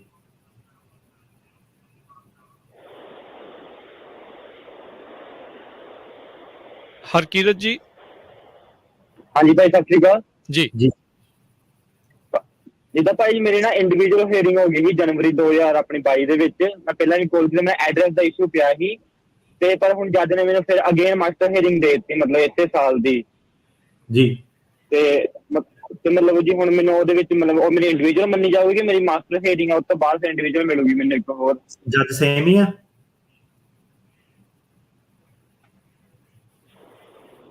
ਹੈਲੋ ਜੱਜ ਸੇਮ? ਹਾਂਜੀ ਹਾਂਜੀ ਜੱਜ ਸੇਮ ਹੈ ਸਰ। ਹੈਲੋ। ਸੋ ਹਾਂਜੀ, ਮਾਸਟਰ ਦੇ ਵਿੱਚ ਤੁਹਾਨੂੰ ਨਾ ਇੱਕ ਜਦੋਂ ਦੁਬਾਰਾ ਮਿਲਦਾ ਤੁਹਾਨੂੰ ਇੱਕ ਨੋਟਿਸ ਟੂ ਹੁਣ ਦੇਖਣਾ ਪੈਣਾ ਤੁਹਾਨੂੰ ਕਿ ਐਲੀਗੇਸ਼ਨ ਵਗੈਰਾ ਉਹਨਾਂ ਨੇ ਕੀ ਲਾਏ ਆ। ਸੋ ਆਪਣੇ ਵਕੀਲ ਨਾਲ ਬੈਠੋ, ਦੇਖੋ ਕਿ ਉਹਦੇ ਵਿੱਚ ਐਲੀਗੇਸ਼ਨ ਉਹਨਾਂ ਨੇ ਕੀ ਲਾਇਆ।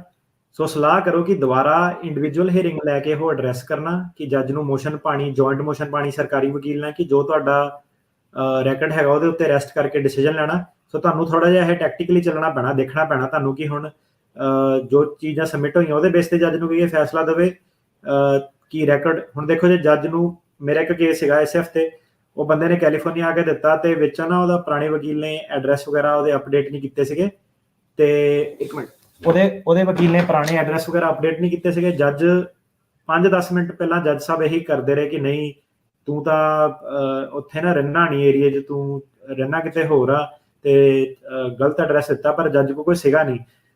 ਸੋ ਕੀ ਸੀਗਾ ਕਿ ਜੱਜ ਦੇ ਕੋਲ ਵੀ ਕੋਈ ਪ੍ਰੂਫ ਨਹੀਂ ਸੀਗਾ, ਪਰ ਹੁਣ ਬੰਦੇ ਕੋਲ ਪ੍ਰੂਫ ਸੀਗਾ, ਲੀਜ਼ ਸੀਗੀ, ਸਾਰਾ ਕੁਝ ਸੀਗਾ।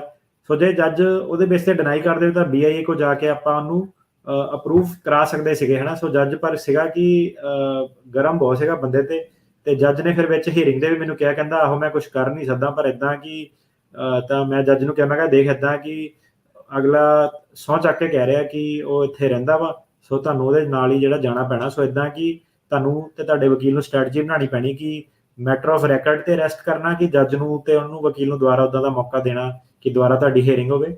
ਸੋ ਪ੍ਰੋਬਲਮ ਇਹ ਸਿਨੈਰੀਓ ਦੇ ਵਿੱਚ ਇਹੀ ਹੈ ਕਿ ਤੁਹਾਡੇ ਜਿਹੜੇ ਇੱਕ ਵਾਰੀ ਜਿਹੜੇ ਬਿਆਨ ਹੁਣ ਤੁਸੀਂ ਓਰਲੀ ਦਿੱਤੇ ਆ ਉਹਦਾ ਰੈਕਡ ਨਿਕਲਣਾ ਔਖਾ।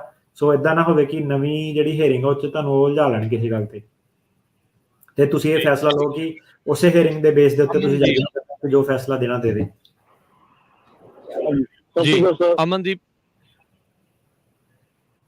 ਹਾਂਜੀ ਸਰ, ਆਵਾਜ਼ ਆ ਰਹੀ ਤੁਹਾਨੂੰ ਮੇਰੀ? ਸਰ ਆ ਰਹੀ ਹੈ ਜੀ, ਆ ਰਹੀ, ਪੁੱਛੋ ਜੀ ਸਵਾਲ। ਜੀ ਹਾਂਜੀ ਜਗਬੀਰ ਸਰ, ਮੈਂ ਨਾ ਕੁਝ ਮੇਰੇ ਨਾ ਬ੍ਰਦਰ 2018 ਚ ਉਹਨਾਂ ਨੂੰ ਡੈਪੂਟੇਸ਼ਨ ਲੱਗੀ ਸੀ ਤੇ ਉਹਨਾਂ ਨੇ ਕੇਸ ਦੁਆਰਾ ਅਪੀਲ ਨਹੀਂ ਕੀਤੀ, ਉਹਨਾਂ ਦੀ ਬਣਨਾ ਅਪੀਲ ਨਹੀਂ ਕੀਤੀ ਤੇ ਹੁਣ ਉਹ ਆਪਣਾ ਹੁਣ ਇਸ ਸਾਲ ਚ ਸੋਚ ਰਿਹਾ ਮੁੰਡਾ ਕਿ ਮੈਂ ਆਪਣਾ ਕੇਸ ਲਾਣਾ ਤੇ ਮੈਂ ਕਰਾਂ ਕੀ, ਕਿਉਂਕਿ ਉਹਨਾਂ ਹੁਣ ਕਿਉਂਕਿ ਇੱਕ ਕਹਿੰਦੇ 1 ਸਾਲ ਦਾ ਇੱਕ ਮਹੀਨਾ ਟਾਈਮ ਹੁੰਦਾ ਕਿ ਦੁਬਾਰਾ ਤੁਸੀਂ ਫਾਈਲ ਅਪੀਲ ਕਰ ਸਕਦੇ, ਪਰ ਇਹਨੂੰ 3 ਸਾਲ ਹੋ ਗਏ ਨੇ ਤੇ ਹੁਣ 3 ਸਾਲ ਬਾਅਦ ਕਹਿੰਦਾ ਮੈਂ ਅਪੀਲ ਕਰਨੀ। ਤੇ ਇਦਾਂ ਦਾ ਕੁਝ ਹੈਗਾ ਕਿ ਇਹ ਦੁਬਾਰਾ ਆਪਣੀ ਡੈਪੂਟੇਸ਼ਨ ਬਾਰੇ ਕੁਝ ਕਰ ਸਕਦਾ ਹੈ, ਜਿਹੜੀ ਮਤਲਬ ਕਿ ਜਿੱਦਾਂ ਸਟੇ ਕਰ ਸਕਦਾ ਕੰਮ ਲਈ ਆਪਣੇ ਕਾਗਜ਼ ਲੈ ਸਕਦਾ? ਇਹਦਾ ਬਸ ਉਹੀ ਹੋ ਸਕਦਾ ਕਿ ਮੋਸ਼ਨ ਟੂ ਰੀਓਪਨ, ਜੇ ਇਦਾਂ ਦੇ ਫੈਕਟ ਕੋਈ ਹੈਗੇ ਨੇ ਕਿ ਕੋਈ ਨਵਾਂ ਖਤਰਾ ਹੈਗਾ, ਕੋਈ ਮਗਰੋਂ ਘਰਦਿਆਂ ਨੇ ਪਾਰਟੀਸਪੇਸ਼ਨ ਕੀਤੀ ਹੋਵੇ ਆਪਣੀ ਹੋਮ ਕੰਟਰੀ 'ਚ, ਕੋਈ ਨਵਾਂ ਥ੍ਰੈਟ ਕੁਛ ਹੈਗਾ, ਕੋਈ ਨਵੇਂ ਹਾਲਾਤ ਆ, ਉਹਦੇ ਬੇਸ ਤੇ ਮੋਸ਼ਨ ਟੂ ਰੀਓਪਨ ਹੋ ਸਕਦੀ ਆ। ਤੇ ਜਿਹੜਾ ਅੱਜ ਸਾਰੀ ਡਿਸਕਸ਼ਨ ਚੱਲੀ ਆਪਣੀ PD ਜਿਹੜੀ ਹੈਗੀ ਆ, PD ਦੇ ਰਾਹੀਂ ਜਿਹੜੀ ਹੈਗੀ ਆ ਡੈਪੂਟੇਸ਼ਨ ਟੁੱਟ ਸਕਦੀ ਆ। ਸੋ ਪੋਸੀਬਿਲਿਟੀ ਹੈਗੀ ਆ, ਹਾਂਜੀ। ਸੋ ਤੁਸੀਂ ਜਦੋਂ ਮੈਂ ਦੱਸਿਆ ਮੈਸੇਜ ਸਾਨੂੰ ਟੈਕਸਟ ਕਰੋ motion to reopen plus PD ਤੇ ਇਨਫੋਰਮੇਸ਼ਨ ਛੱਡੋ, ਆਪਾਂ ਕੰਟੈਕਟ ਕਰਾਂਗੇ ਤੁਹਾਨੂੰ।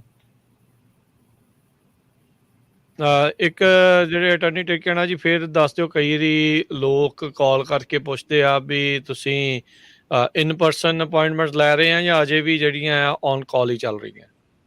ਨਹੀਂ, ਔਨ ਕਾਲ ਹੀ ਚੱਲੀਆਂ। ਇਨ ਪਰਸਨ ਮੈਨੂੰ ਨਹੀਂ ਲੱਗਦਾ ਕਿ ਆਉਣ ਵਾਲੇ ਟਾਈਮ 'ਚ ਮੈਂ ਇਨ ਪਰਸਨ ਲਊਂਗਾ, ਕਿਉਂਕਿ ਇਨ ਪਰਸਨ 'ਚ ਜੇ ਸਿੱਧੀ ਜਿਹੜੀ ਗੱਲ ਦੱਸੀ ਉਹ ਇੱਦਾਂ ਕਿ ਲੋਕੀ ਹੁਣ ਆਉਂਦੇ ਆ, ਹੁਣ ਕੋਈ ਸਾਹਮਣੇ ਆਇਆ ਉਹਨੂੰ ਬੰਦਾ, ਮੈਂ ਰੂਡ ਵੀ ਨਹੀਂ ਹੋਣਾ ਚਾਹੁੰਦਾ ਕਿ ਉਹਨੂੰ ਮੈਂ ਮੋੜ ਦੇਵਾਂ ਕਿਉਂਕਿ ਦੂਰੋਂ ਆਏ ਆ। ਸੋ ਉਹ ਵੀ ਗੱਲਬਾਤ ਫਿਰ ਮਾਰਨਾ ਚਾਹੁੰਦੇ ਆ, ਦੱਸਦੇ ਆ, ਕਈ ਵਾਰੀ ਰੇਡੀਓ ਸ਼ੋਅ ਦੀ ਗੱਲ ਕਰਦੇ ਆ, ਕਈ ਵਾਰੀ ਉਹ ਗੱਲ ਕਰਦੇ ਆ। ਸੋ ਪ੍ਰੋਬਲਮ ਇਹ ਹੈ ਕਿ ਉਹ ਨਾ ਜਿਹੜੀ ਮੀਟਿੰਗ ਆ ਉਹ ਬਹੁਤ ਲੰਬੀ ਚੱਲ ਜਾਂਦੀ ਹੈ, ਤੇ ਜਦੋਂ ਫੋਨ ਤੇ ਤੁਸੀਂ ਗੱਲ ਕਰਦੇ ਹੋ ਤੁਸੀਂ ਪੁਆਇੰਟ ਤੇ ਗੱਲ ਕਰਦੇ ਆ। ਸੋ ਮੈਂ ਇਹ ਫੈਸਲਾ ਕੀਤਾ ਕਿ ਹੁਣ ਕੁਝ ਮਹੀਨੇ ਜਦ ਤੱਕ ਇਹ ਸਾਰਾ ਸਿਸਟਮ ਸੈੱਟ ਨਹੀਂ ਹੁੰਦਾ, ਇਹ ਫੋਨ ਤੇ ਹੀ ਅਪਾਇੰਟਮੈਂਟ ਜਿਹੜੀਆਂ ਉਹ ਚੱਲੂਗੀ। Thank you. ਅਗਲੇ ਕਾਲਰ ਨੇ ਦੇਵੀ ਜੀ। ਭਾਜੀ ਸਾਡੀ ਕੁੜੀ ਤੇ ਪ੍ਰਾਹੁਣਾ ਸੈਕਰਾਮੈਂਟ ਤੋਂ ਇੰਡੀਆ ਗਏ ਆ, ਉਹ ਪੱਕੇ ਆਏ ਹੋ ਸੀਗੇ ਤੇ ਉਹਨਾਂ ਦੇ ਗ੍ਰੀਨ ਕਾਰਡ ਤੇ ਫਨੂ ਸੀਗਾ, ਉਹਨੇ ਜਿੱਦਾਂ ਨਾਂ ਠੀਕ ਕਰਾਉਣ ਨੂੰ ਇੱਥੇ ਕਾਰਡ ਜਮ੍ਹਾਂ ਕਰਾਤਾ ਤੇ ਮਗਰੋਂ ਚਲੇ ਗਏ ਇੰਡੀਆ ਨੂੰ। ਰਾਸਤੇ 'ਚ ਕਿਸੇ ਨੂੰ ਪੁੱਛਿਆ ਨਹੀਂ ਉਹਨਾਂ ਨੂੰ। ਹੁਣ ਜਦੋਂ ਉੱਧਰੋਂ ਆਉਂਦੇ ਦਿੱਲੀੋਂ ਆਉਣ ਲੱਗੇ ਤਾਂ ਉਹਨਾਂ ਨੂੰ ਚਾੜਨ ਨਹੀਂ ਦਿੱਤਾ। ਹੁਣ ਸਾਨੂੰ ਇਹ ਸਲਾਹ ਦੱਸੋ ਵੀ ਅਸੀਂ ਕੀ ਕਰੀਏ, ਇੱਧਰੋਂ ਕੁਝ ਕਰ ਸਕਦੇ ਹਾਂ ਜਾਂ? ਕਾਰਡ ਆ ਗਿਆ ਉਹਨਾਂ ਦਾ ਕਿ ਨਹੀਂ ਆਇਆ? ਨਹੀਂ ਉਹ ਤਾਂ 2-3 ਵਾਰੀ ਇੰਡੀਆ ਜਾਏ। ਕਾਰਡ ਜਿਹੜਾ ਨਵਾਂ ਨਾਂ ਠੀਕ ਕਰਾਉਣ ਨੂੰ ਦਿੱਤਾ ਸੀ, ਫਨੂ ਲਿਖਿਆ ਸੀ ਮੋਰੇ ਗ੍ਰੀਨ ਕਾਰਡ ਤੇ। ਤੁਸੀਂ ਏਦਾਂ ਕਰੋ, ਮੈਨੂੰ ਕਹੋ ਕਿ ਉਹ ਕਾਰਡ ਆ ਗਿਆ ਨਵਾਂ ਚੇਂਜ ਹੋ ਕੇ ਨਾ ਕਿ ਨਹੀਂ? ਨਹੀਂ ਜੀ, ਨਹੀਂ ਜੀ, ਤਾਂ ਹੀ ਤਾਂ ਉੱਥੋਂ ਦਿੱਲੀ ਤੋਂ ਜਾਣ ਨੇ ਦਿੱਤਾ, ਇਧਰੋਂ ਚਲੇ ਗਏ ਸੀ ਇੰਡੀਆ ਨੂੰ, ਹੁਣੇ ਗਏ 2 ਮਹੀਨੇ ਹੋਏ ਆ ਜੀ। ਉਹ ਫਿਰ ਏਦਾਂ ਕਿ ਬਹੁਤ ਪੰਗਾ ਲਿਆ ਉਹਨਾਂ ਨੇ, ਬਿਨਾਂ ਕਾਰਡ ਦਿੱਤਾ ਇੰਡੀਆ ਵਾਲੇ 에ਅਰਪੋਰਟ ਵਾਲੇ ਅੰਦਰ ਨਾ ਵੜਨ ਦੇਣ, ਵਕੀਲ ਨੂੰ ਨਾ ਅੰਦਰ ਵੜਨ ਦੇਣ ਹਨਾ। ਤੇ ਉਹ ਏਦਾਂ ਹੁਣ ਤੁਹਾਨੂੰ ਕੀ ਕਰਨਾ ਪੈਣਾ ਕਿ ਇੱਕ 131A ਹੁੰਦਾ, 131A ਉਹਨੂੰ ਕਹਿੰਦੇ ਆ ਐਡਵਾਂਸ ਪੈਰੋਲ ਜਾਂ ਟਰੈਵਲ ਡਾਕੂਮੈਂਟ ਜਾਂ ਰੀਐਂਟਰੀ ਪਰਮਿਟ, ਜੋ ਵੀ ਕਹਿੰਦੇ ਆ। 131A ਜਿਹੜਾ ਫਾਈਲ ਕਰਕੇ ਅੰਬੈਸੀ ਦੇ ਨਾਲ ਡਾਇਰੈਕਟਲੀ ਫਾਈਲ ਕਰੋ ਤੇ ਉਹ ਟਰੈਵਲ ਦੀ ਪਰਮਿਸ਼ਨ ਦੇ ਦੂਗੇ, ਡਾਕੂਮੈਂਟ ਬਣਾ ਕੇ ਉੱਤੇ ਉਹ ਆ ਸਕਦੇ ਆ। ਤੇ ਦੂਜਾ ਤਰੀਕਾ ਇਹ ਹੈ ਕਿ ਤੁਹਾਨੂੰ ਗ੍ਰੀਨ ਕਾਰਡ ਦੀ ਵੇਟ ਕਰਨੀ ਪੈਣੀ, ਉਹ ਟਾਈਮ ਬਹੁਤ ਲੱਗ ਜਾਣਾ। ਸੋ ਆਹ ਜਿਹੜਾ ਪੈਰੋਲ ਡਾਕੂਮੈਂਟ ਹੈਗਾ ਇਹਦੇ ਬੇਸ ਤੇ ਉਹਨਾਂ ਕੋਲ ਟਰੈਵਲ ਕਰਨ। ਜੀ ਅਗਲੇ ਕਾਲਰ ਪਰਮਜੀਤ। ਹਾਂਜੀ ਭਾਈ, ਸਤਿ ਸ਼੍ਰੀ ਅਕਾਲ ਜੀ। ਜੀ ਭਾਜੀ ਮੈਂ ਪੁੱਛਣਾ ਸੀਗਾ ਜੀ, ਜਿੱਦਾਂ ਡੈਪੂਟੇਸ਼ਨ ਲੱਗੀ ਹੈ ਕੇਸ ਤੇ ਭਾਜੀ, ਸਾਨੂੰ ਕਿਤੇ ਆਲਮੋਸਟ 2004 ਦੀ ਗੱਲ ਹੈ, ਤੇ ਡੈਪੂਟੇਸ਼ਨ ਨੂੰ 5 ਸਾਲ ਹੋ ਗਏ ਲੱਗੀ ਨੂੰ।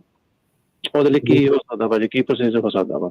ਜੇ ਭਾਜੀ ਸੇਮ ਥਿੰਗ, ਜੇ motion to reopen the options ਬਣਦੀ ਹੈ, ਮੋਸ਼ਨ ਟੂ ਰੀਓਪਨ ਕਰਕੇ ਪ੍ਰੋਸੀਕਿਊਟੋਰੀਅਲ ਡਿਸਕ੍ਰੈਸ਼ਨ।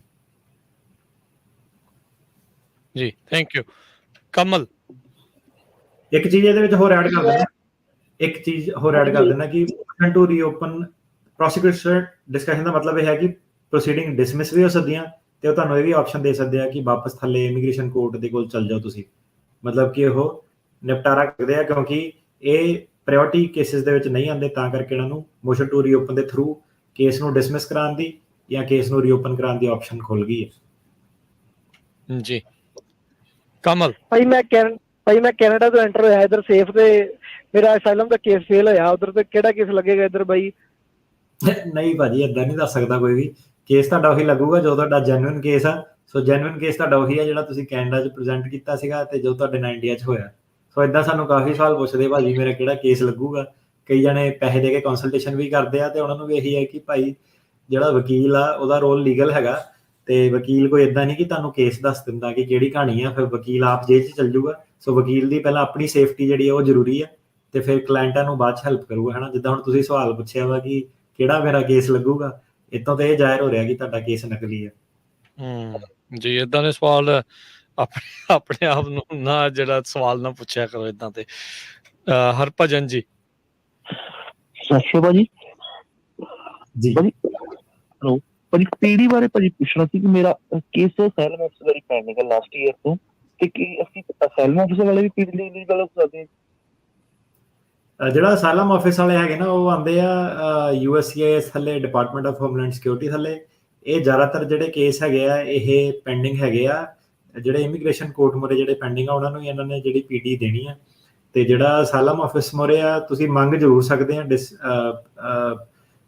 ਕਹਿ ਸਕਦੇ ਆ ਉਹਨਾਂ ਨੂੰ, ਪਰ ਜਿਹੜਾ ਅਸਾਈਲਮ ਆਫਿਸ ਵਾਲਾ ਕੇਸ ਆ ਉਹਦੀ ਅਜੇ ਤੁਹਾਡੀ ਤਰੀਕ ਨਹੀਂ, ਕੁਛ ਨਹੀਂ, ਪੈਂਡਿੰਗ ਦੇ ਵਿੱਚ ਆ। ਸੋ ਉਹਦੇ ਵਿੱਚ PD ਮਿਲਣੀ ਮੇਰੇ ਹਿਸਾਬ ਨਾਲ ਔਖੀ ਆ ਥੋੜੀ, ਪਰ ਇੰਪੋਸੀਬਲ ਨਹੀਂ ਹੈਗੀ ਜੀ। ਉਹਦੇ ਵਿੱਚ ਨਾ ਜਿਹੜਾ ਜਦੋਂ ਤੁਹਾਡਾ ਅਸਾਈਲਮ ਆਫਿਸ ਮੋਰੇ ਹੁੰਦਾ, ਤੁਹਾਡਾ ਕੋਈ ਸਰਕਾਰੀ ਵਕੀਲ ਨਹੀਂ ਹੁੰਦਾ। ਸੋ ਜਿਹੜਾ ਮੈਂ ਮੈਮੋ ਦੱਸਿਆ, ਉਹ ਦੱਸਿਆ ਕਿ ਜਿਹੜੇ ਸਰਕਾਰੀ ਵਕੀਲ ਆ ਉਹਨਾਂ ਨੂੰ ਪਾਵਰ ਆ, ਪ੍ਰੋਸੀਕਿਊਟੋਰੀਅਲ ਡਿਸਕ੍ਰੈਸ਼ਨ ਕਹਿੰਦੇ ਆ, ਪ੍ਰੋਸੀਕਿਊਟਰ।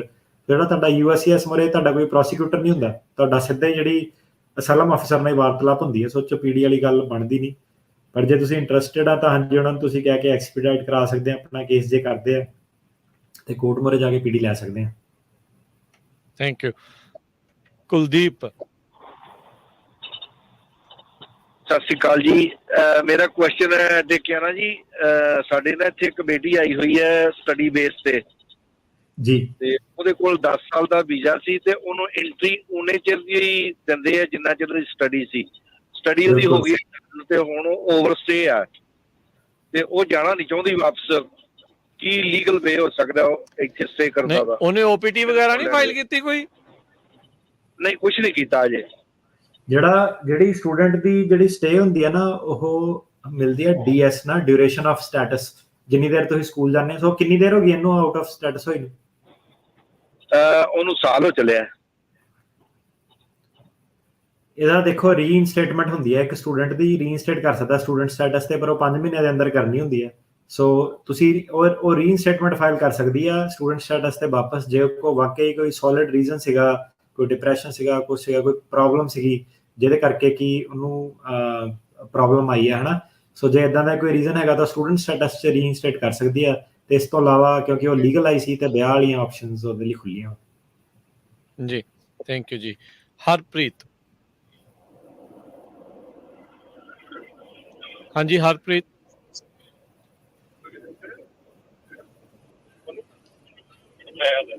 ਹੈਲੋ ਹਾਂਜੀ ਹਾਂਜੀ ਜੀ। ਪੁੱਛ ਲਓ ਭਾਈ, ਜਲਦੀ ਸਵਾਲ, ਬਹੁਤਾ ਸਮਾਂ ਨਹੀਂ ਸਾਡੇ ਕੋਲ। ਹੈਲੋ ਹਾਂਜੀ ਹੈਲੋ ਜੀ ਜੀ ਪੁੱਛੋ ਦੱਸੋ ਜੀ। ਦੱਸੋ। ਮੇਰਾ R1 ਤੇ ਗ੍ਰੀਨ ਕਾਰਡ ਹੋਇਆ ਤੇ 4 ਸਾਲ ਹੋ ਗਏ, ਬੱਚਿਆਂ ਦਾ ਕੇਸ ਲਾਇਆ ਸੀਗਾ ਫੈਮਿਲੀ ਦਾ, ਜੀ ਤੇ ਇੰਟਰਵਿਊ ਹੋ ਗਈ ਆ 2019 ਚ। ਤੇ ਇੰਟਰਵਿਊ ਤੋਂ ਬਾਅਦ ਉਹਨਾਂ ਨੇ ਥੋੜੇ ਜਿਹੇ ਪੇਪਰ ਮੰਗੇ ਆ, ਅਸੀਂ ਸਬਮਿਟ ਕਰਤੇ ਆ ਉੱਥੇ ਬੰਬੇ। ਉਸ ਜੀ ਤੋਂ ਬਾਅਦ ਕੋਈ ਡਿਸੀਜਨ ਨਹੀਂ ਦਿੱਤਾ ਉਹਨਾਂ ਨੇ, ਤੇ NVC ਨੂੰ ਭੇਜਦੀ ਆ ਕੇਸ, ਤੇ NVC ਨੇ ਕਿ GST ਨੂੰ ਭੇਜਦਾ ਕੇਸ, ਤੇ ਠੀਕ GST ਹੈ। ਨੂੰ ਕਈ ਵਾਰ ਕੰਟੈਕਟ ਕੀਤਾ ਪਰ ਉਹ ਕੁਝ ਨਹੀਂ ਦੱਸ ਰਿਹਾ। ਤੇ ਫਾਈਲ ਤੁਸੀਂ ਕੀ ਕਰਨਾ ਜੀ? ਮੈਂ ਸੋ ਗੁਰਦੁਆਰਾ ਤੁਸੀਂ ਵਿਜ਼ਿਟ ਕਰਨਾ। ਹਾਂਜੀ, ਸੋ ਤੁਸੀਂ ਕੀ ਕਰਨਾ ਕਿ ਉਹ ਨਾ ਕਈ ਕੇਸ ਸੀਗੇ ਜਦੋਂ ਘਰ ਵਾਲੀ ਤੋਂ ਪੁੱਛਦੇ ਆ ਕਿ ਕਰਦਾ ਕੀ ਸੀ ਬੰਦਾ, ਕੰਮ ਕੀ ਕਰਦਾ ਸੀਗਾ, ਉੱਥੇ ਡਿਊਟੀ ਕੀ ਕਰਦਾ ਸੀਗਾ। ਸੋ ਉਹਦੇ ਵਿੱਚ ਫਰਕ ਆ ਜਾਂਦਾ ਹੈ। ਮਤਲਬ ਕਾਫੀ ਸਾਰੇ ਜਿਹੜੇ ਰਿਲੀਜੀਅਸ ਵਰਕਰ ਵੀਜ਼ੇ ਵਾਲੇ ਕੇਸ ਆ, ਕਾਫੀ ਸਾਰੇ ਕੇਸ ਇਹਨਾਂ ਨੇ ਖੋਲੇ ਆ। ਤੇ ਇਹਦੇ ਵਿੱਚ ਤੁਸੀਂ ਕੀ ਕਰੋ, ਤੁਸੀਂ ਹੁਣ ਇਹ 'ਚ ਵੇਟ ਨਾ ਕਰੋ ਹੋਰ ਤੁਸੀਂ, ਕਿਉਂਕਿ ਜੇ ਤੁਸੀਂ ਗ੍ਰੀਨ ਕਾਰਡ ਹੋ ਗਿਆ ਨਾ, ਤੁਸੀਂ as a green card holder ਸਿੱਧੇ ਉਹਨਾਂ ਦੇ ਲਈ I-130 ਫਾਈਲ ਕਰੋ ਤੇ ਨਵੇਂ ਪ੍ਰੋਸੈਸ ਦੇ ਥਰੂ ਪ੍ਰੋਸੀਡ ਕਰੋ, ਤੁਹਾਡੇ ਲਈ ਉਹ ਬੈਟਰ ਰਹੂਗਾ। ਥੈਂਕ ਯੂ ਜੀ। ਅਗਲੇ ਕਾਲਰ ਉਹਦਾ ਦਾ ਨਾਮ ਵੀ ਹਰਪ੍ਰੀਤ ਹੀ ਆ ਜੀ। ਜੀ ਪੁੱਛੋ ਜੀ ਸਵਾਲ। ਹੈਲੋ ਸਤਿ ਸ਼੍ਰੀ ਅਕਾਲ ਜੀ। ਜੀ ਭਾਜੀ ਆਪਣਾ ਕੁਐਸਚਨ ਸੀ ਕਿ ਜਿਸ ਤਰ੍ਹਾਂ PD ਸਾਡੀ ਗ੍ਰਾਂਟ ਹੋ ਜਾਂਦੀ ਇਮੀਗ੍ਰੇਸ਼ਨ ਕੋਰਟ ਤੋਂ, ਰਾਈਟ? ਜੀ ਉਹਦੇ ਬਾਅਦ ਅਗਰ ਇਨ ਕੇਸ ਆਪਾਂ 2, 4 ਜਾਂ 5 ਸਾਲ ਬਾਅਦ ਦੁਬਾਰਾ ਕੁਛ ਅਪਲਾਈ ਗ੍ਰੀਨ ਕਾਰਡ ਦੇ ਲਈ ਜਾਣਾ ਚਾਹੁੰਦੇ ਆ, ਤੇ ਉਹਦੇ ਲਈ ਫਿਰ ਕੀ ਮਤਲਬ PD ਦੇ ਬਾਅਦ ਕੋਈ ਆਪਸ਼ਨ ਸਾਡੇ ਕੋਲ ਰਹਿ ਜਾਂਦਾ ਜਾਂ ਫਿਰ ਆਪਾਂ ਖਾਲੀ ਡਿਪੋਰਟ ਹੋ ਕੇ ਜਾ ਸਕਦੇ ਹਾਂ ਆਪਣੇ ਕੰਟਰੀ? PD ਦਾ ਮਤਲਬ ਬੇਸਿਕਲੀ ਇਹੀ ਹੋਣਾ ਕਿ ਡਿਸਮਿਸ ਕਰ ਦੇਣੇ ਉਹਨਾਂ ਨੇ ਪ੍ਰੋਸੀਡਿੰਗਸ। ਤੁਹਾਨੂੰ ਜਿਹੜਾ ਬੇਸ ਹੁੰਦਾ ਨਾ, ਲੋਕਾਂ ਦਾ ਬੇਸ ਹੁੰਦਾ ਅਸਾਈਲਮ ਜਾਂ ਫੈਮਿਲੀ ਬੇਸਡ ਜੋ ਵੀ ਆ। ਸੋ ਮਤਲਬ ਇਹ ਹੈ ਕਿ ਤੁਹਾਡਾ ਜਿਹੜਾ ਬੇਸ ਆ ਉਹ ਤੁਹਾਡਾ ਨਵਾਂ ਹੋਣਾ ਚਾਹੀਦਾ। ਸੋ ਮੋਸਟ ਲਾਈਕਲੀ ਇਹਦੇ ਵਿੱਚ ਫੈਮਿਲੀ ਬੇਸਡ ਹੀ ਆਣਾ ਮੈਰਿਜ ਦੇ ਥਰੂ। ਸੋ ਤੁਹਾਨੂੰ ਇੱਕ ਬੇਸ ਜਿਹੜਾ ਉਹ ਹੋਣਾ ਚਾਹੀਦਾ, ਕਿਉਂਕਿ ਜਿਹੜੇ ਬਾਕੀ ਬੇਸ ਆ ਇੰਪਲੋਇਮੈਂਟ ਬੇਸਡ ਹੋ ਗਿਆ, ਇਨਵੈਸਟਮੈਂਟ ਬੇਸਡ ਹੋ ਗਿਆ, ਉਹ ਸਾਰੇ ਬੇਸਿਸ ਦੇ ਵਿੱਚ ਤੁਹਾਨੂੰ ਪੱਕਾ ਹੋਣਾ ਇੱਥੇ ਆਲਰੇਡੀ ਜ਼ਰੂਰੀ ਆ। ਸੋ ਕਿਉਂਕਿ PD ਦਾ ਮਤਲਬ ਇਹ ਹੋਣਾ ਕਿ ਤੁਹਾਨੂੰ ਸਟੇਟਸ ਨਹੀਂ ਹੋਣਾ ਦੇਣਾ, ਕੰਮ ਕਰਨ ਦੀ ਪਰਮਿਸ਼ਨ ਵਗੈਰਾ ਤੁਹਾਨੂੰ ਮਿਲ ਸਕਦੀ ਹੈ ਕਈ ਸਰਕਮਸਟੈਂਸਿਸ ਦੇ ਅੰਦਰ, ਪਰ ਤੁਹਾਨੂੰ ਜਿਹੜਾ ਆਪਣਾ ਬੇਸਿਸ ਹੈਗਾ ਮੈਰਿਜ ਦੇ ਥਰੂ ਹੀ ਮੋਸਟ ਲਾਈਕਲੀ ਜਿਹੜਾ ਉਹ ਨਿਕਲਣਾ, ਜਾਂ ਜਿਹਨਾਂ ਦੇ ਜਵਾਕ ਜੂਕ ਆ ਜਾਂ ਪੇਰੈਂਟਸ ਹੈਗੇ ਨੇ। ਜੀ ਇੱਕ ਸਵਾਲ ਇਹ ਵੀ ਸੀਗਾ ਵੀ PD ਦੇ ਉੱਤੇ ਕੋਈ ਬੰਦਾ ਟਰੈਵਲ ਵੀ ਕਰ ਸਕਦਾ ਹੈ ਕਿ ਨਹੀਂ? ਸੋ PD ਦਾ ਮਤਲਬ ਹੈਗਾ ਰਿਮੂਵਲ ਪ੍ਰੋਸੀਡਿੰਗ ਖਾਰਜ ਹੋ ਗਈਆਂ। ਉਹਦਾ ਮਤਲਬ ਇਹ ਨਹੀਂ ਹੈਗਾ ਕਿ ਤੁਹਾਨੂੰ ਵੀਜ਼ਾ ਦੇ ਦਿੱਤਾ, ਟਰੈਵਲ ਕਰ ਲਿਆ ਫਿਰ ਤਾਂ ਗ੍ਰੀਨ ਕਾਰਡ ਵਾਲੀ ਫਿਰ ਤਾਂ ਸਾਰਿਆਂ ਨੇ ਲੈ ਲੈਣੀ PD, ਫਿਰ ਤਾਂ ਬਚਿਆ ਕੀ, ਜੇ ਕੰਮ ਵੀ ਕਰ ਸਕਦਾ ਤਾਂ ਟਰੈਵਲ ਵੀ ਕਰ ਸਕਦਾ। ਸੋ ਟਰੈਵਲ ਨਹੀਂ ਕਰ ਸਕਦਾ, ਕਰ ਜਾ ਸਕਦੇ ਹੋ, ਵਾਪਸ ਆਉਣ ਲਈ ਤੁਹਾਨੂੰ ਬੇਸ ਚਾਹੀਦਾ। ਹਾਂਜੀ ਹੈਪੀ ਜੀ। ਹੈਲੋ ਸਤਿ ਸ਼੍ਰੀ ਅਕਾਲ ਭਾਈ। ਸਤਿ ਸ਼੍ਰੀ ਜੀ ਭਾਜੀ ਜੇ ਆਲਰੇਡੀ ਕੋਈ ਰਿਮੂਵਲ ਪ੍ਰੋਸੀਡਿੰਗ ਚ ਹੋਵੇ ਤੇ ਯੂ ਵੀਜ਼ਾ ਉਹਦਾ ਪੈਂਡਿੰਗ ਹੋਵੇ ਭਾਜੀ, ਤੇ ਉਹ ਖਿਲਾ ਸਕਦਾ ਆਪਣੇ ਕੇਸ ਨੂੰ, PD ਲੈ ਸਕਦਾ? ਬਿਲਕੁਲ ਆ ਸਕਦੇ, ਤੁਹਾਨੂੰ ਲੈਣੀ ਚਾਹੀਦੀ ਹੈ ਕਿਉਂਕਿ ਫਿਰ ਤੁਹਾਡਾ ਯੂ ਵੀਜ਼ੇ ਤੇ ਸਿੱਧੇ ਸਿੱਧੇ ਬਣ ਜਾਣਾ। ਸੋ ਤੁਸੀਂ PD ਲਓ ਜ਼ਰੂਰ, ਜੇ ਤੁਹਾਡਾ ਯੂ ਵੀਜ਼ਾ ਸਟਰੋਂਗ ਆ ਤਾਂ। ਹਾਂਜੀ ਭਾਜੀ ਮੈਂ ਤੁਹਾਡਾ ਹੀ ਕਲਾਇੰਟ ਆ, ਮੈਂ ਕਰਦਾ ਫਿਰ ਭਾਜੀ ਤੁਹਾਡੇ ਨਾਲ ਕੰਟੈਕਟ। ਚਲੋ ਠੀਕ ਹੈ। ਮੇਰਾ ਯੂ ਵੀਜ਼ਾ ਤੁਹਾਡੇ ਥਰੂ ਹੀ ਅਪਲਾਈ। ਲਓ ਜੀ, ਠੀਕ ਹੈ। ਹੈਪੀ ਹੋ ਕੇ ਗਏ ਨੇ ਤੇ ਸਾਰੇ ਜਾਣੇ ਹੈਪੀ ਰਹਿਣ ਤਾਂ ਚੰਗੀ ਗੱਲ ਆ ਜੀ। ਸੋ ਰਾਹ ਦਿਸਦੇ ਨੇ, ਇਹ ਜਿਹੜੀਆਂ ਹਾਸ ਦੀਆਂ ਉਮੀਦਾਂ, ਆਸ ਦੀਆਂ ਕਿਰਨਾਂ ਨਾ, ਇਹ ਬੜੀਆਂ ਚੰਗੀਆਂ ਲੱਗਦੀਆਂ ਨੇ, ਚੰਗੀ ਗੱਲ ਆ। ਚਲੋ ਸਾਰੇ ਜਾਣੇ ਆਉਣ, ਮਿਹਨਤਾਂ ਕਰੋ, ਕਮਾਈਆਂ ਕਰੋ ਜੀ, ਇਹੀ ਕੰਮ ਕਰਨਾ ਆ। ਸੋ ਚੰਗੇ ਬਣ ਕੇ ਰਹੋ, ਚੰਗਾ ਕਰੋ, ਚੰਗਾ ਰੱਖੋ। ਤੇ ਬਹੁਤ ਸ਼ੁਕਰੀਆ ਜੀ, ਬਹੁਤ ਧੰਨਵਾਦ ਅਟਾਰਨੀ ਟਿਰਕੇਣਾ ਜੀ ਤੁਹਾਡਾ, ਕੀਮਤੀ ਸਮੇਂ ਚੋਂ ਸਮਾਂ ਕੱਢਦੇ। ਕਈ ਵਾਰੀ ਤੁਹਾਡਾ ਸਮਾਂ ਅਸੀਂ ਵੱਧ ਵੀ ਲੈ ਜਾਂਦੇ ਹਾਂ, ਪਰ ਤੁਸੀਂ ਕਮਿਊਨਿਟੀ ਦੀ ਸੇਵਾ ਦੇ ਲਈ, ਇਹਨਾਂ ਦੀ ਮਦਦ ਦੇ ਲਈ ਵਧੀਆ ਟੌਪਿਕਸ ਹਮੇਸ਼ਾ ਲੈ ਕੇ ਆਉਂਦੇ ਆ। ਬਹੁਤ ਸ਼ੁਕਰੀਆ, ਬਹੁਤ ਧੰਨਵਾਦ ਜੀ। ਤੁਹਾਨੂੰ ਦੱਸ ਨਹੀਂ ਸਕਦੇ ਕਿ ਮੈਂ ਕਿਹਾ ਸਮਾਂ ਤੁਹਾਡੇ ਲਈ, ਮੈਂ ਕਿਹਾ ਹੁਣ ਦੇਖੋ ਮੇਰੇ ਆਪਣੇ ਕਲਾਇੰਟ ਕਿੰਨੇ ਸੁਣਦੇ ਆ, ਮੈਂ ਕਿਹਾ ਜੇ ਮੈਂ ਨਾ ਹੀ ਕਰਦਾ ਮੈਂ ਇਕੱਲੇ ਨੂੰ ਫੋਨ ਕਰਨਾ ਪੈਣਾ, ਉਹ ਕਰਨਾ ਪੈਣਾ, ਹੈ ਨਾ। ਸੋ ਇੱਦਾਂ ਕਿ ਇਹ ਸ਼ੋਅ ਦੇ ਥਰੂ ਇਹ ਹੈ ਕਿ ਸਿੱਧੇ ਹਾਊਸਕੀਪਿੰਗ ਸਾਰਾ ਇਕੱਠੇ ਜਨਰਲ ਕਰ ਦਿੰਦਾ, ਮੈਨੂੰ ਆਪ ਨੂੰ ਬਹੁਤ ਫਾਇਦਾ। ਤੇ ਕਈ ਵਾਰੀ ਕਲਾਇੰਟ ਆ ਕੇ ਦੱਸਦੇ ਕਿ ਕਹਿੰਦੇ ਭਾਜੀ ਅੱਧੀ ਕੁ ਟ੍ਰੇਨਿੰਗ ਤਾਂ ਸ਼ੋਅ ਸੁਣ ਕੇ ਹੋ ਗਈ ਆ, ਤੇ ਸਾਨੂੰ ਟਾਈਮ ਬਹੁਤ ਸਾਡਾ ਬਚ ਰਿਹਾ।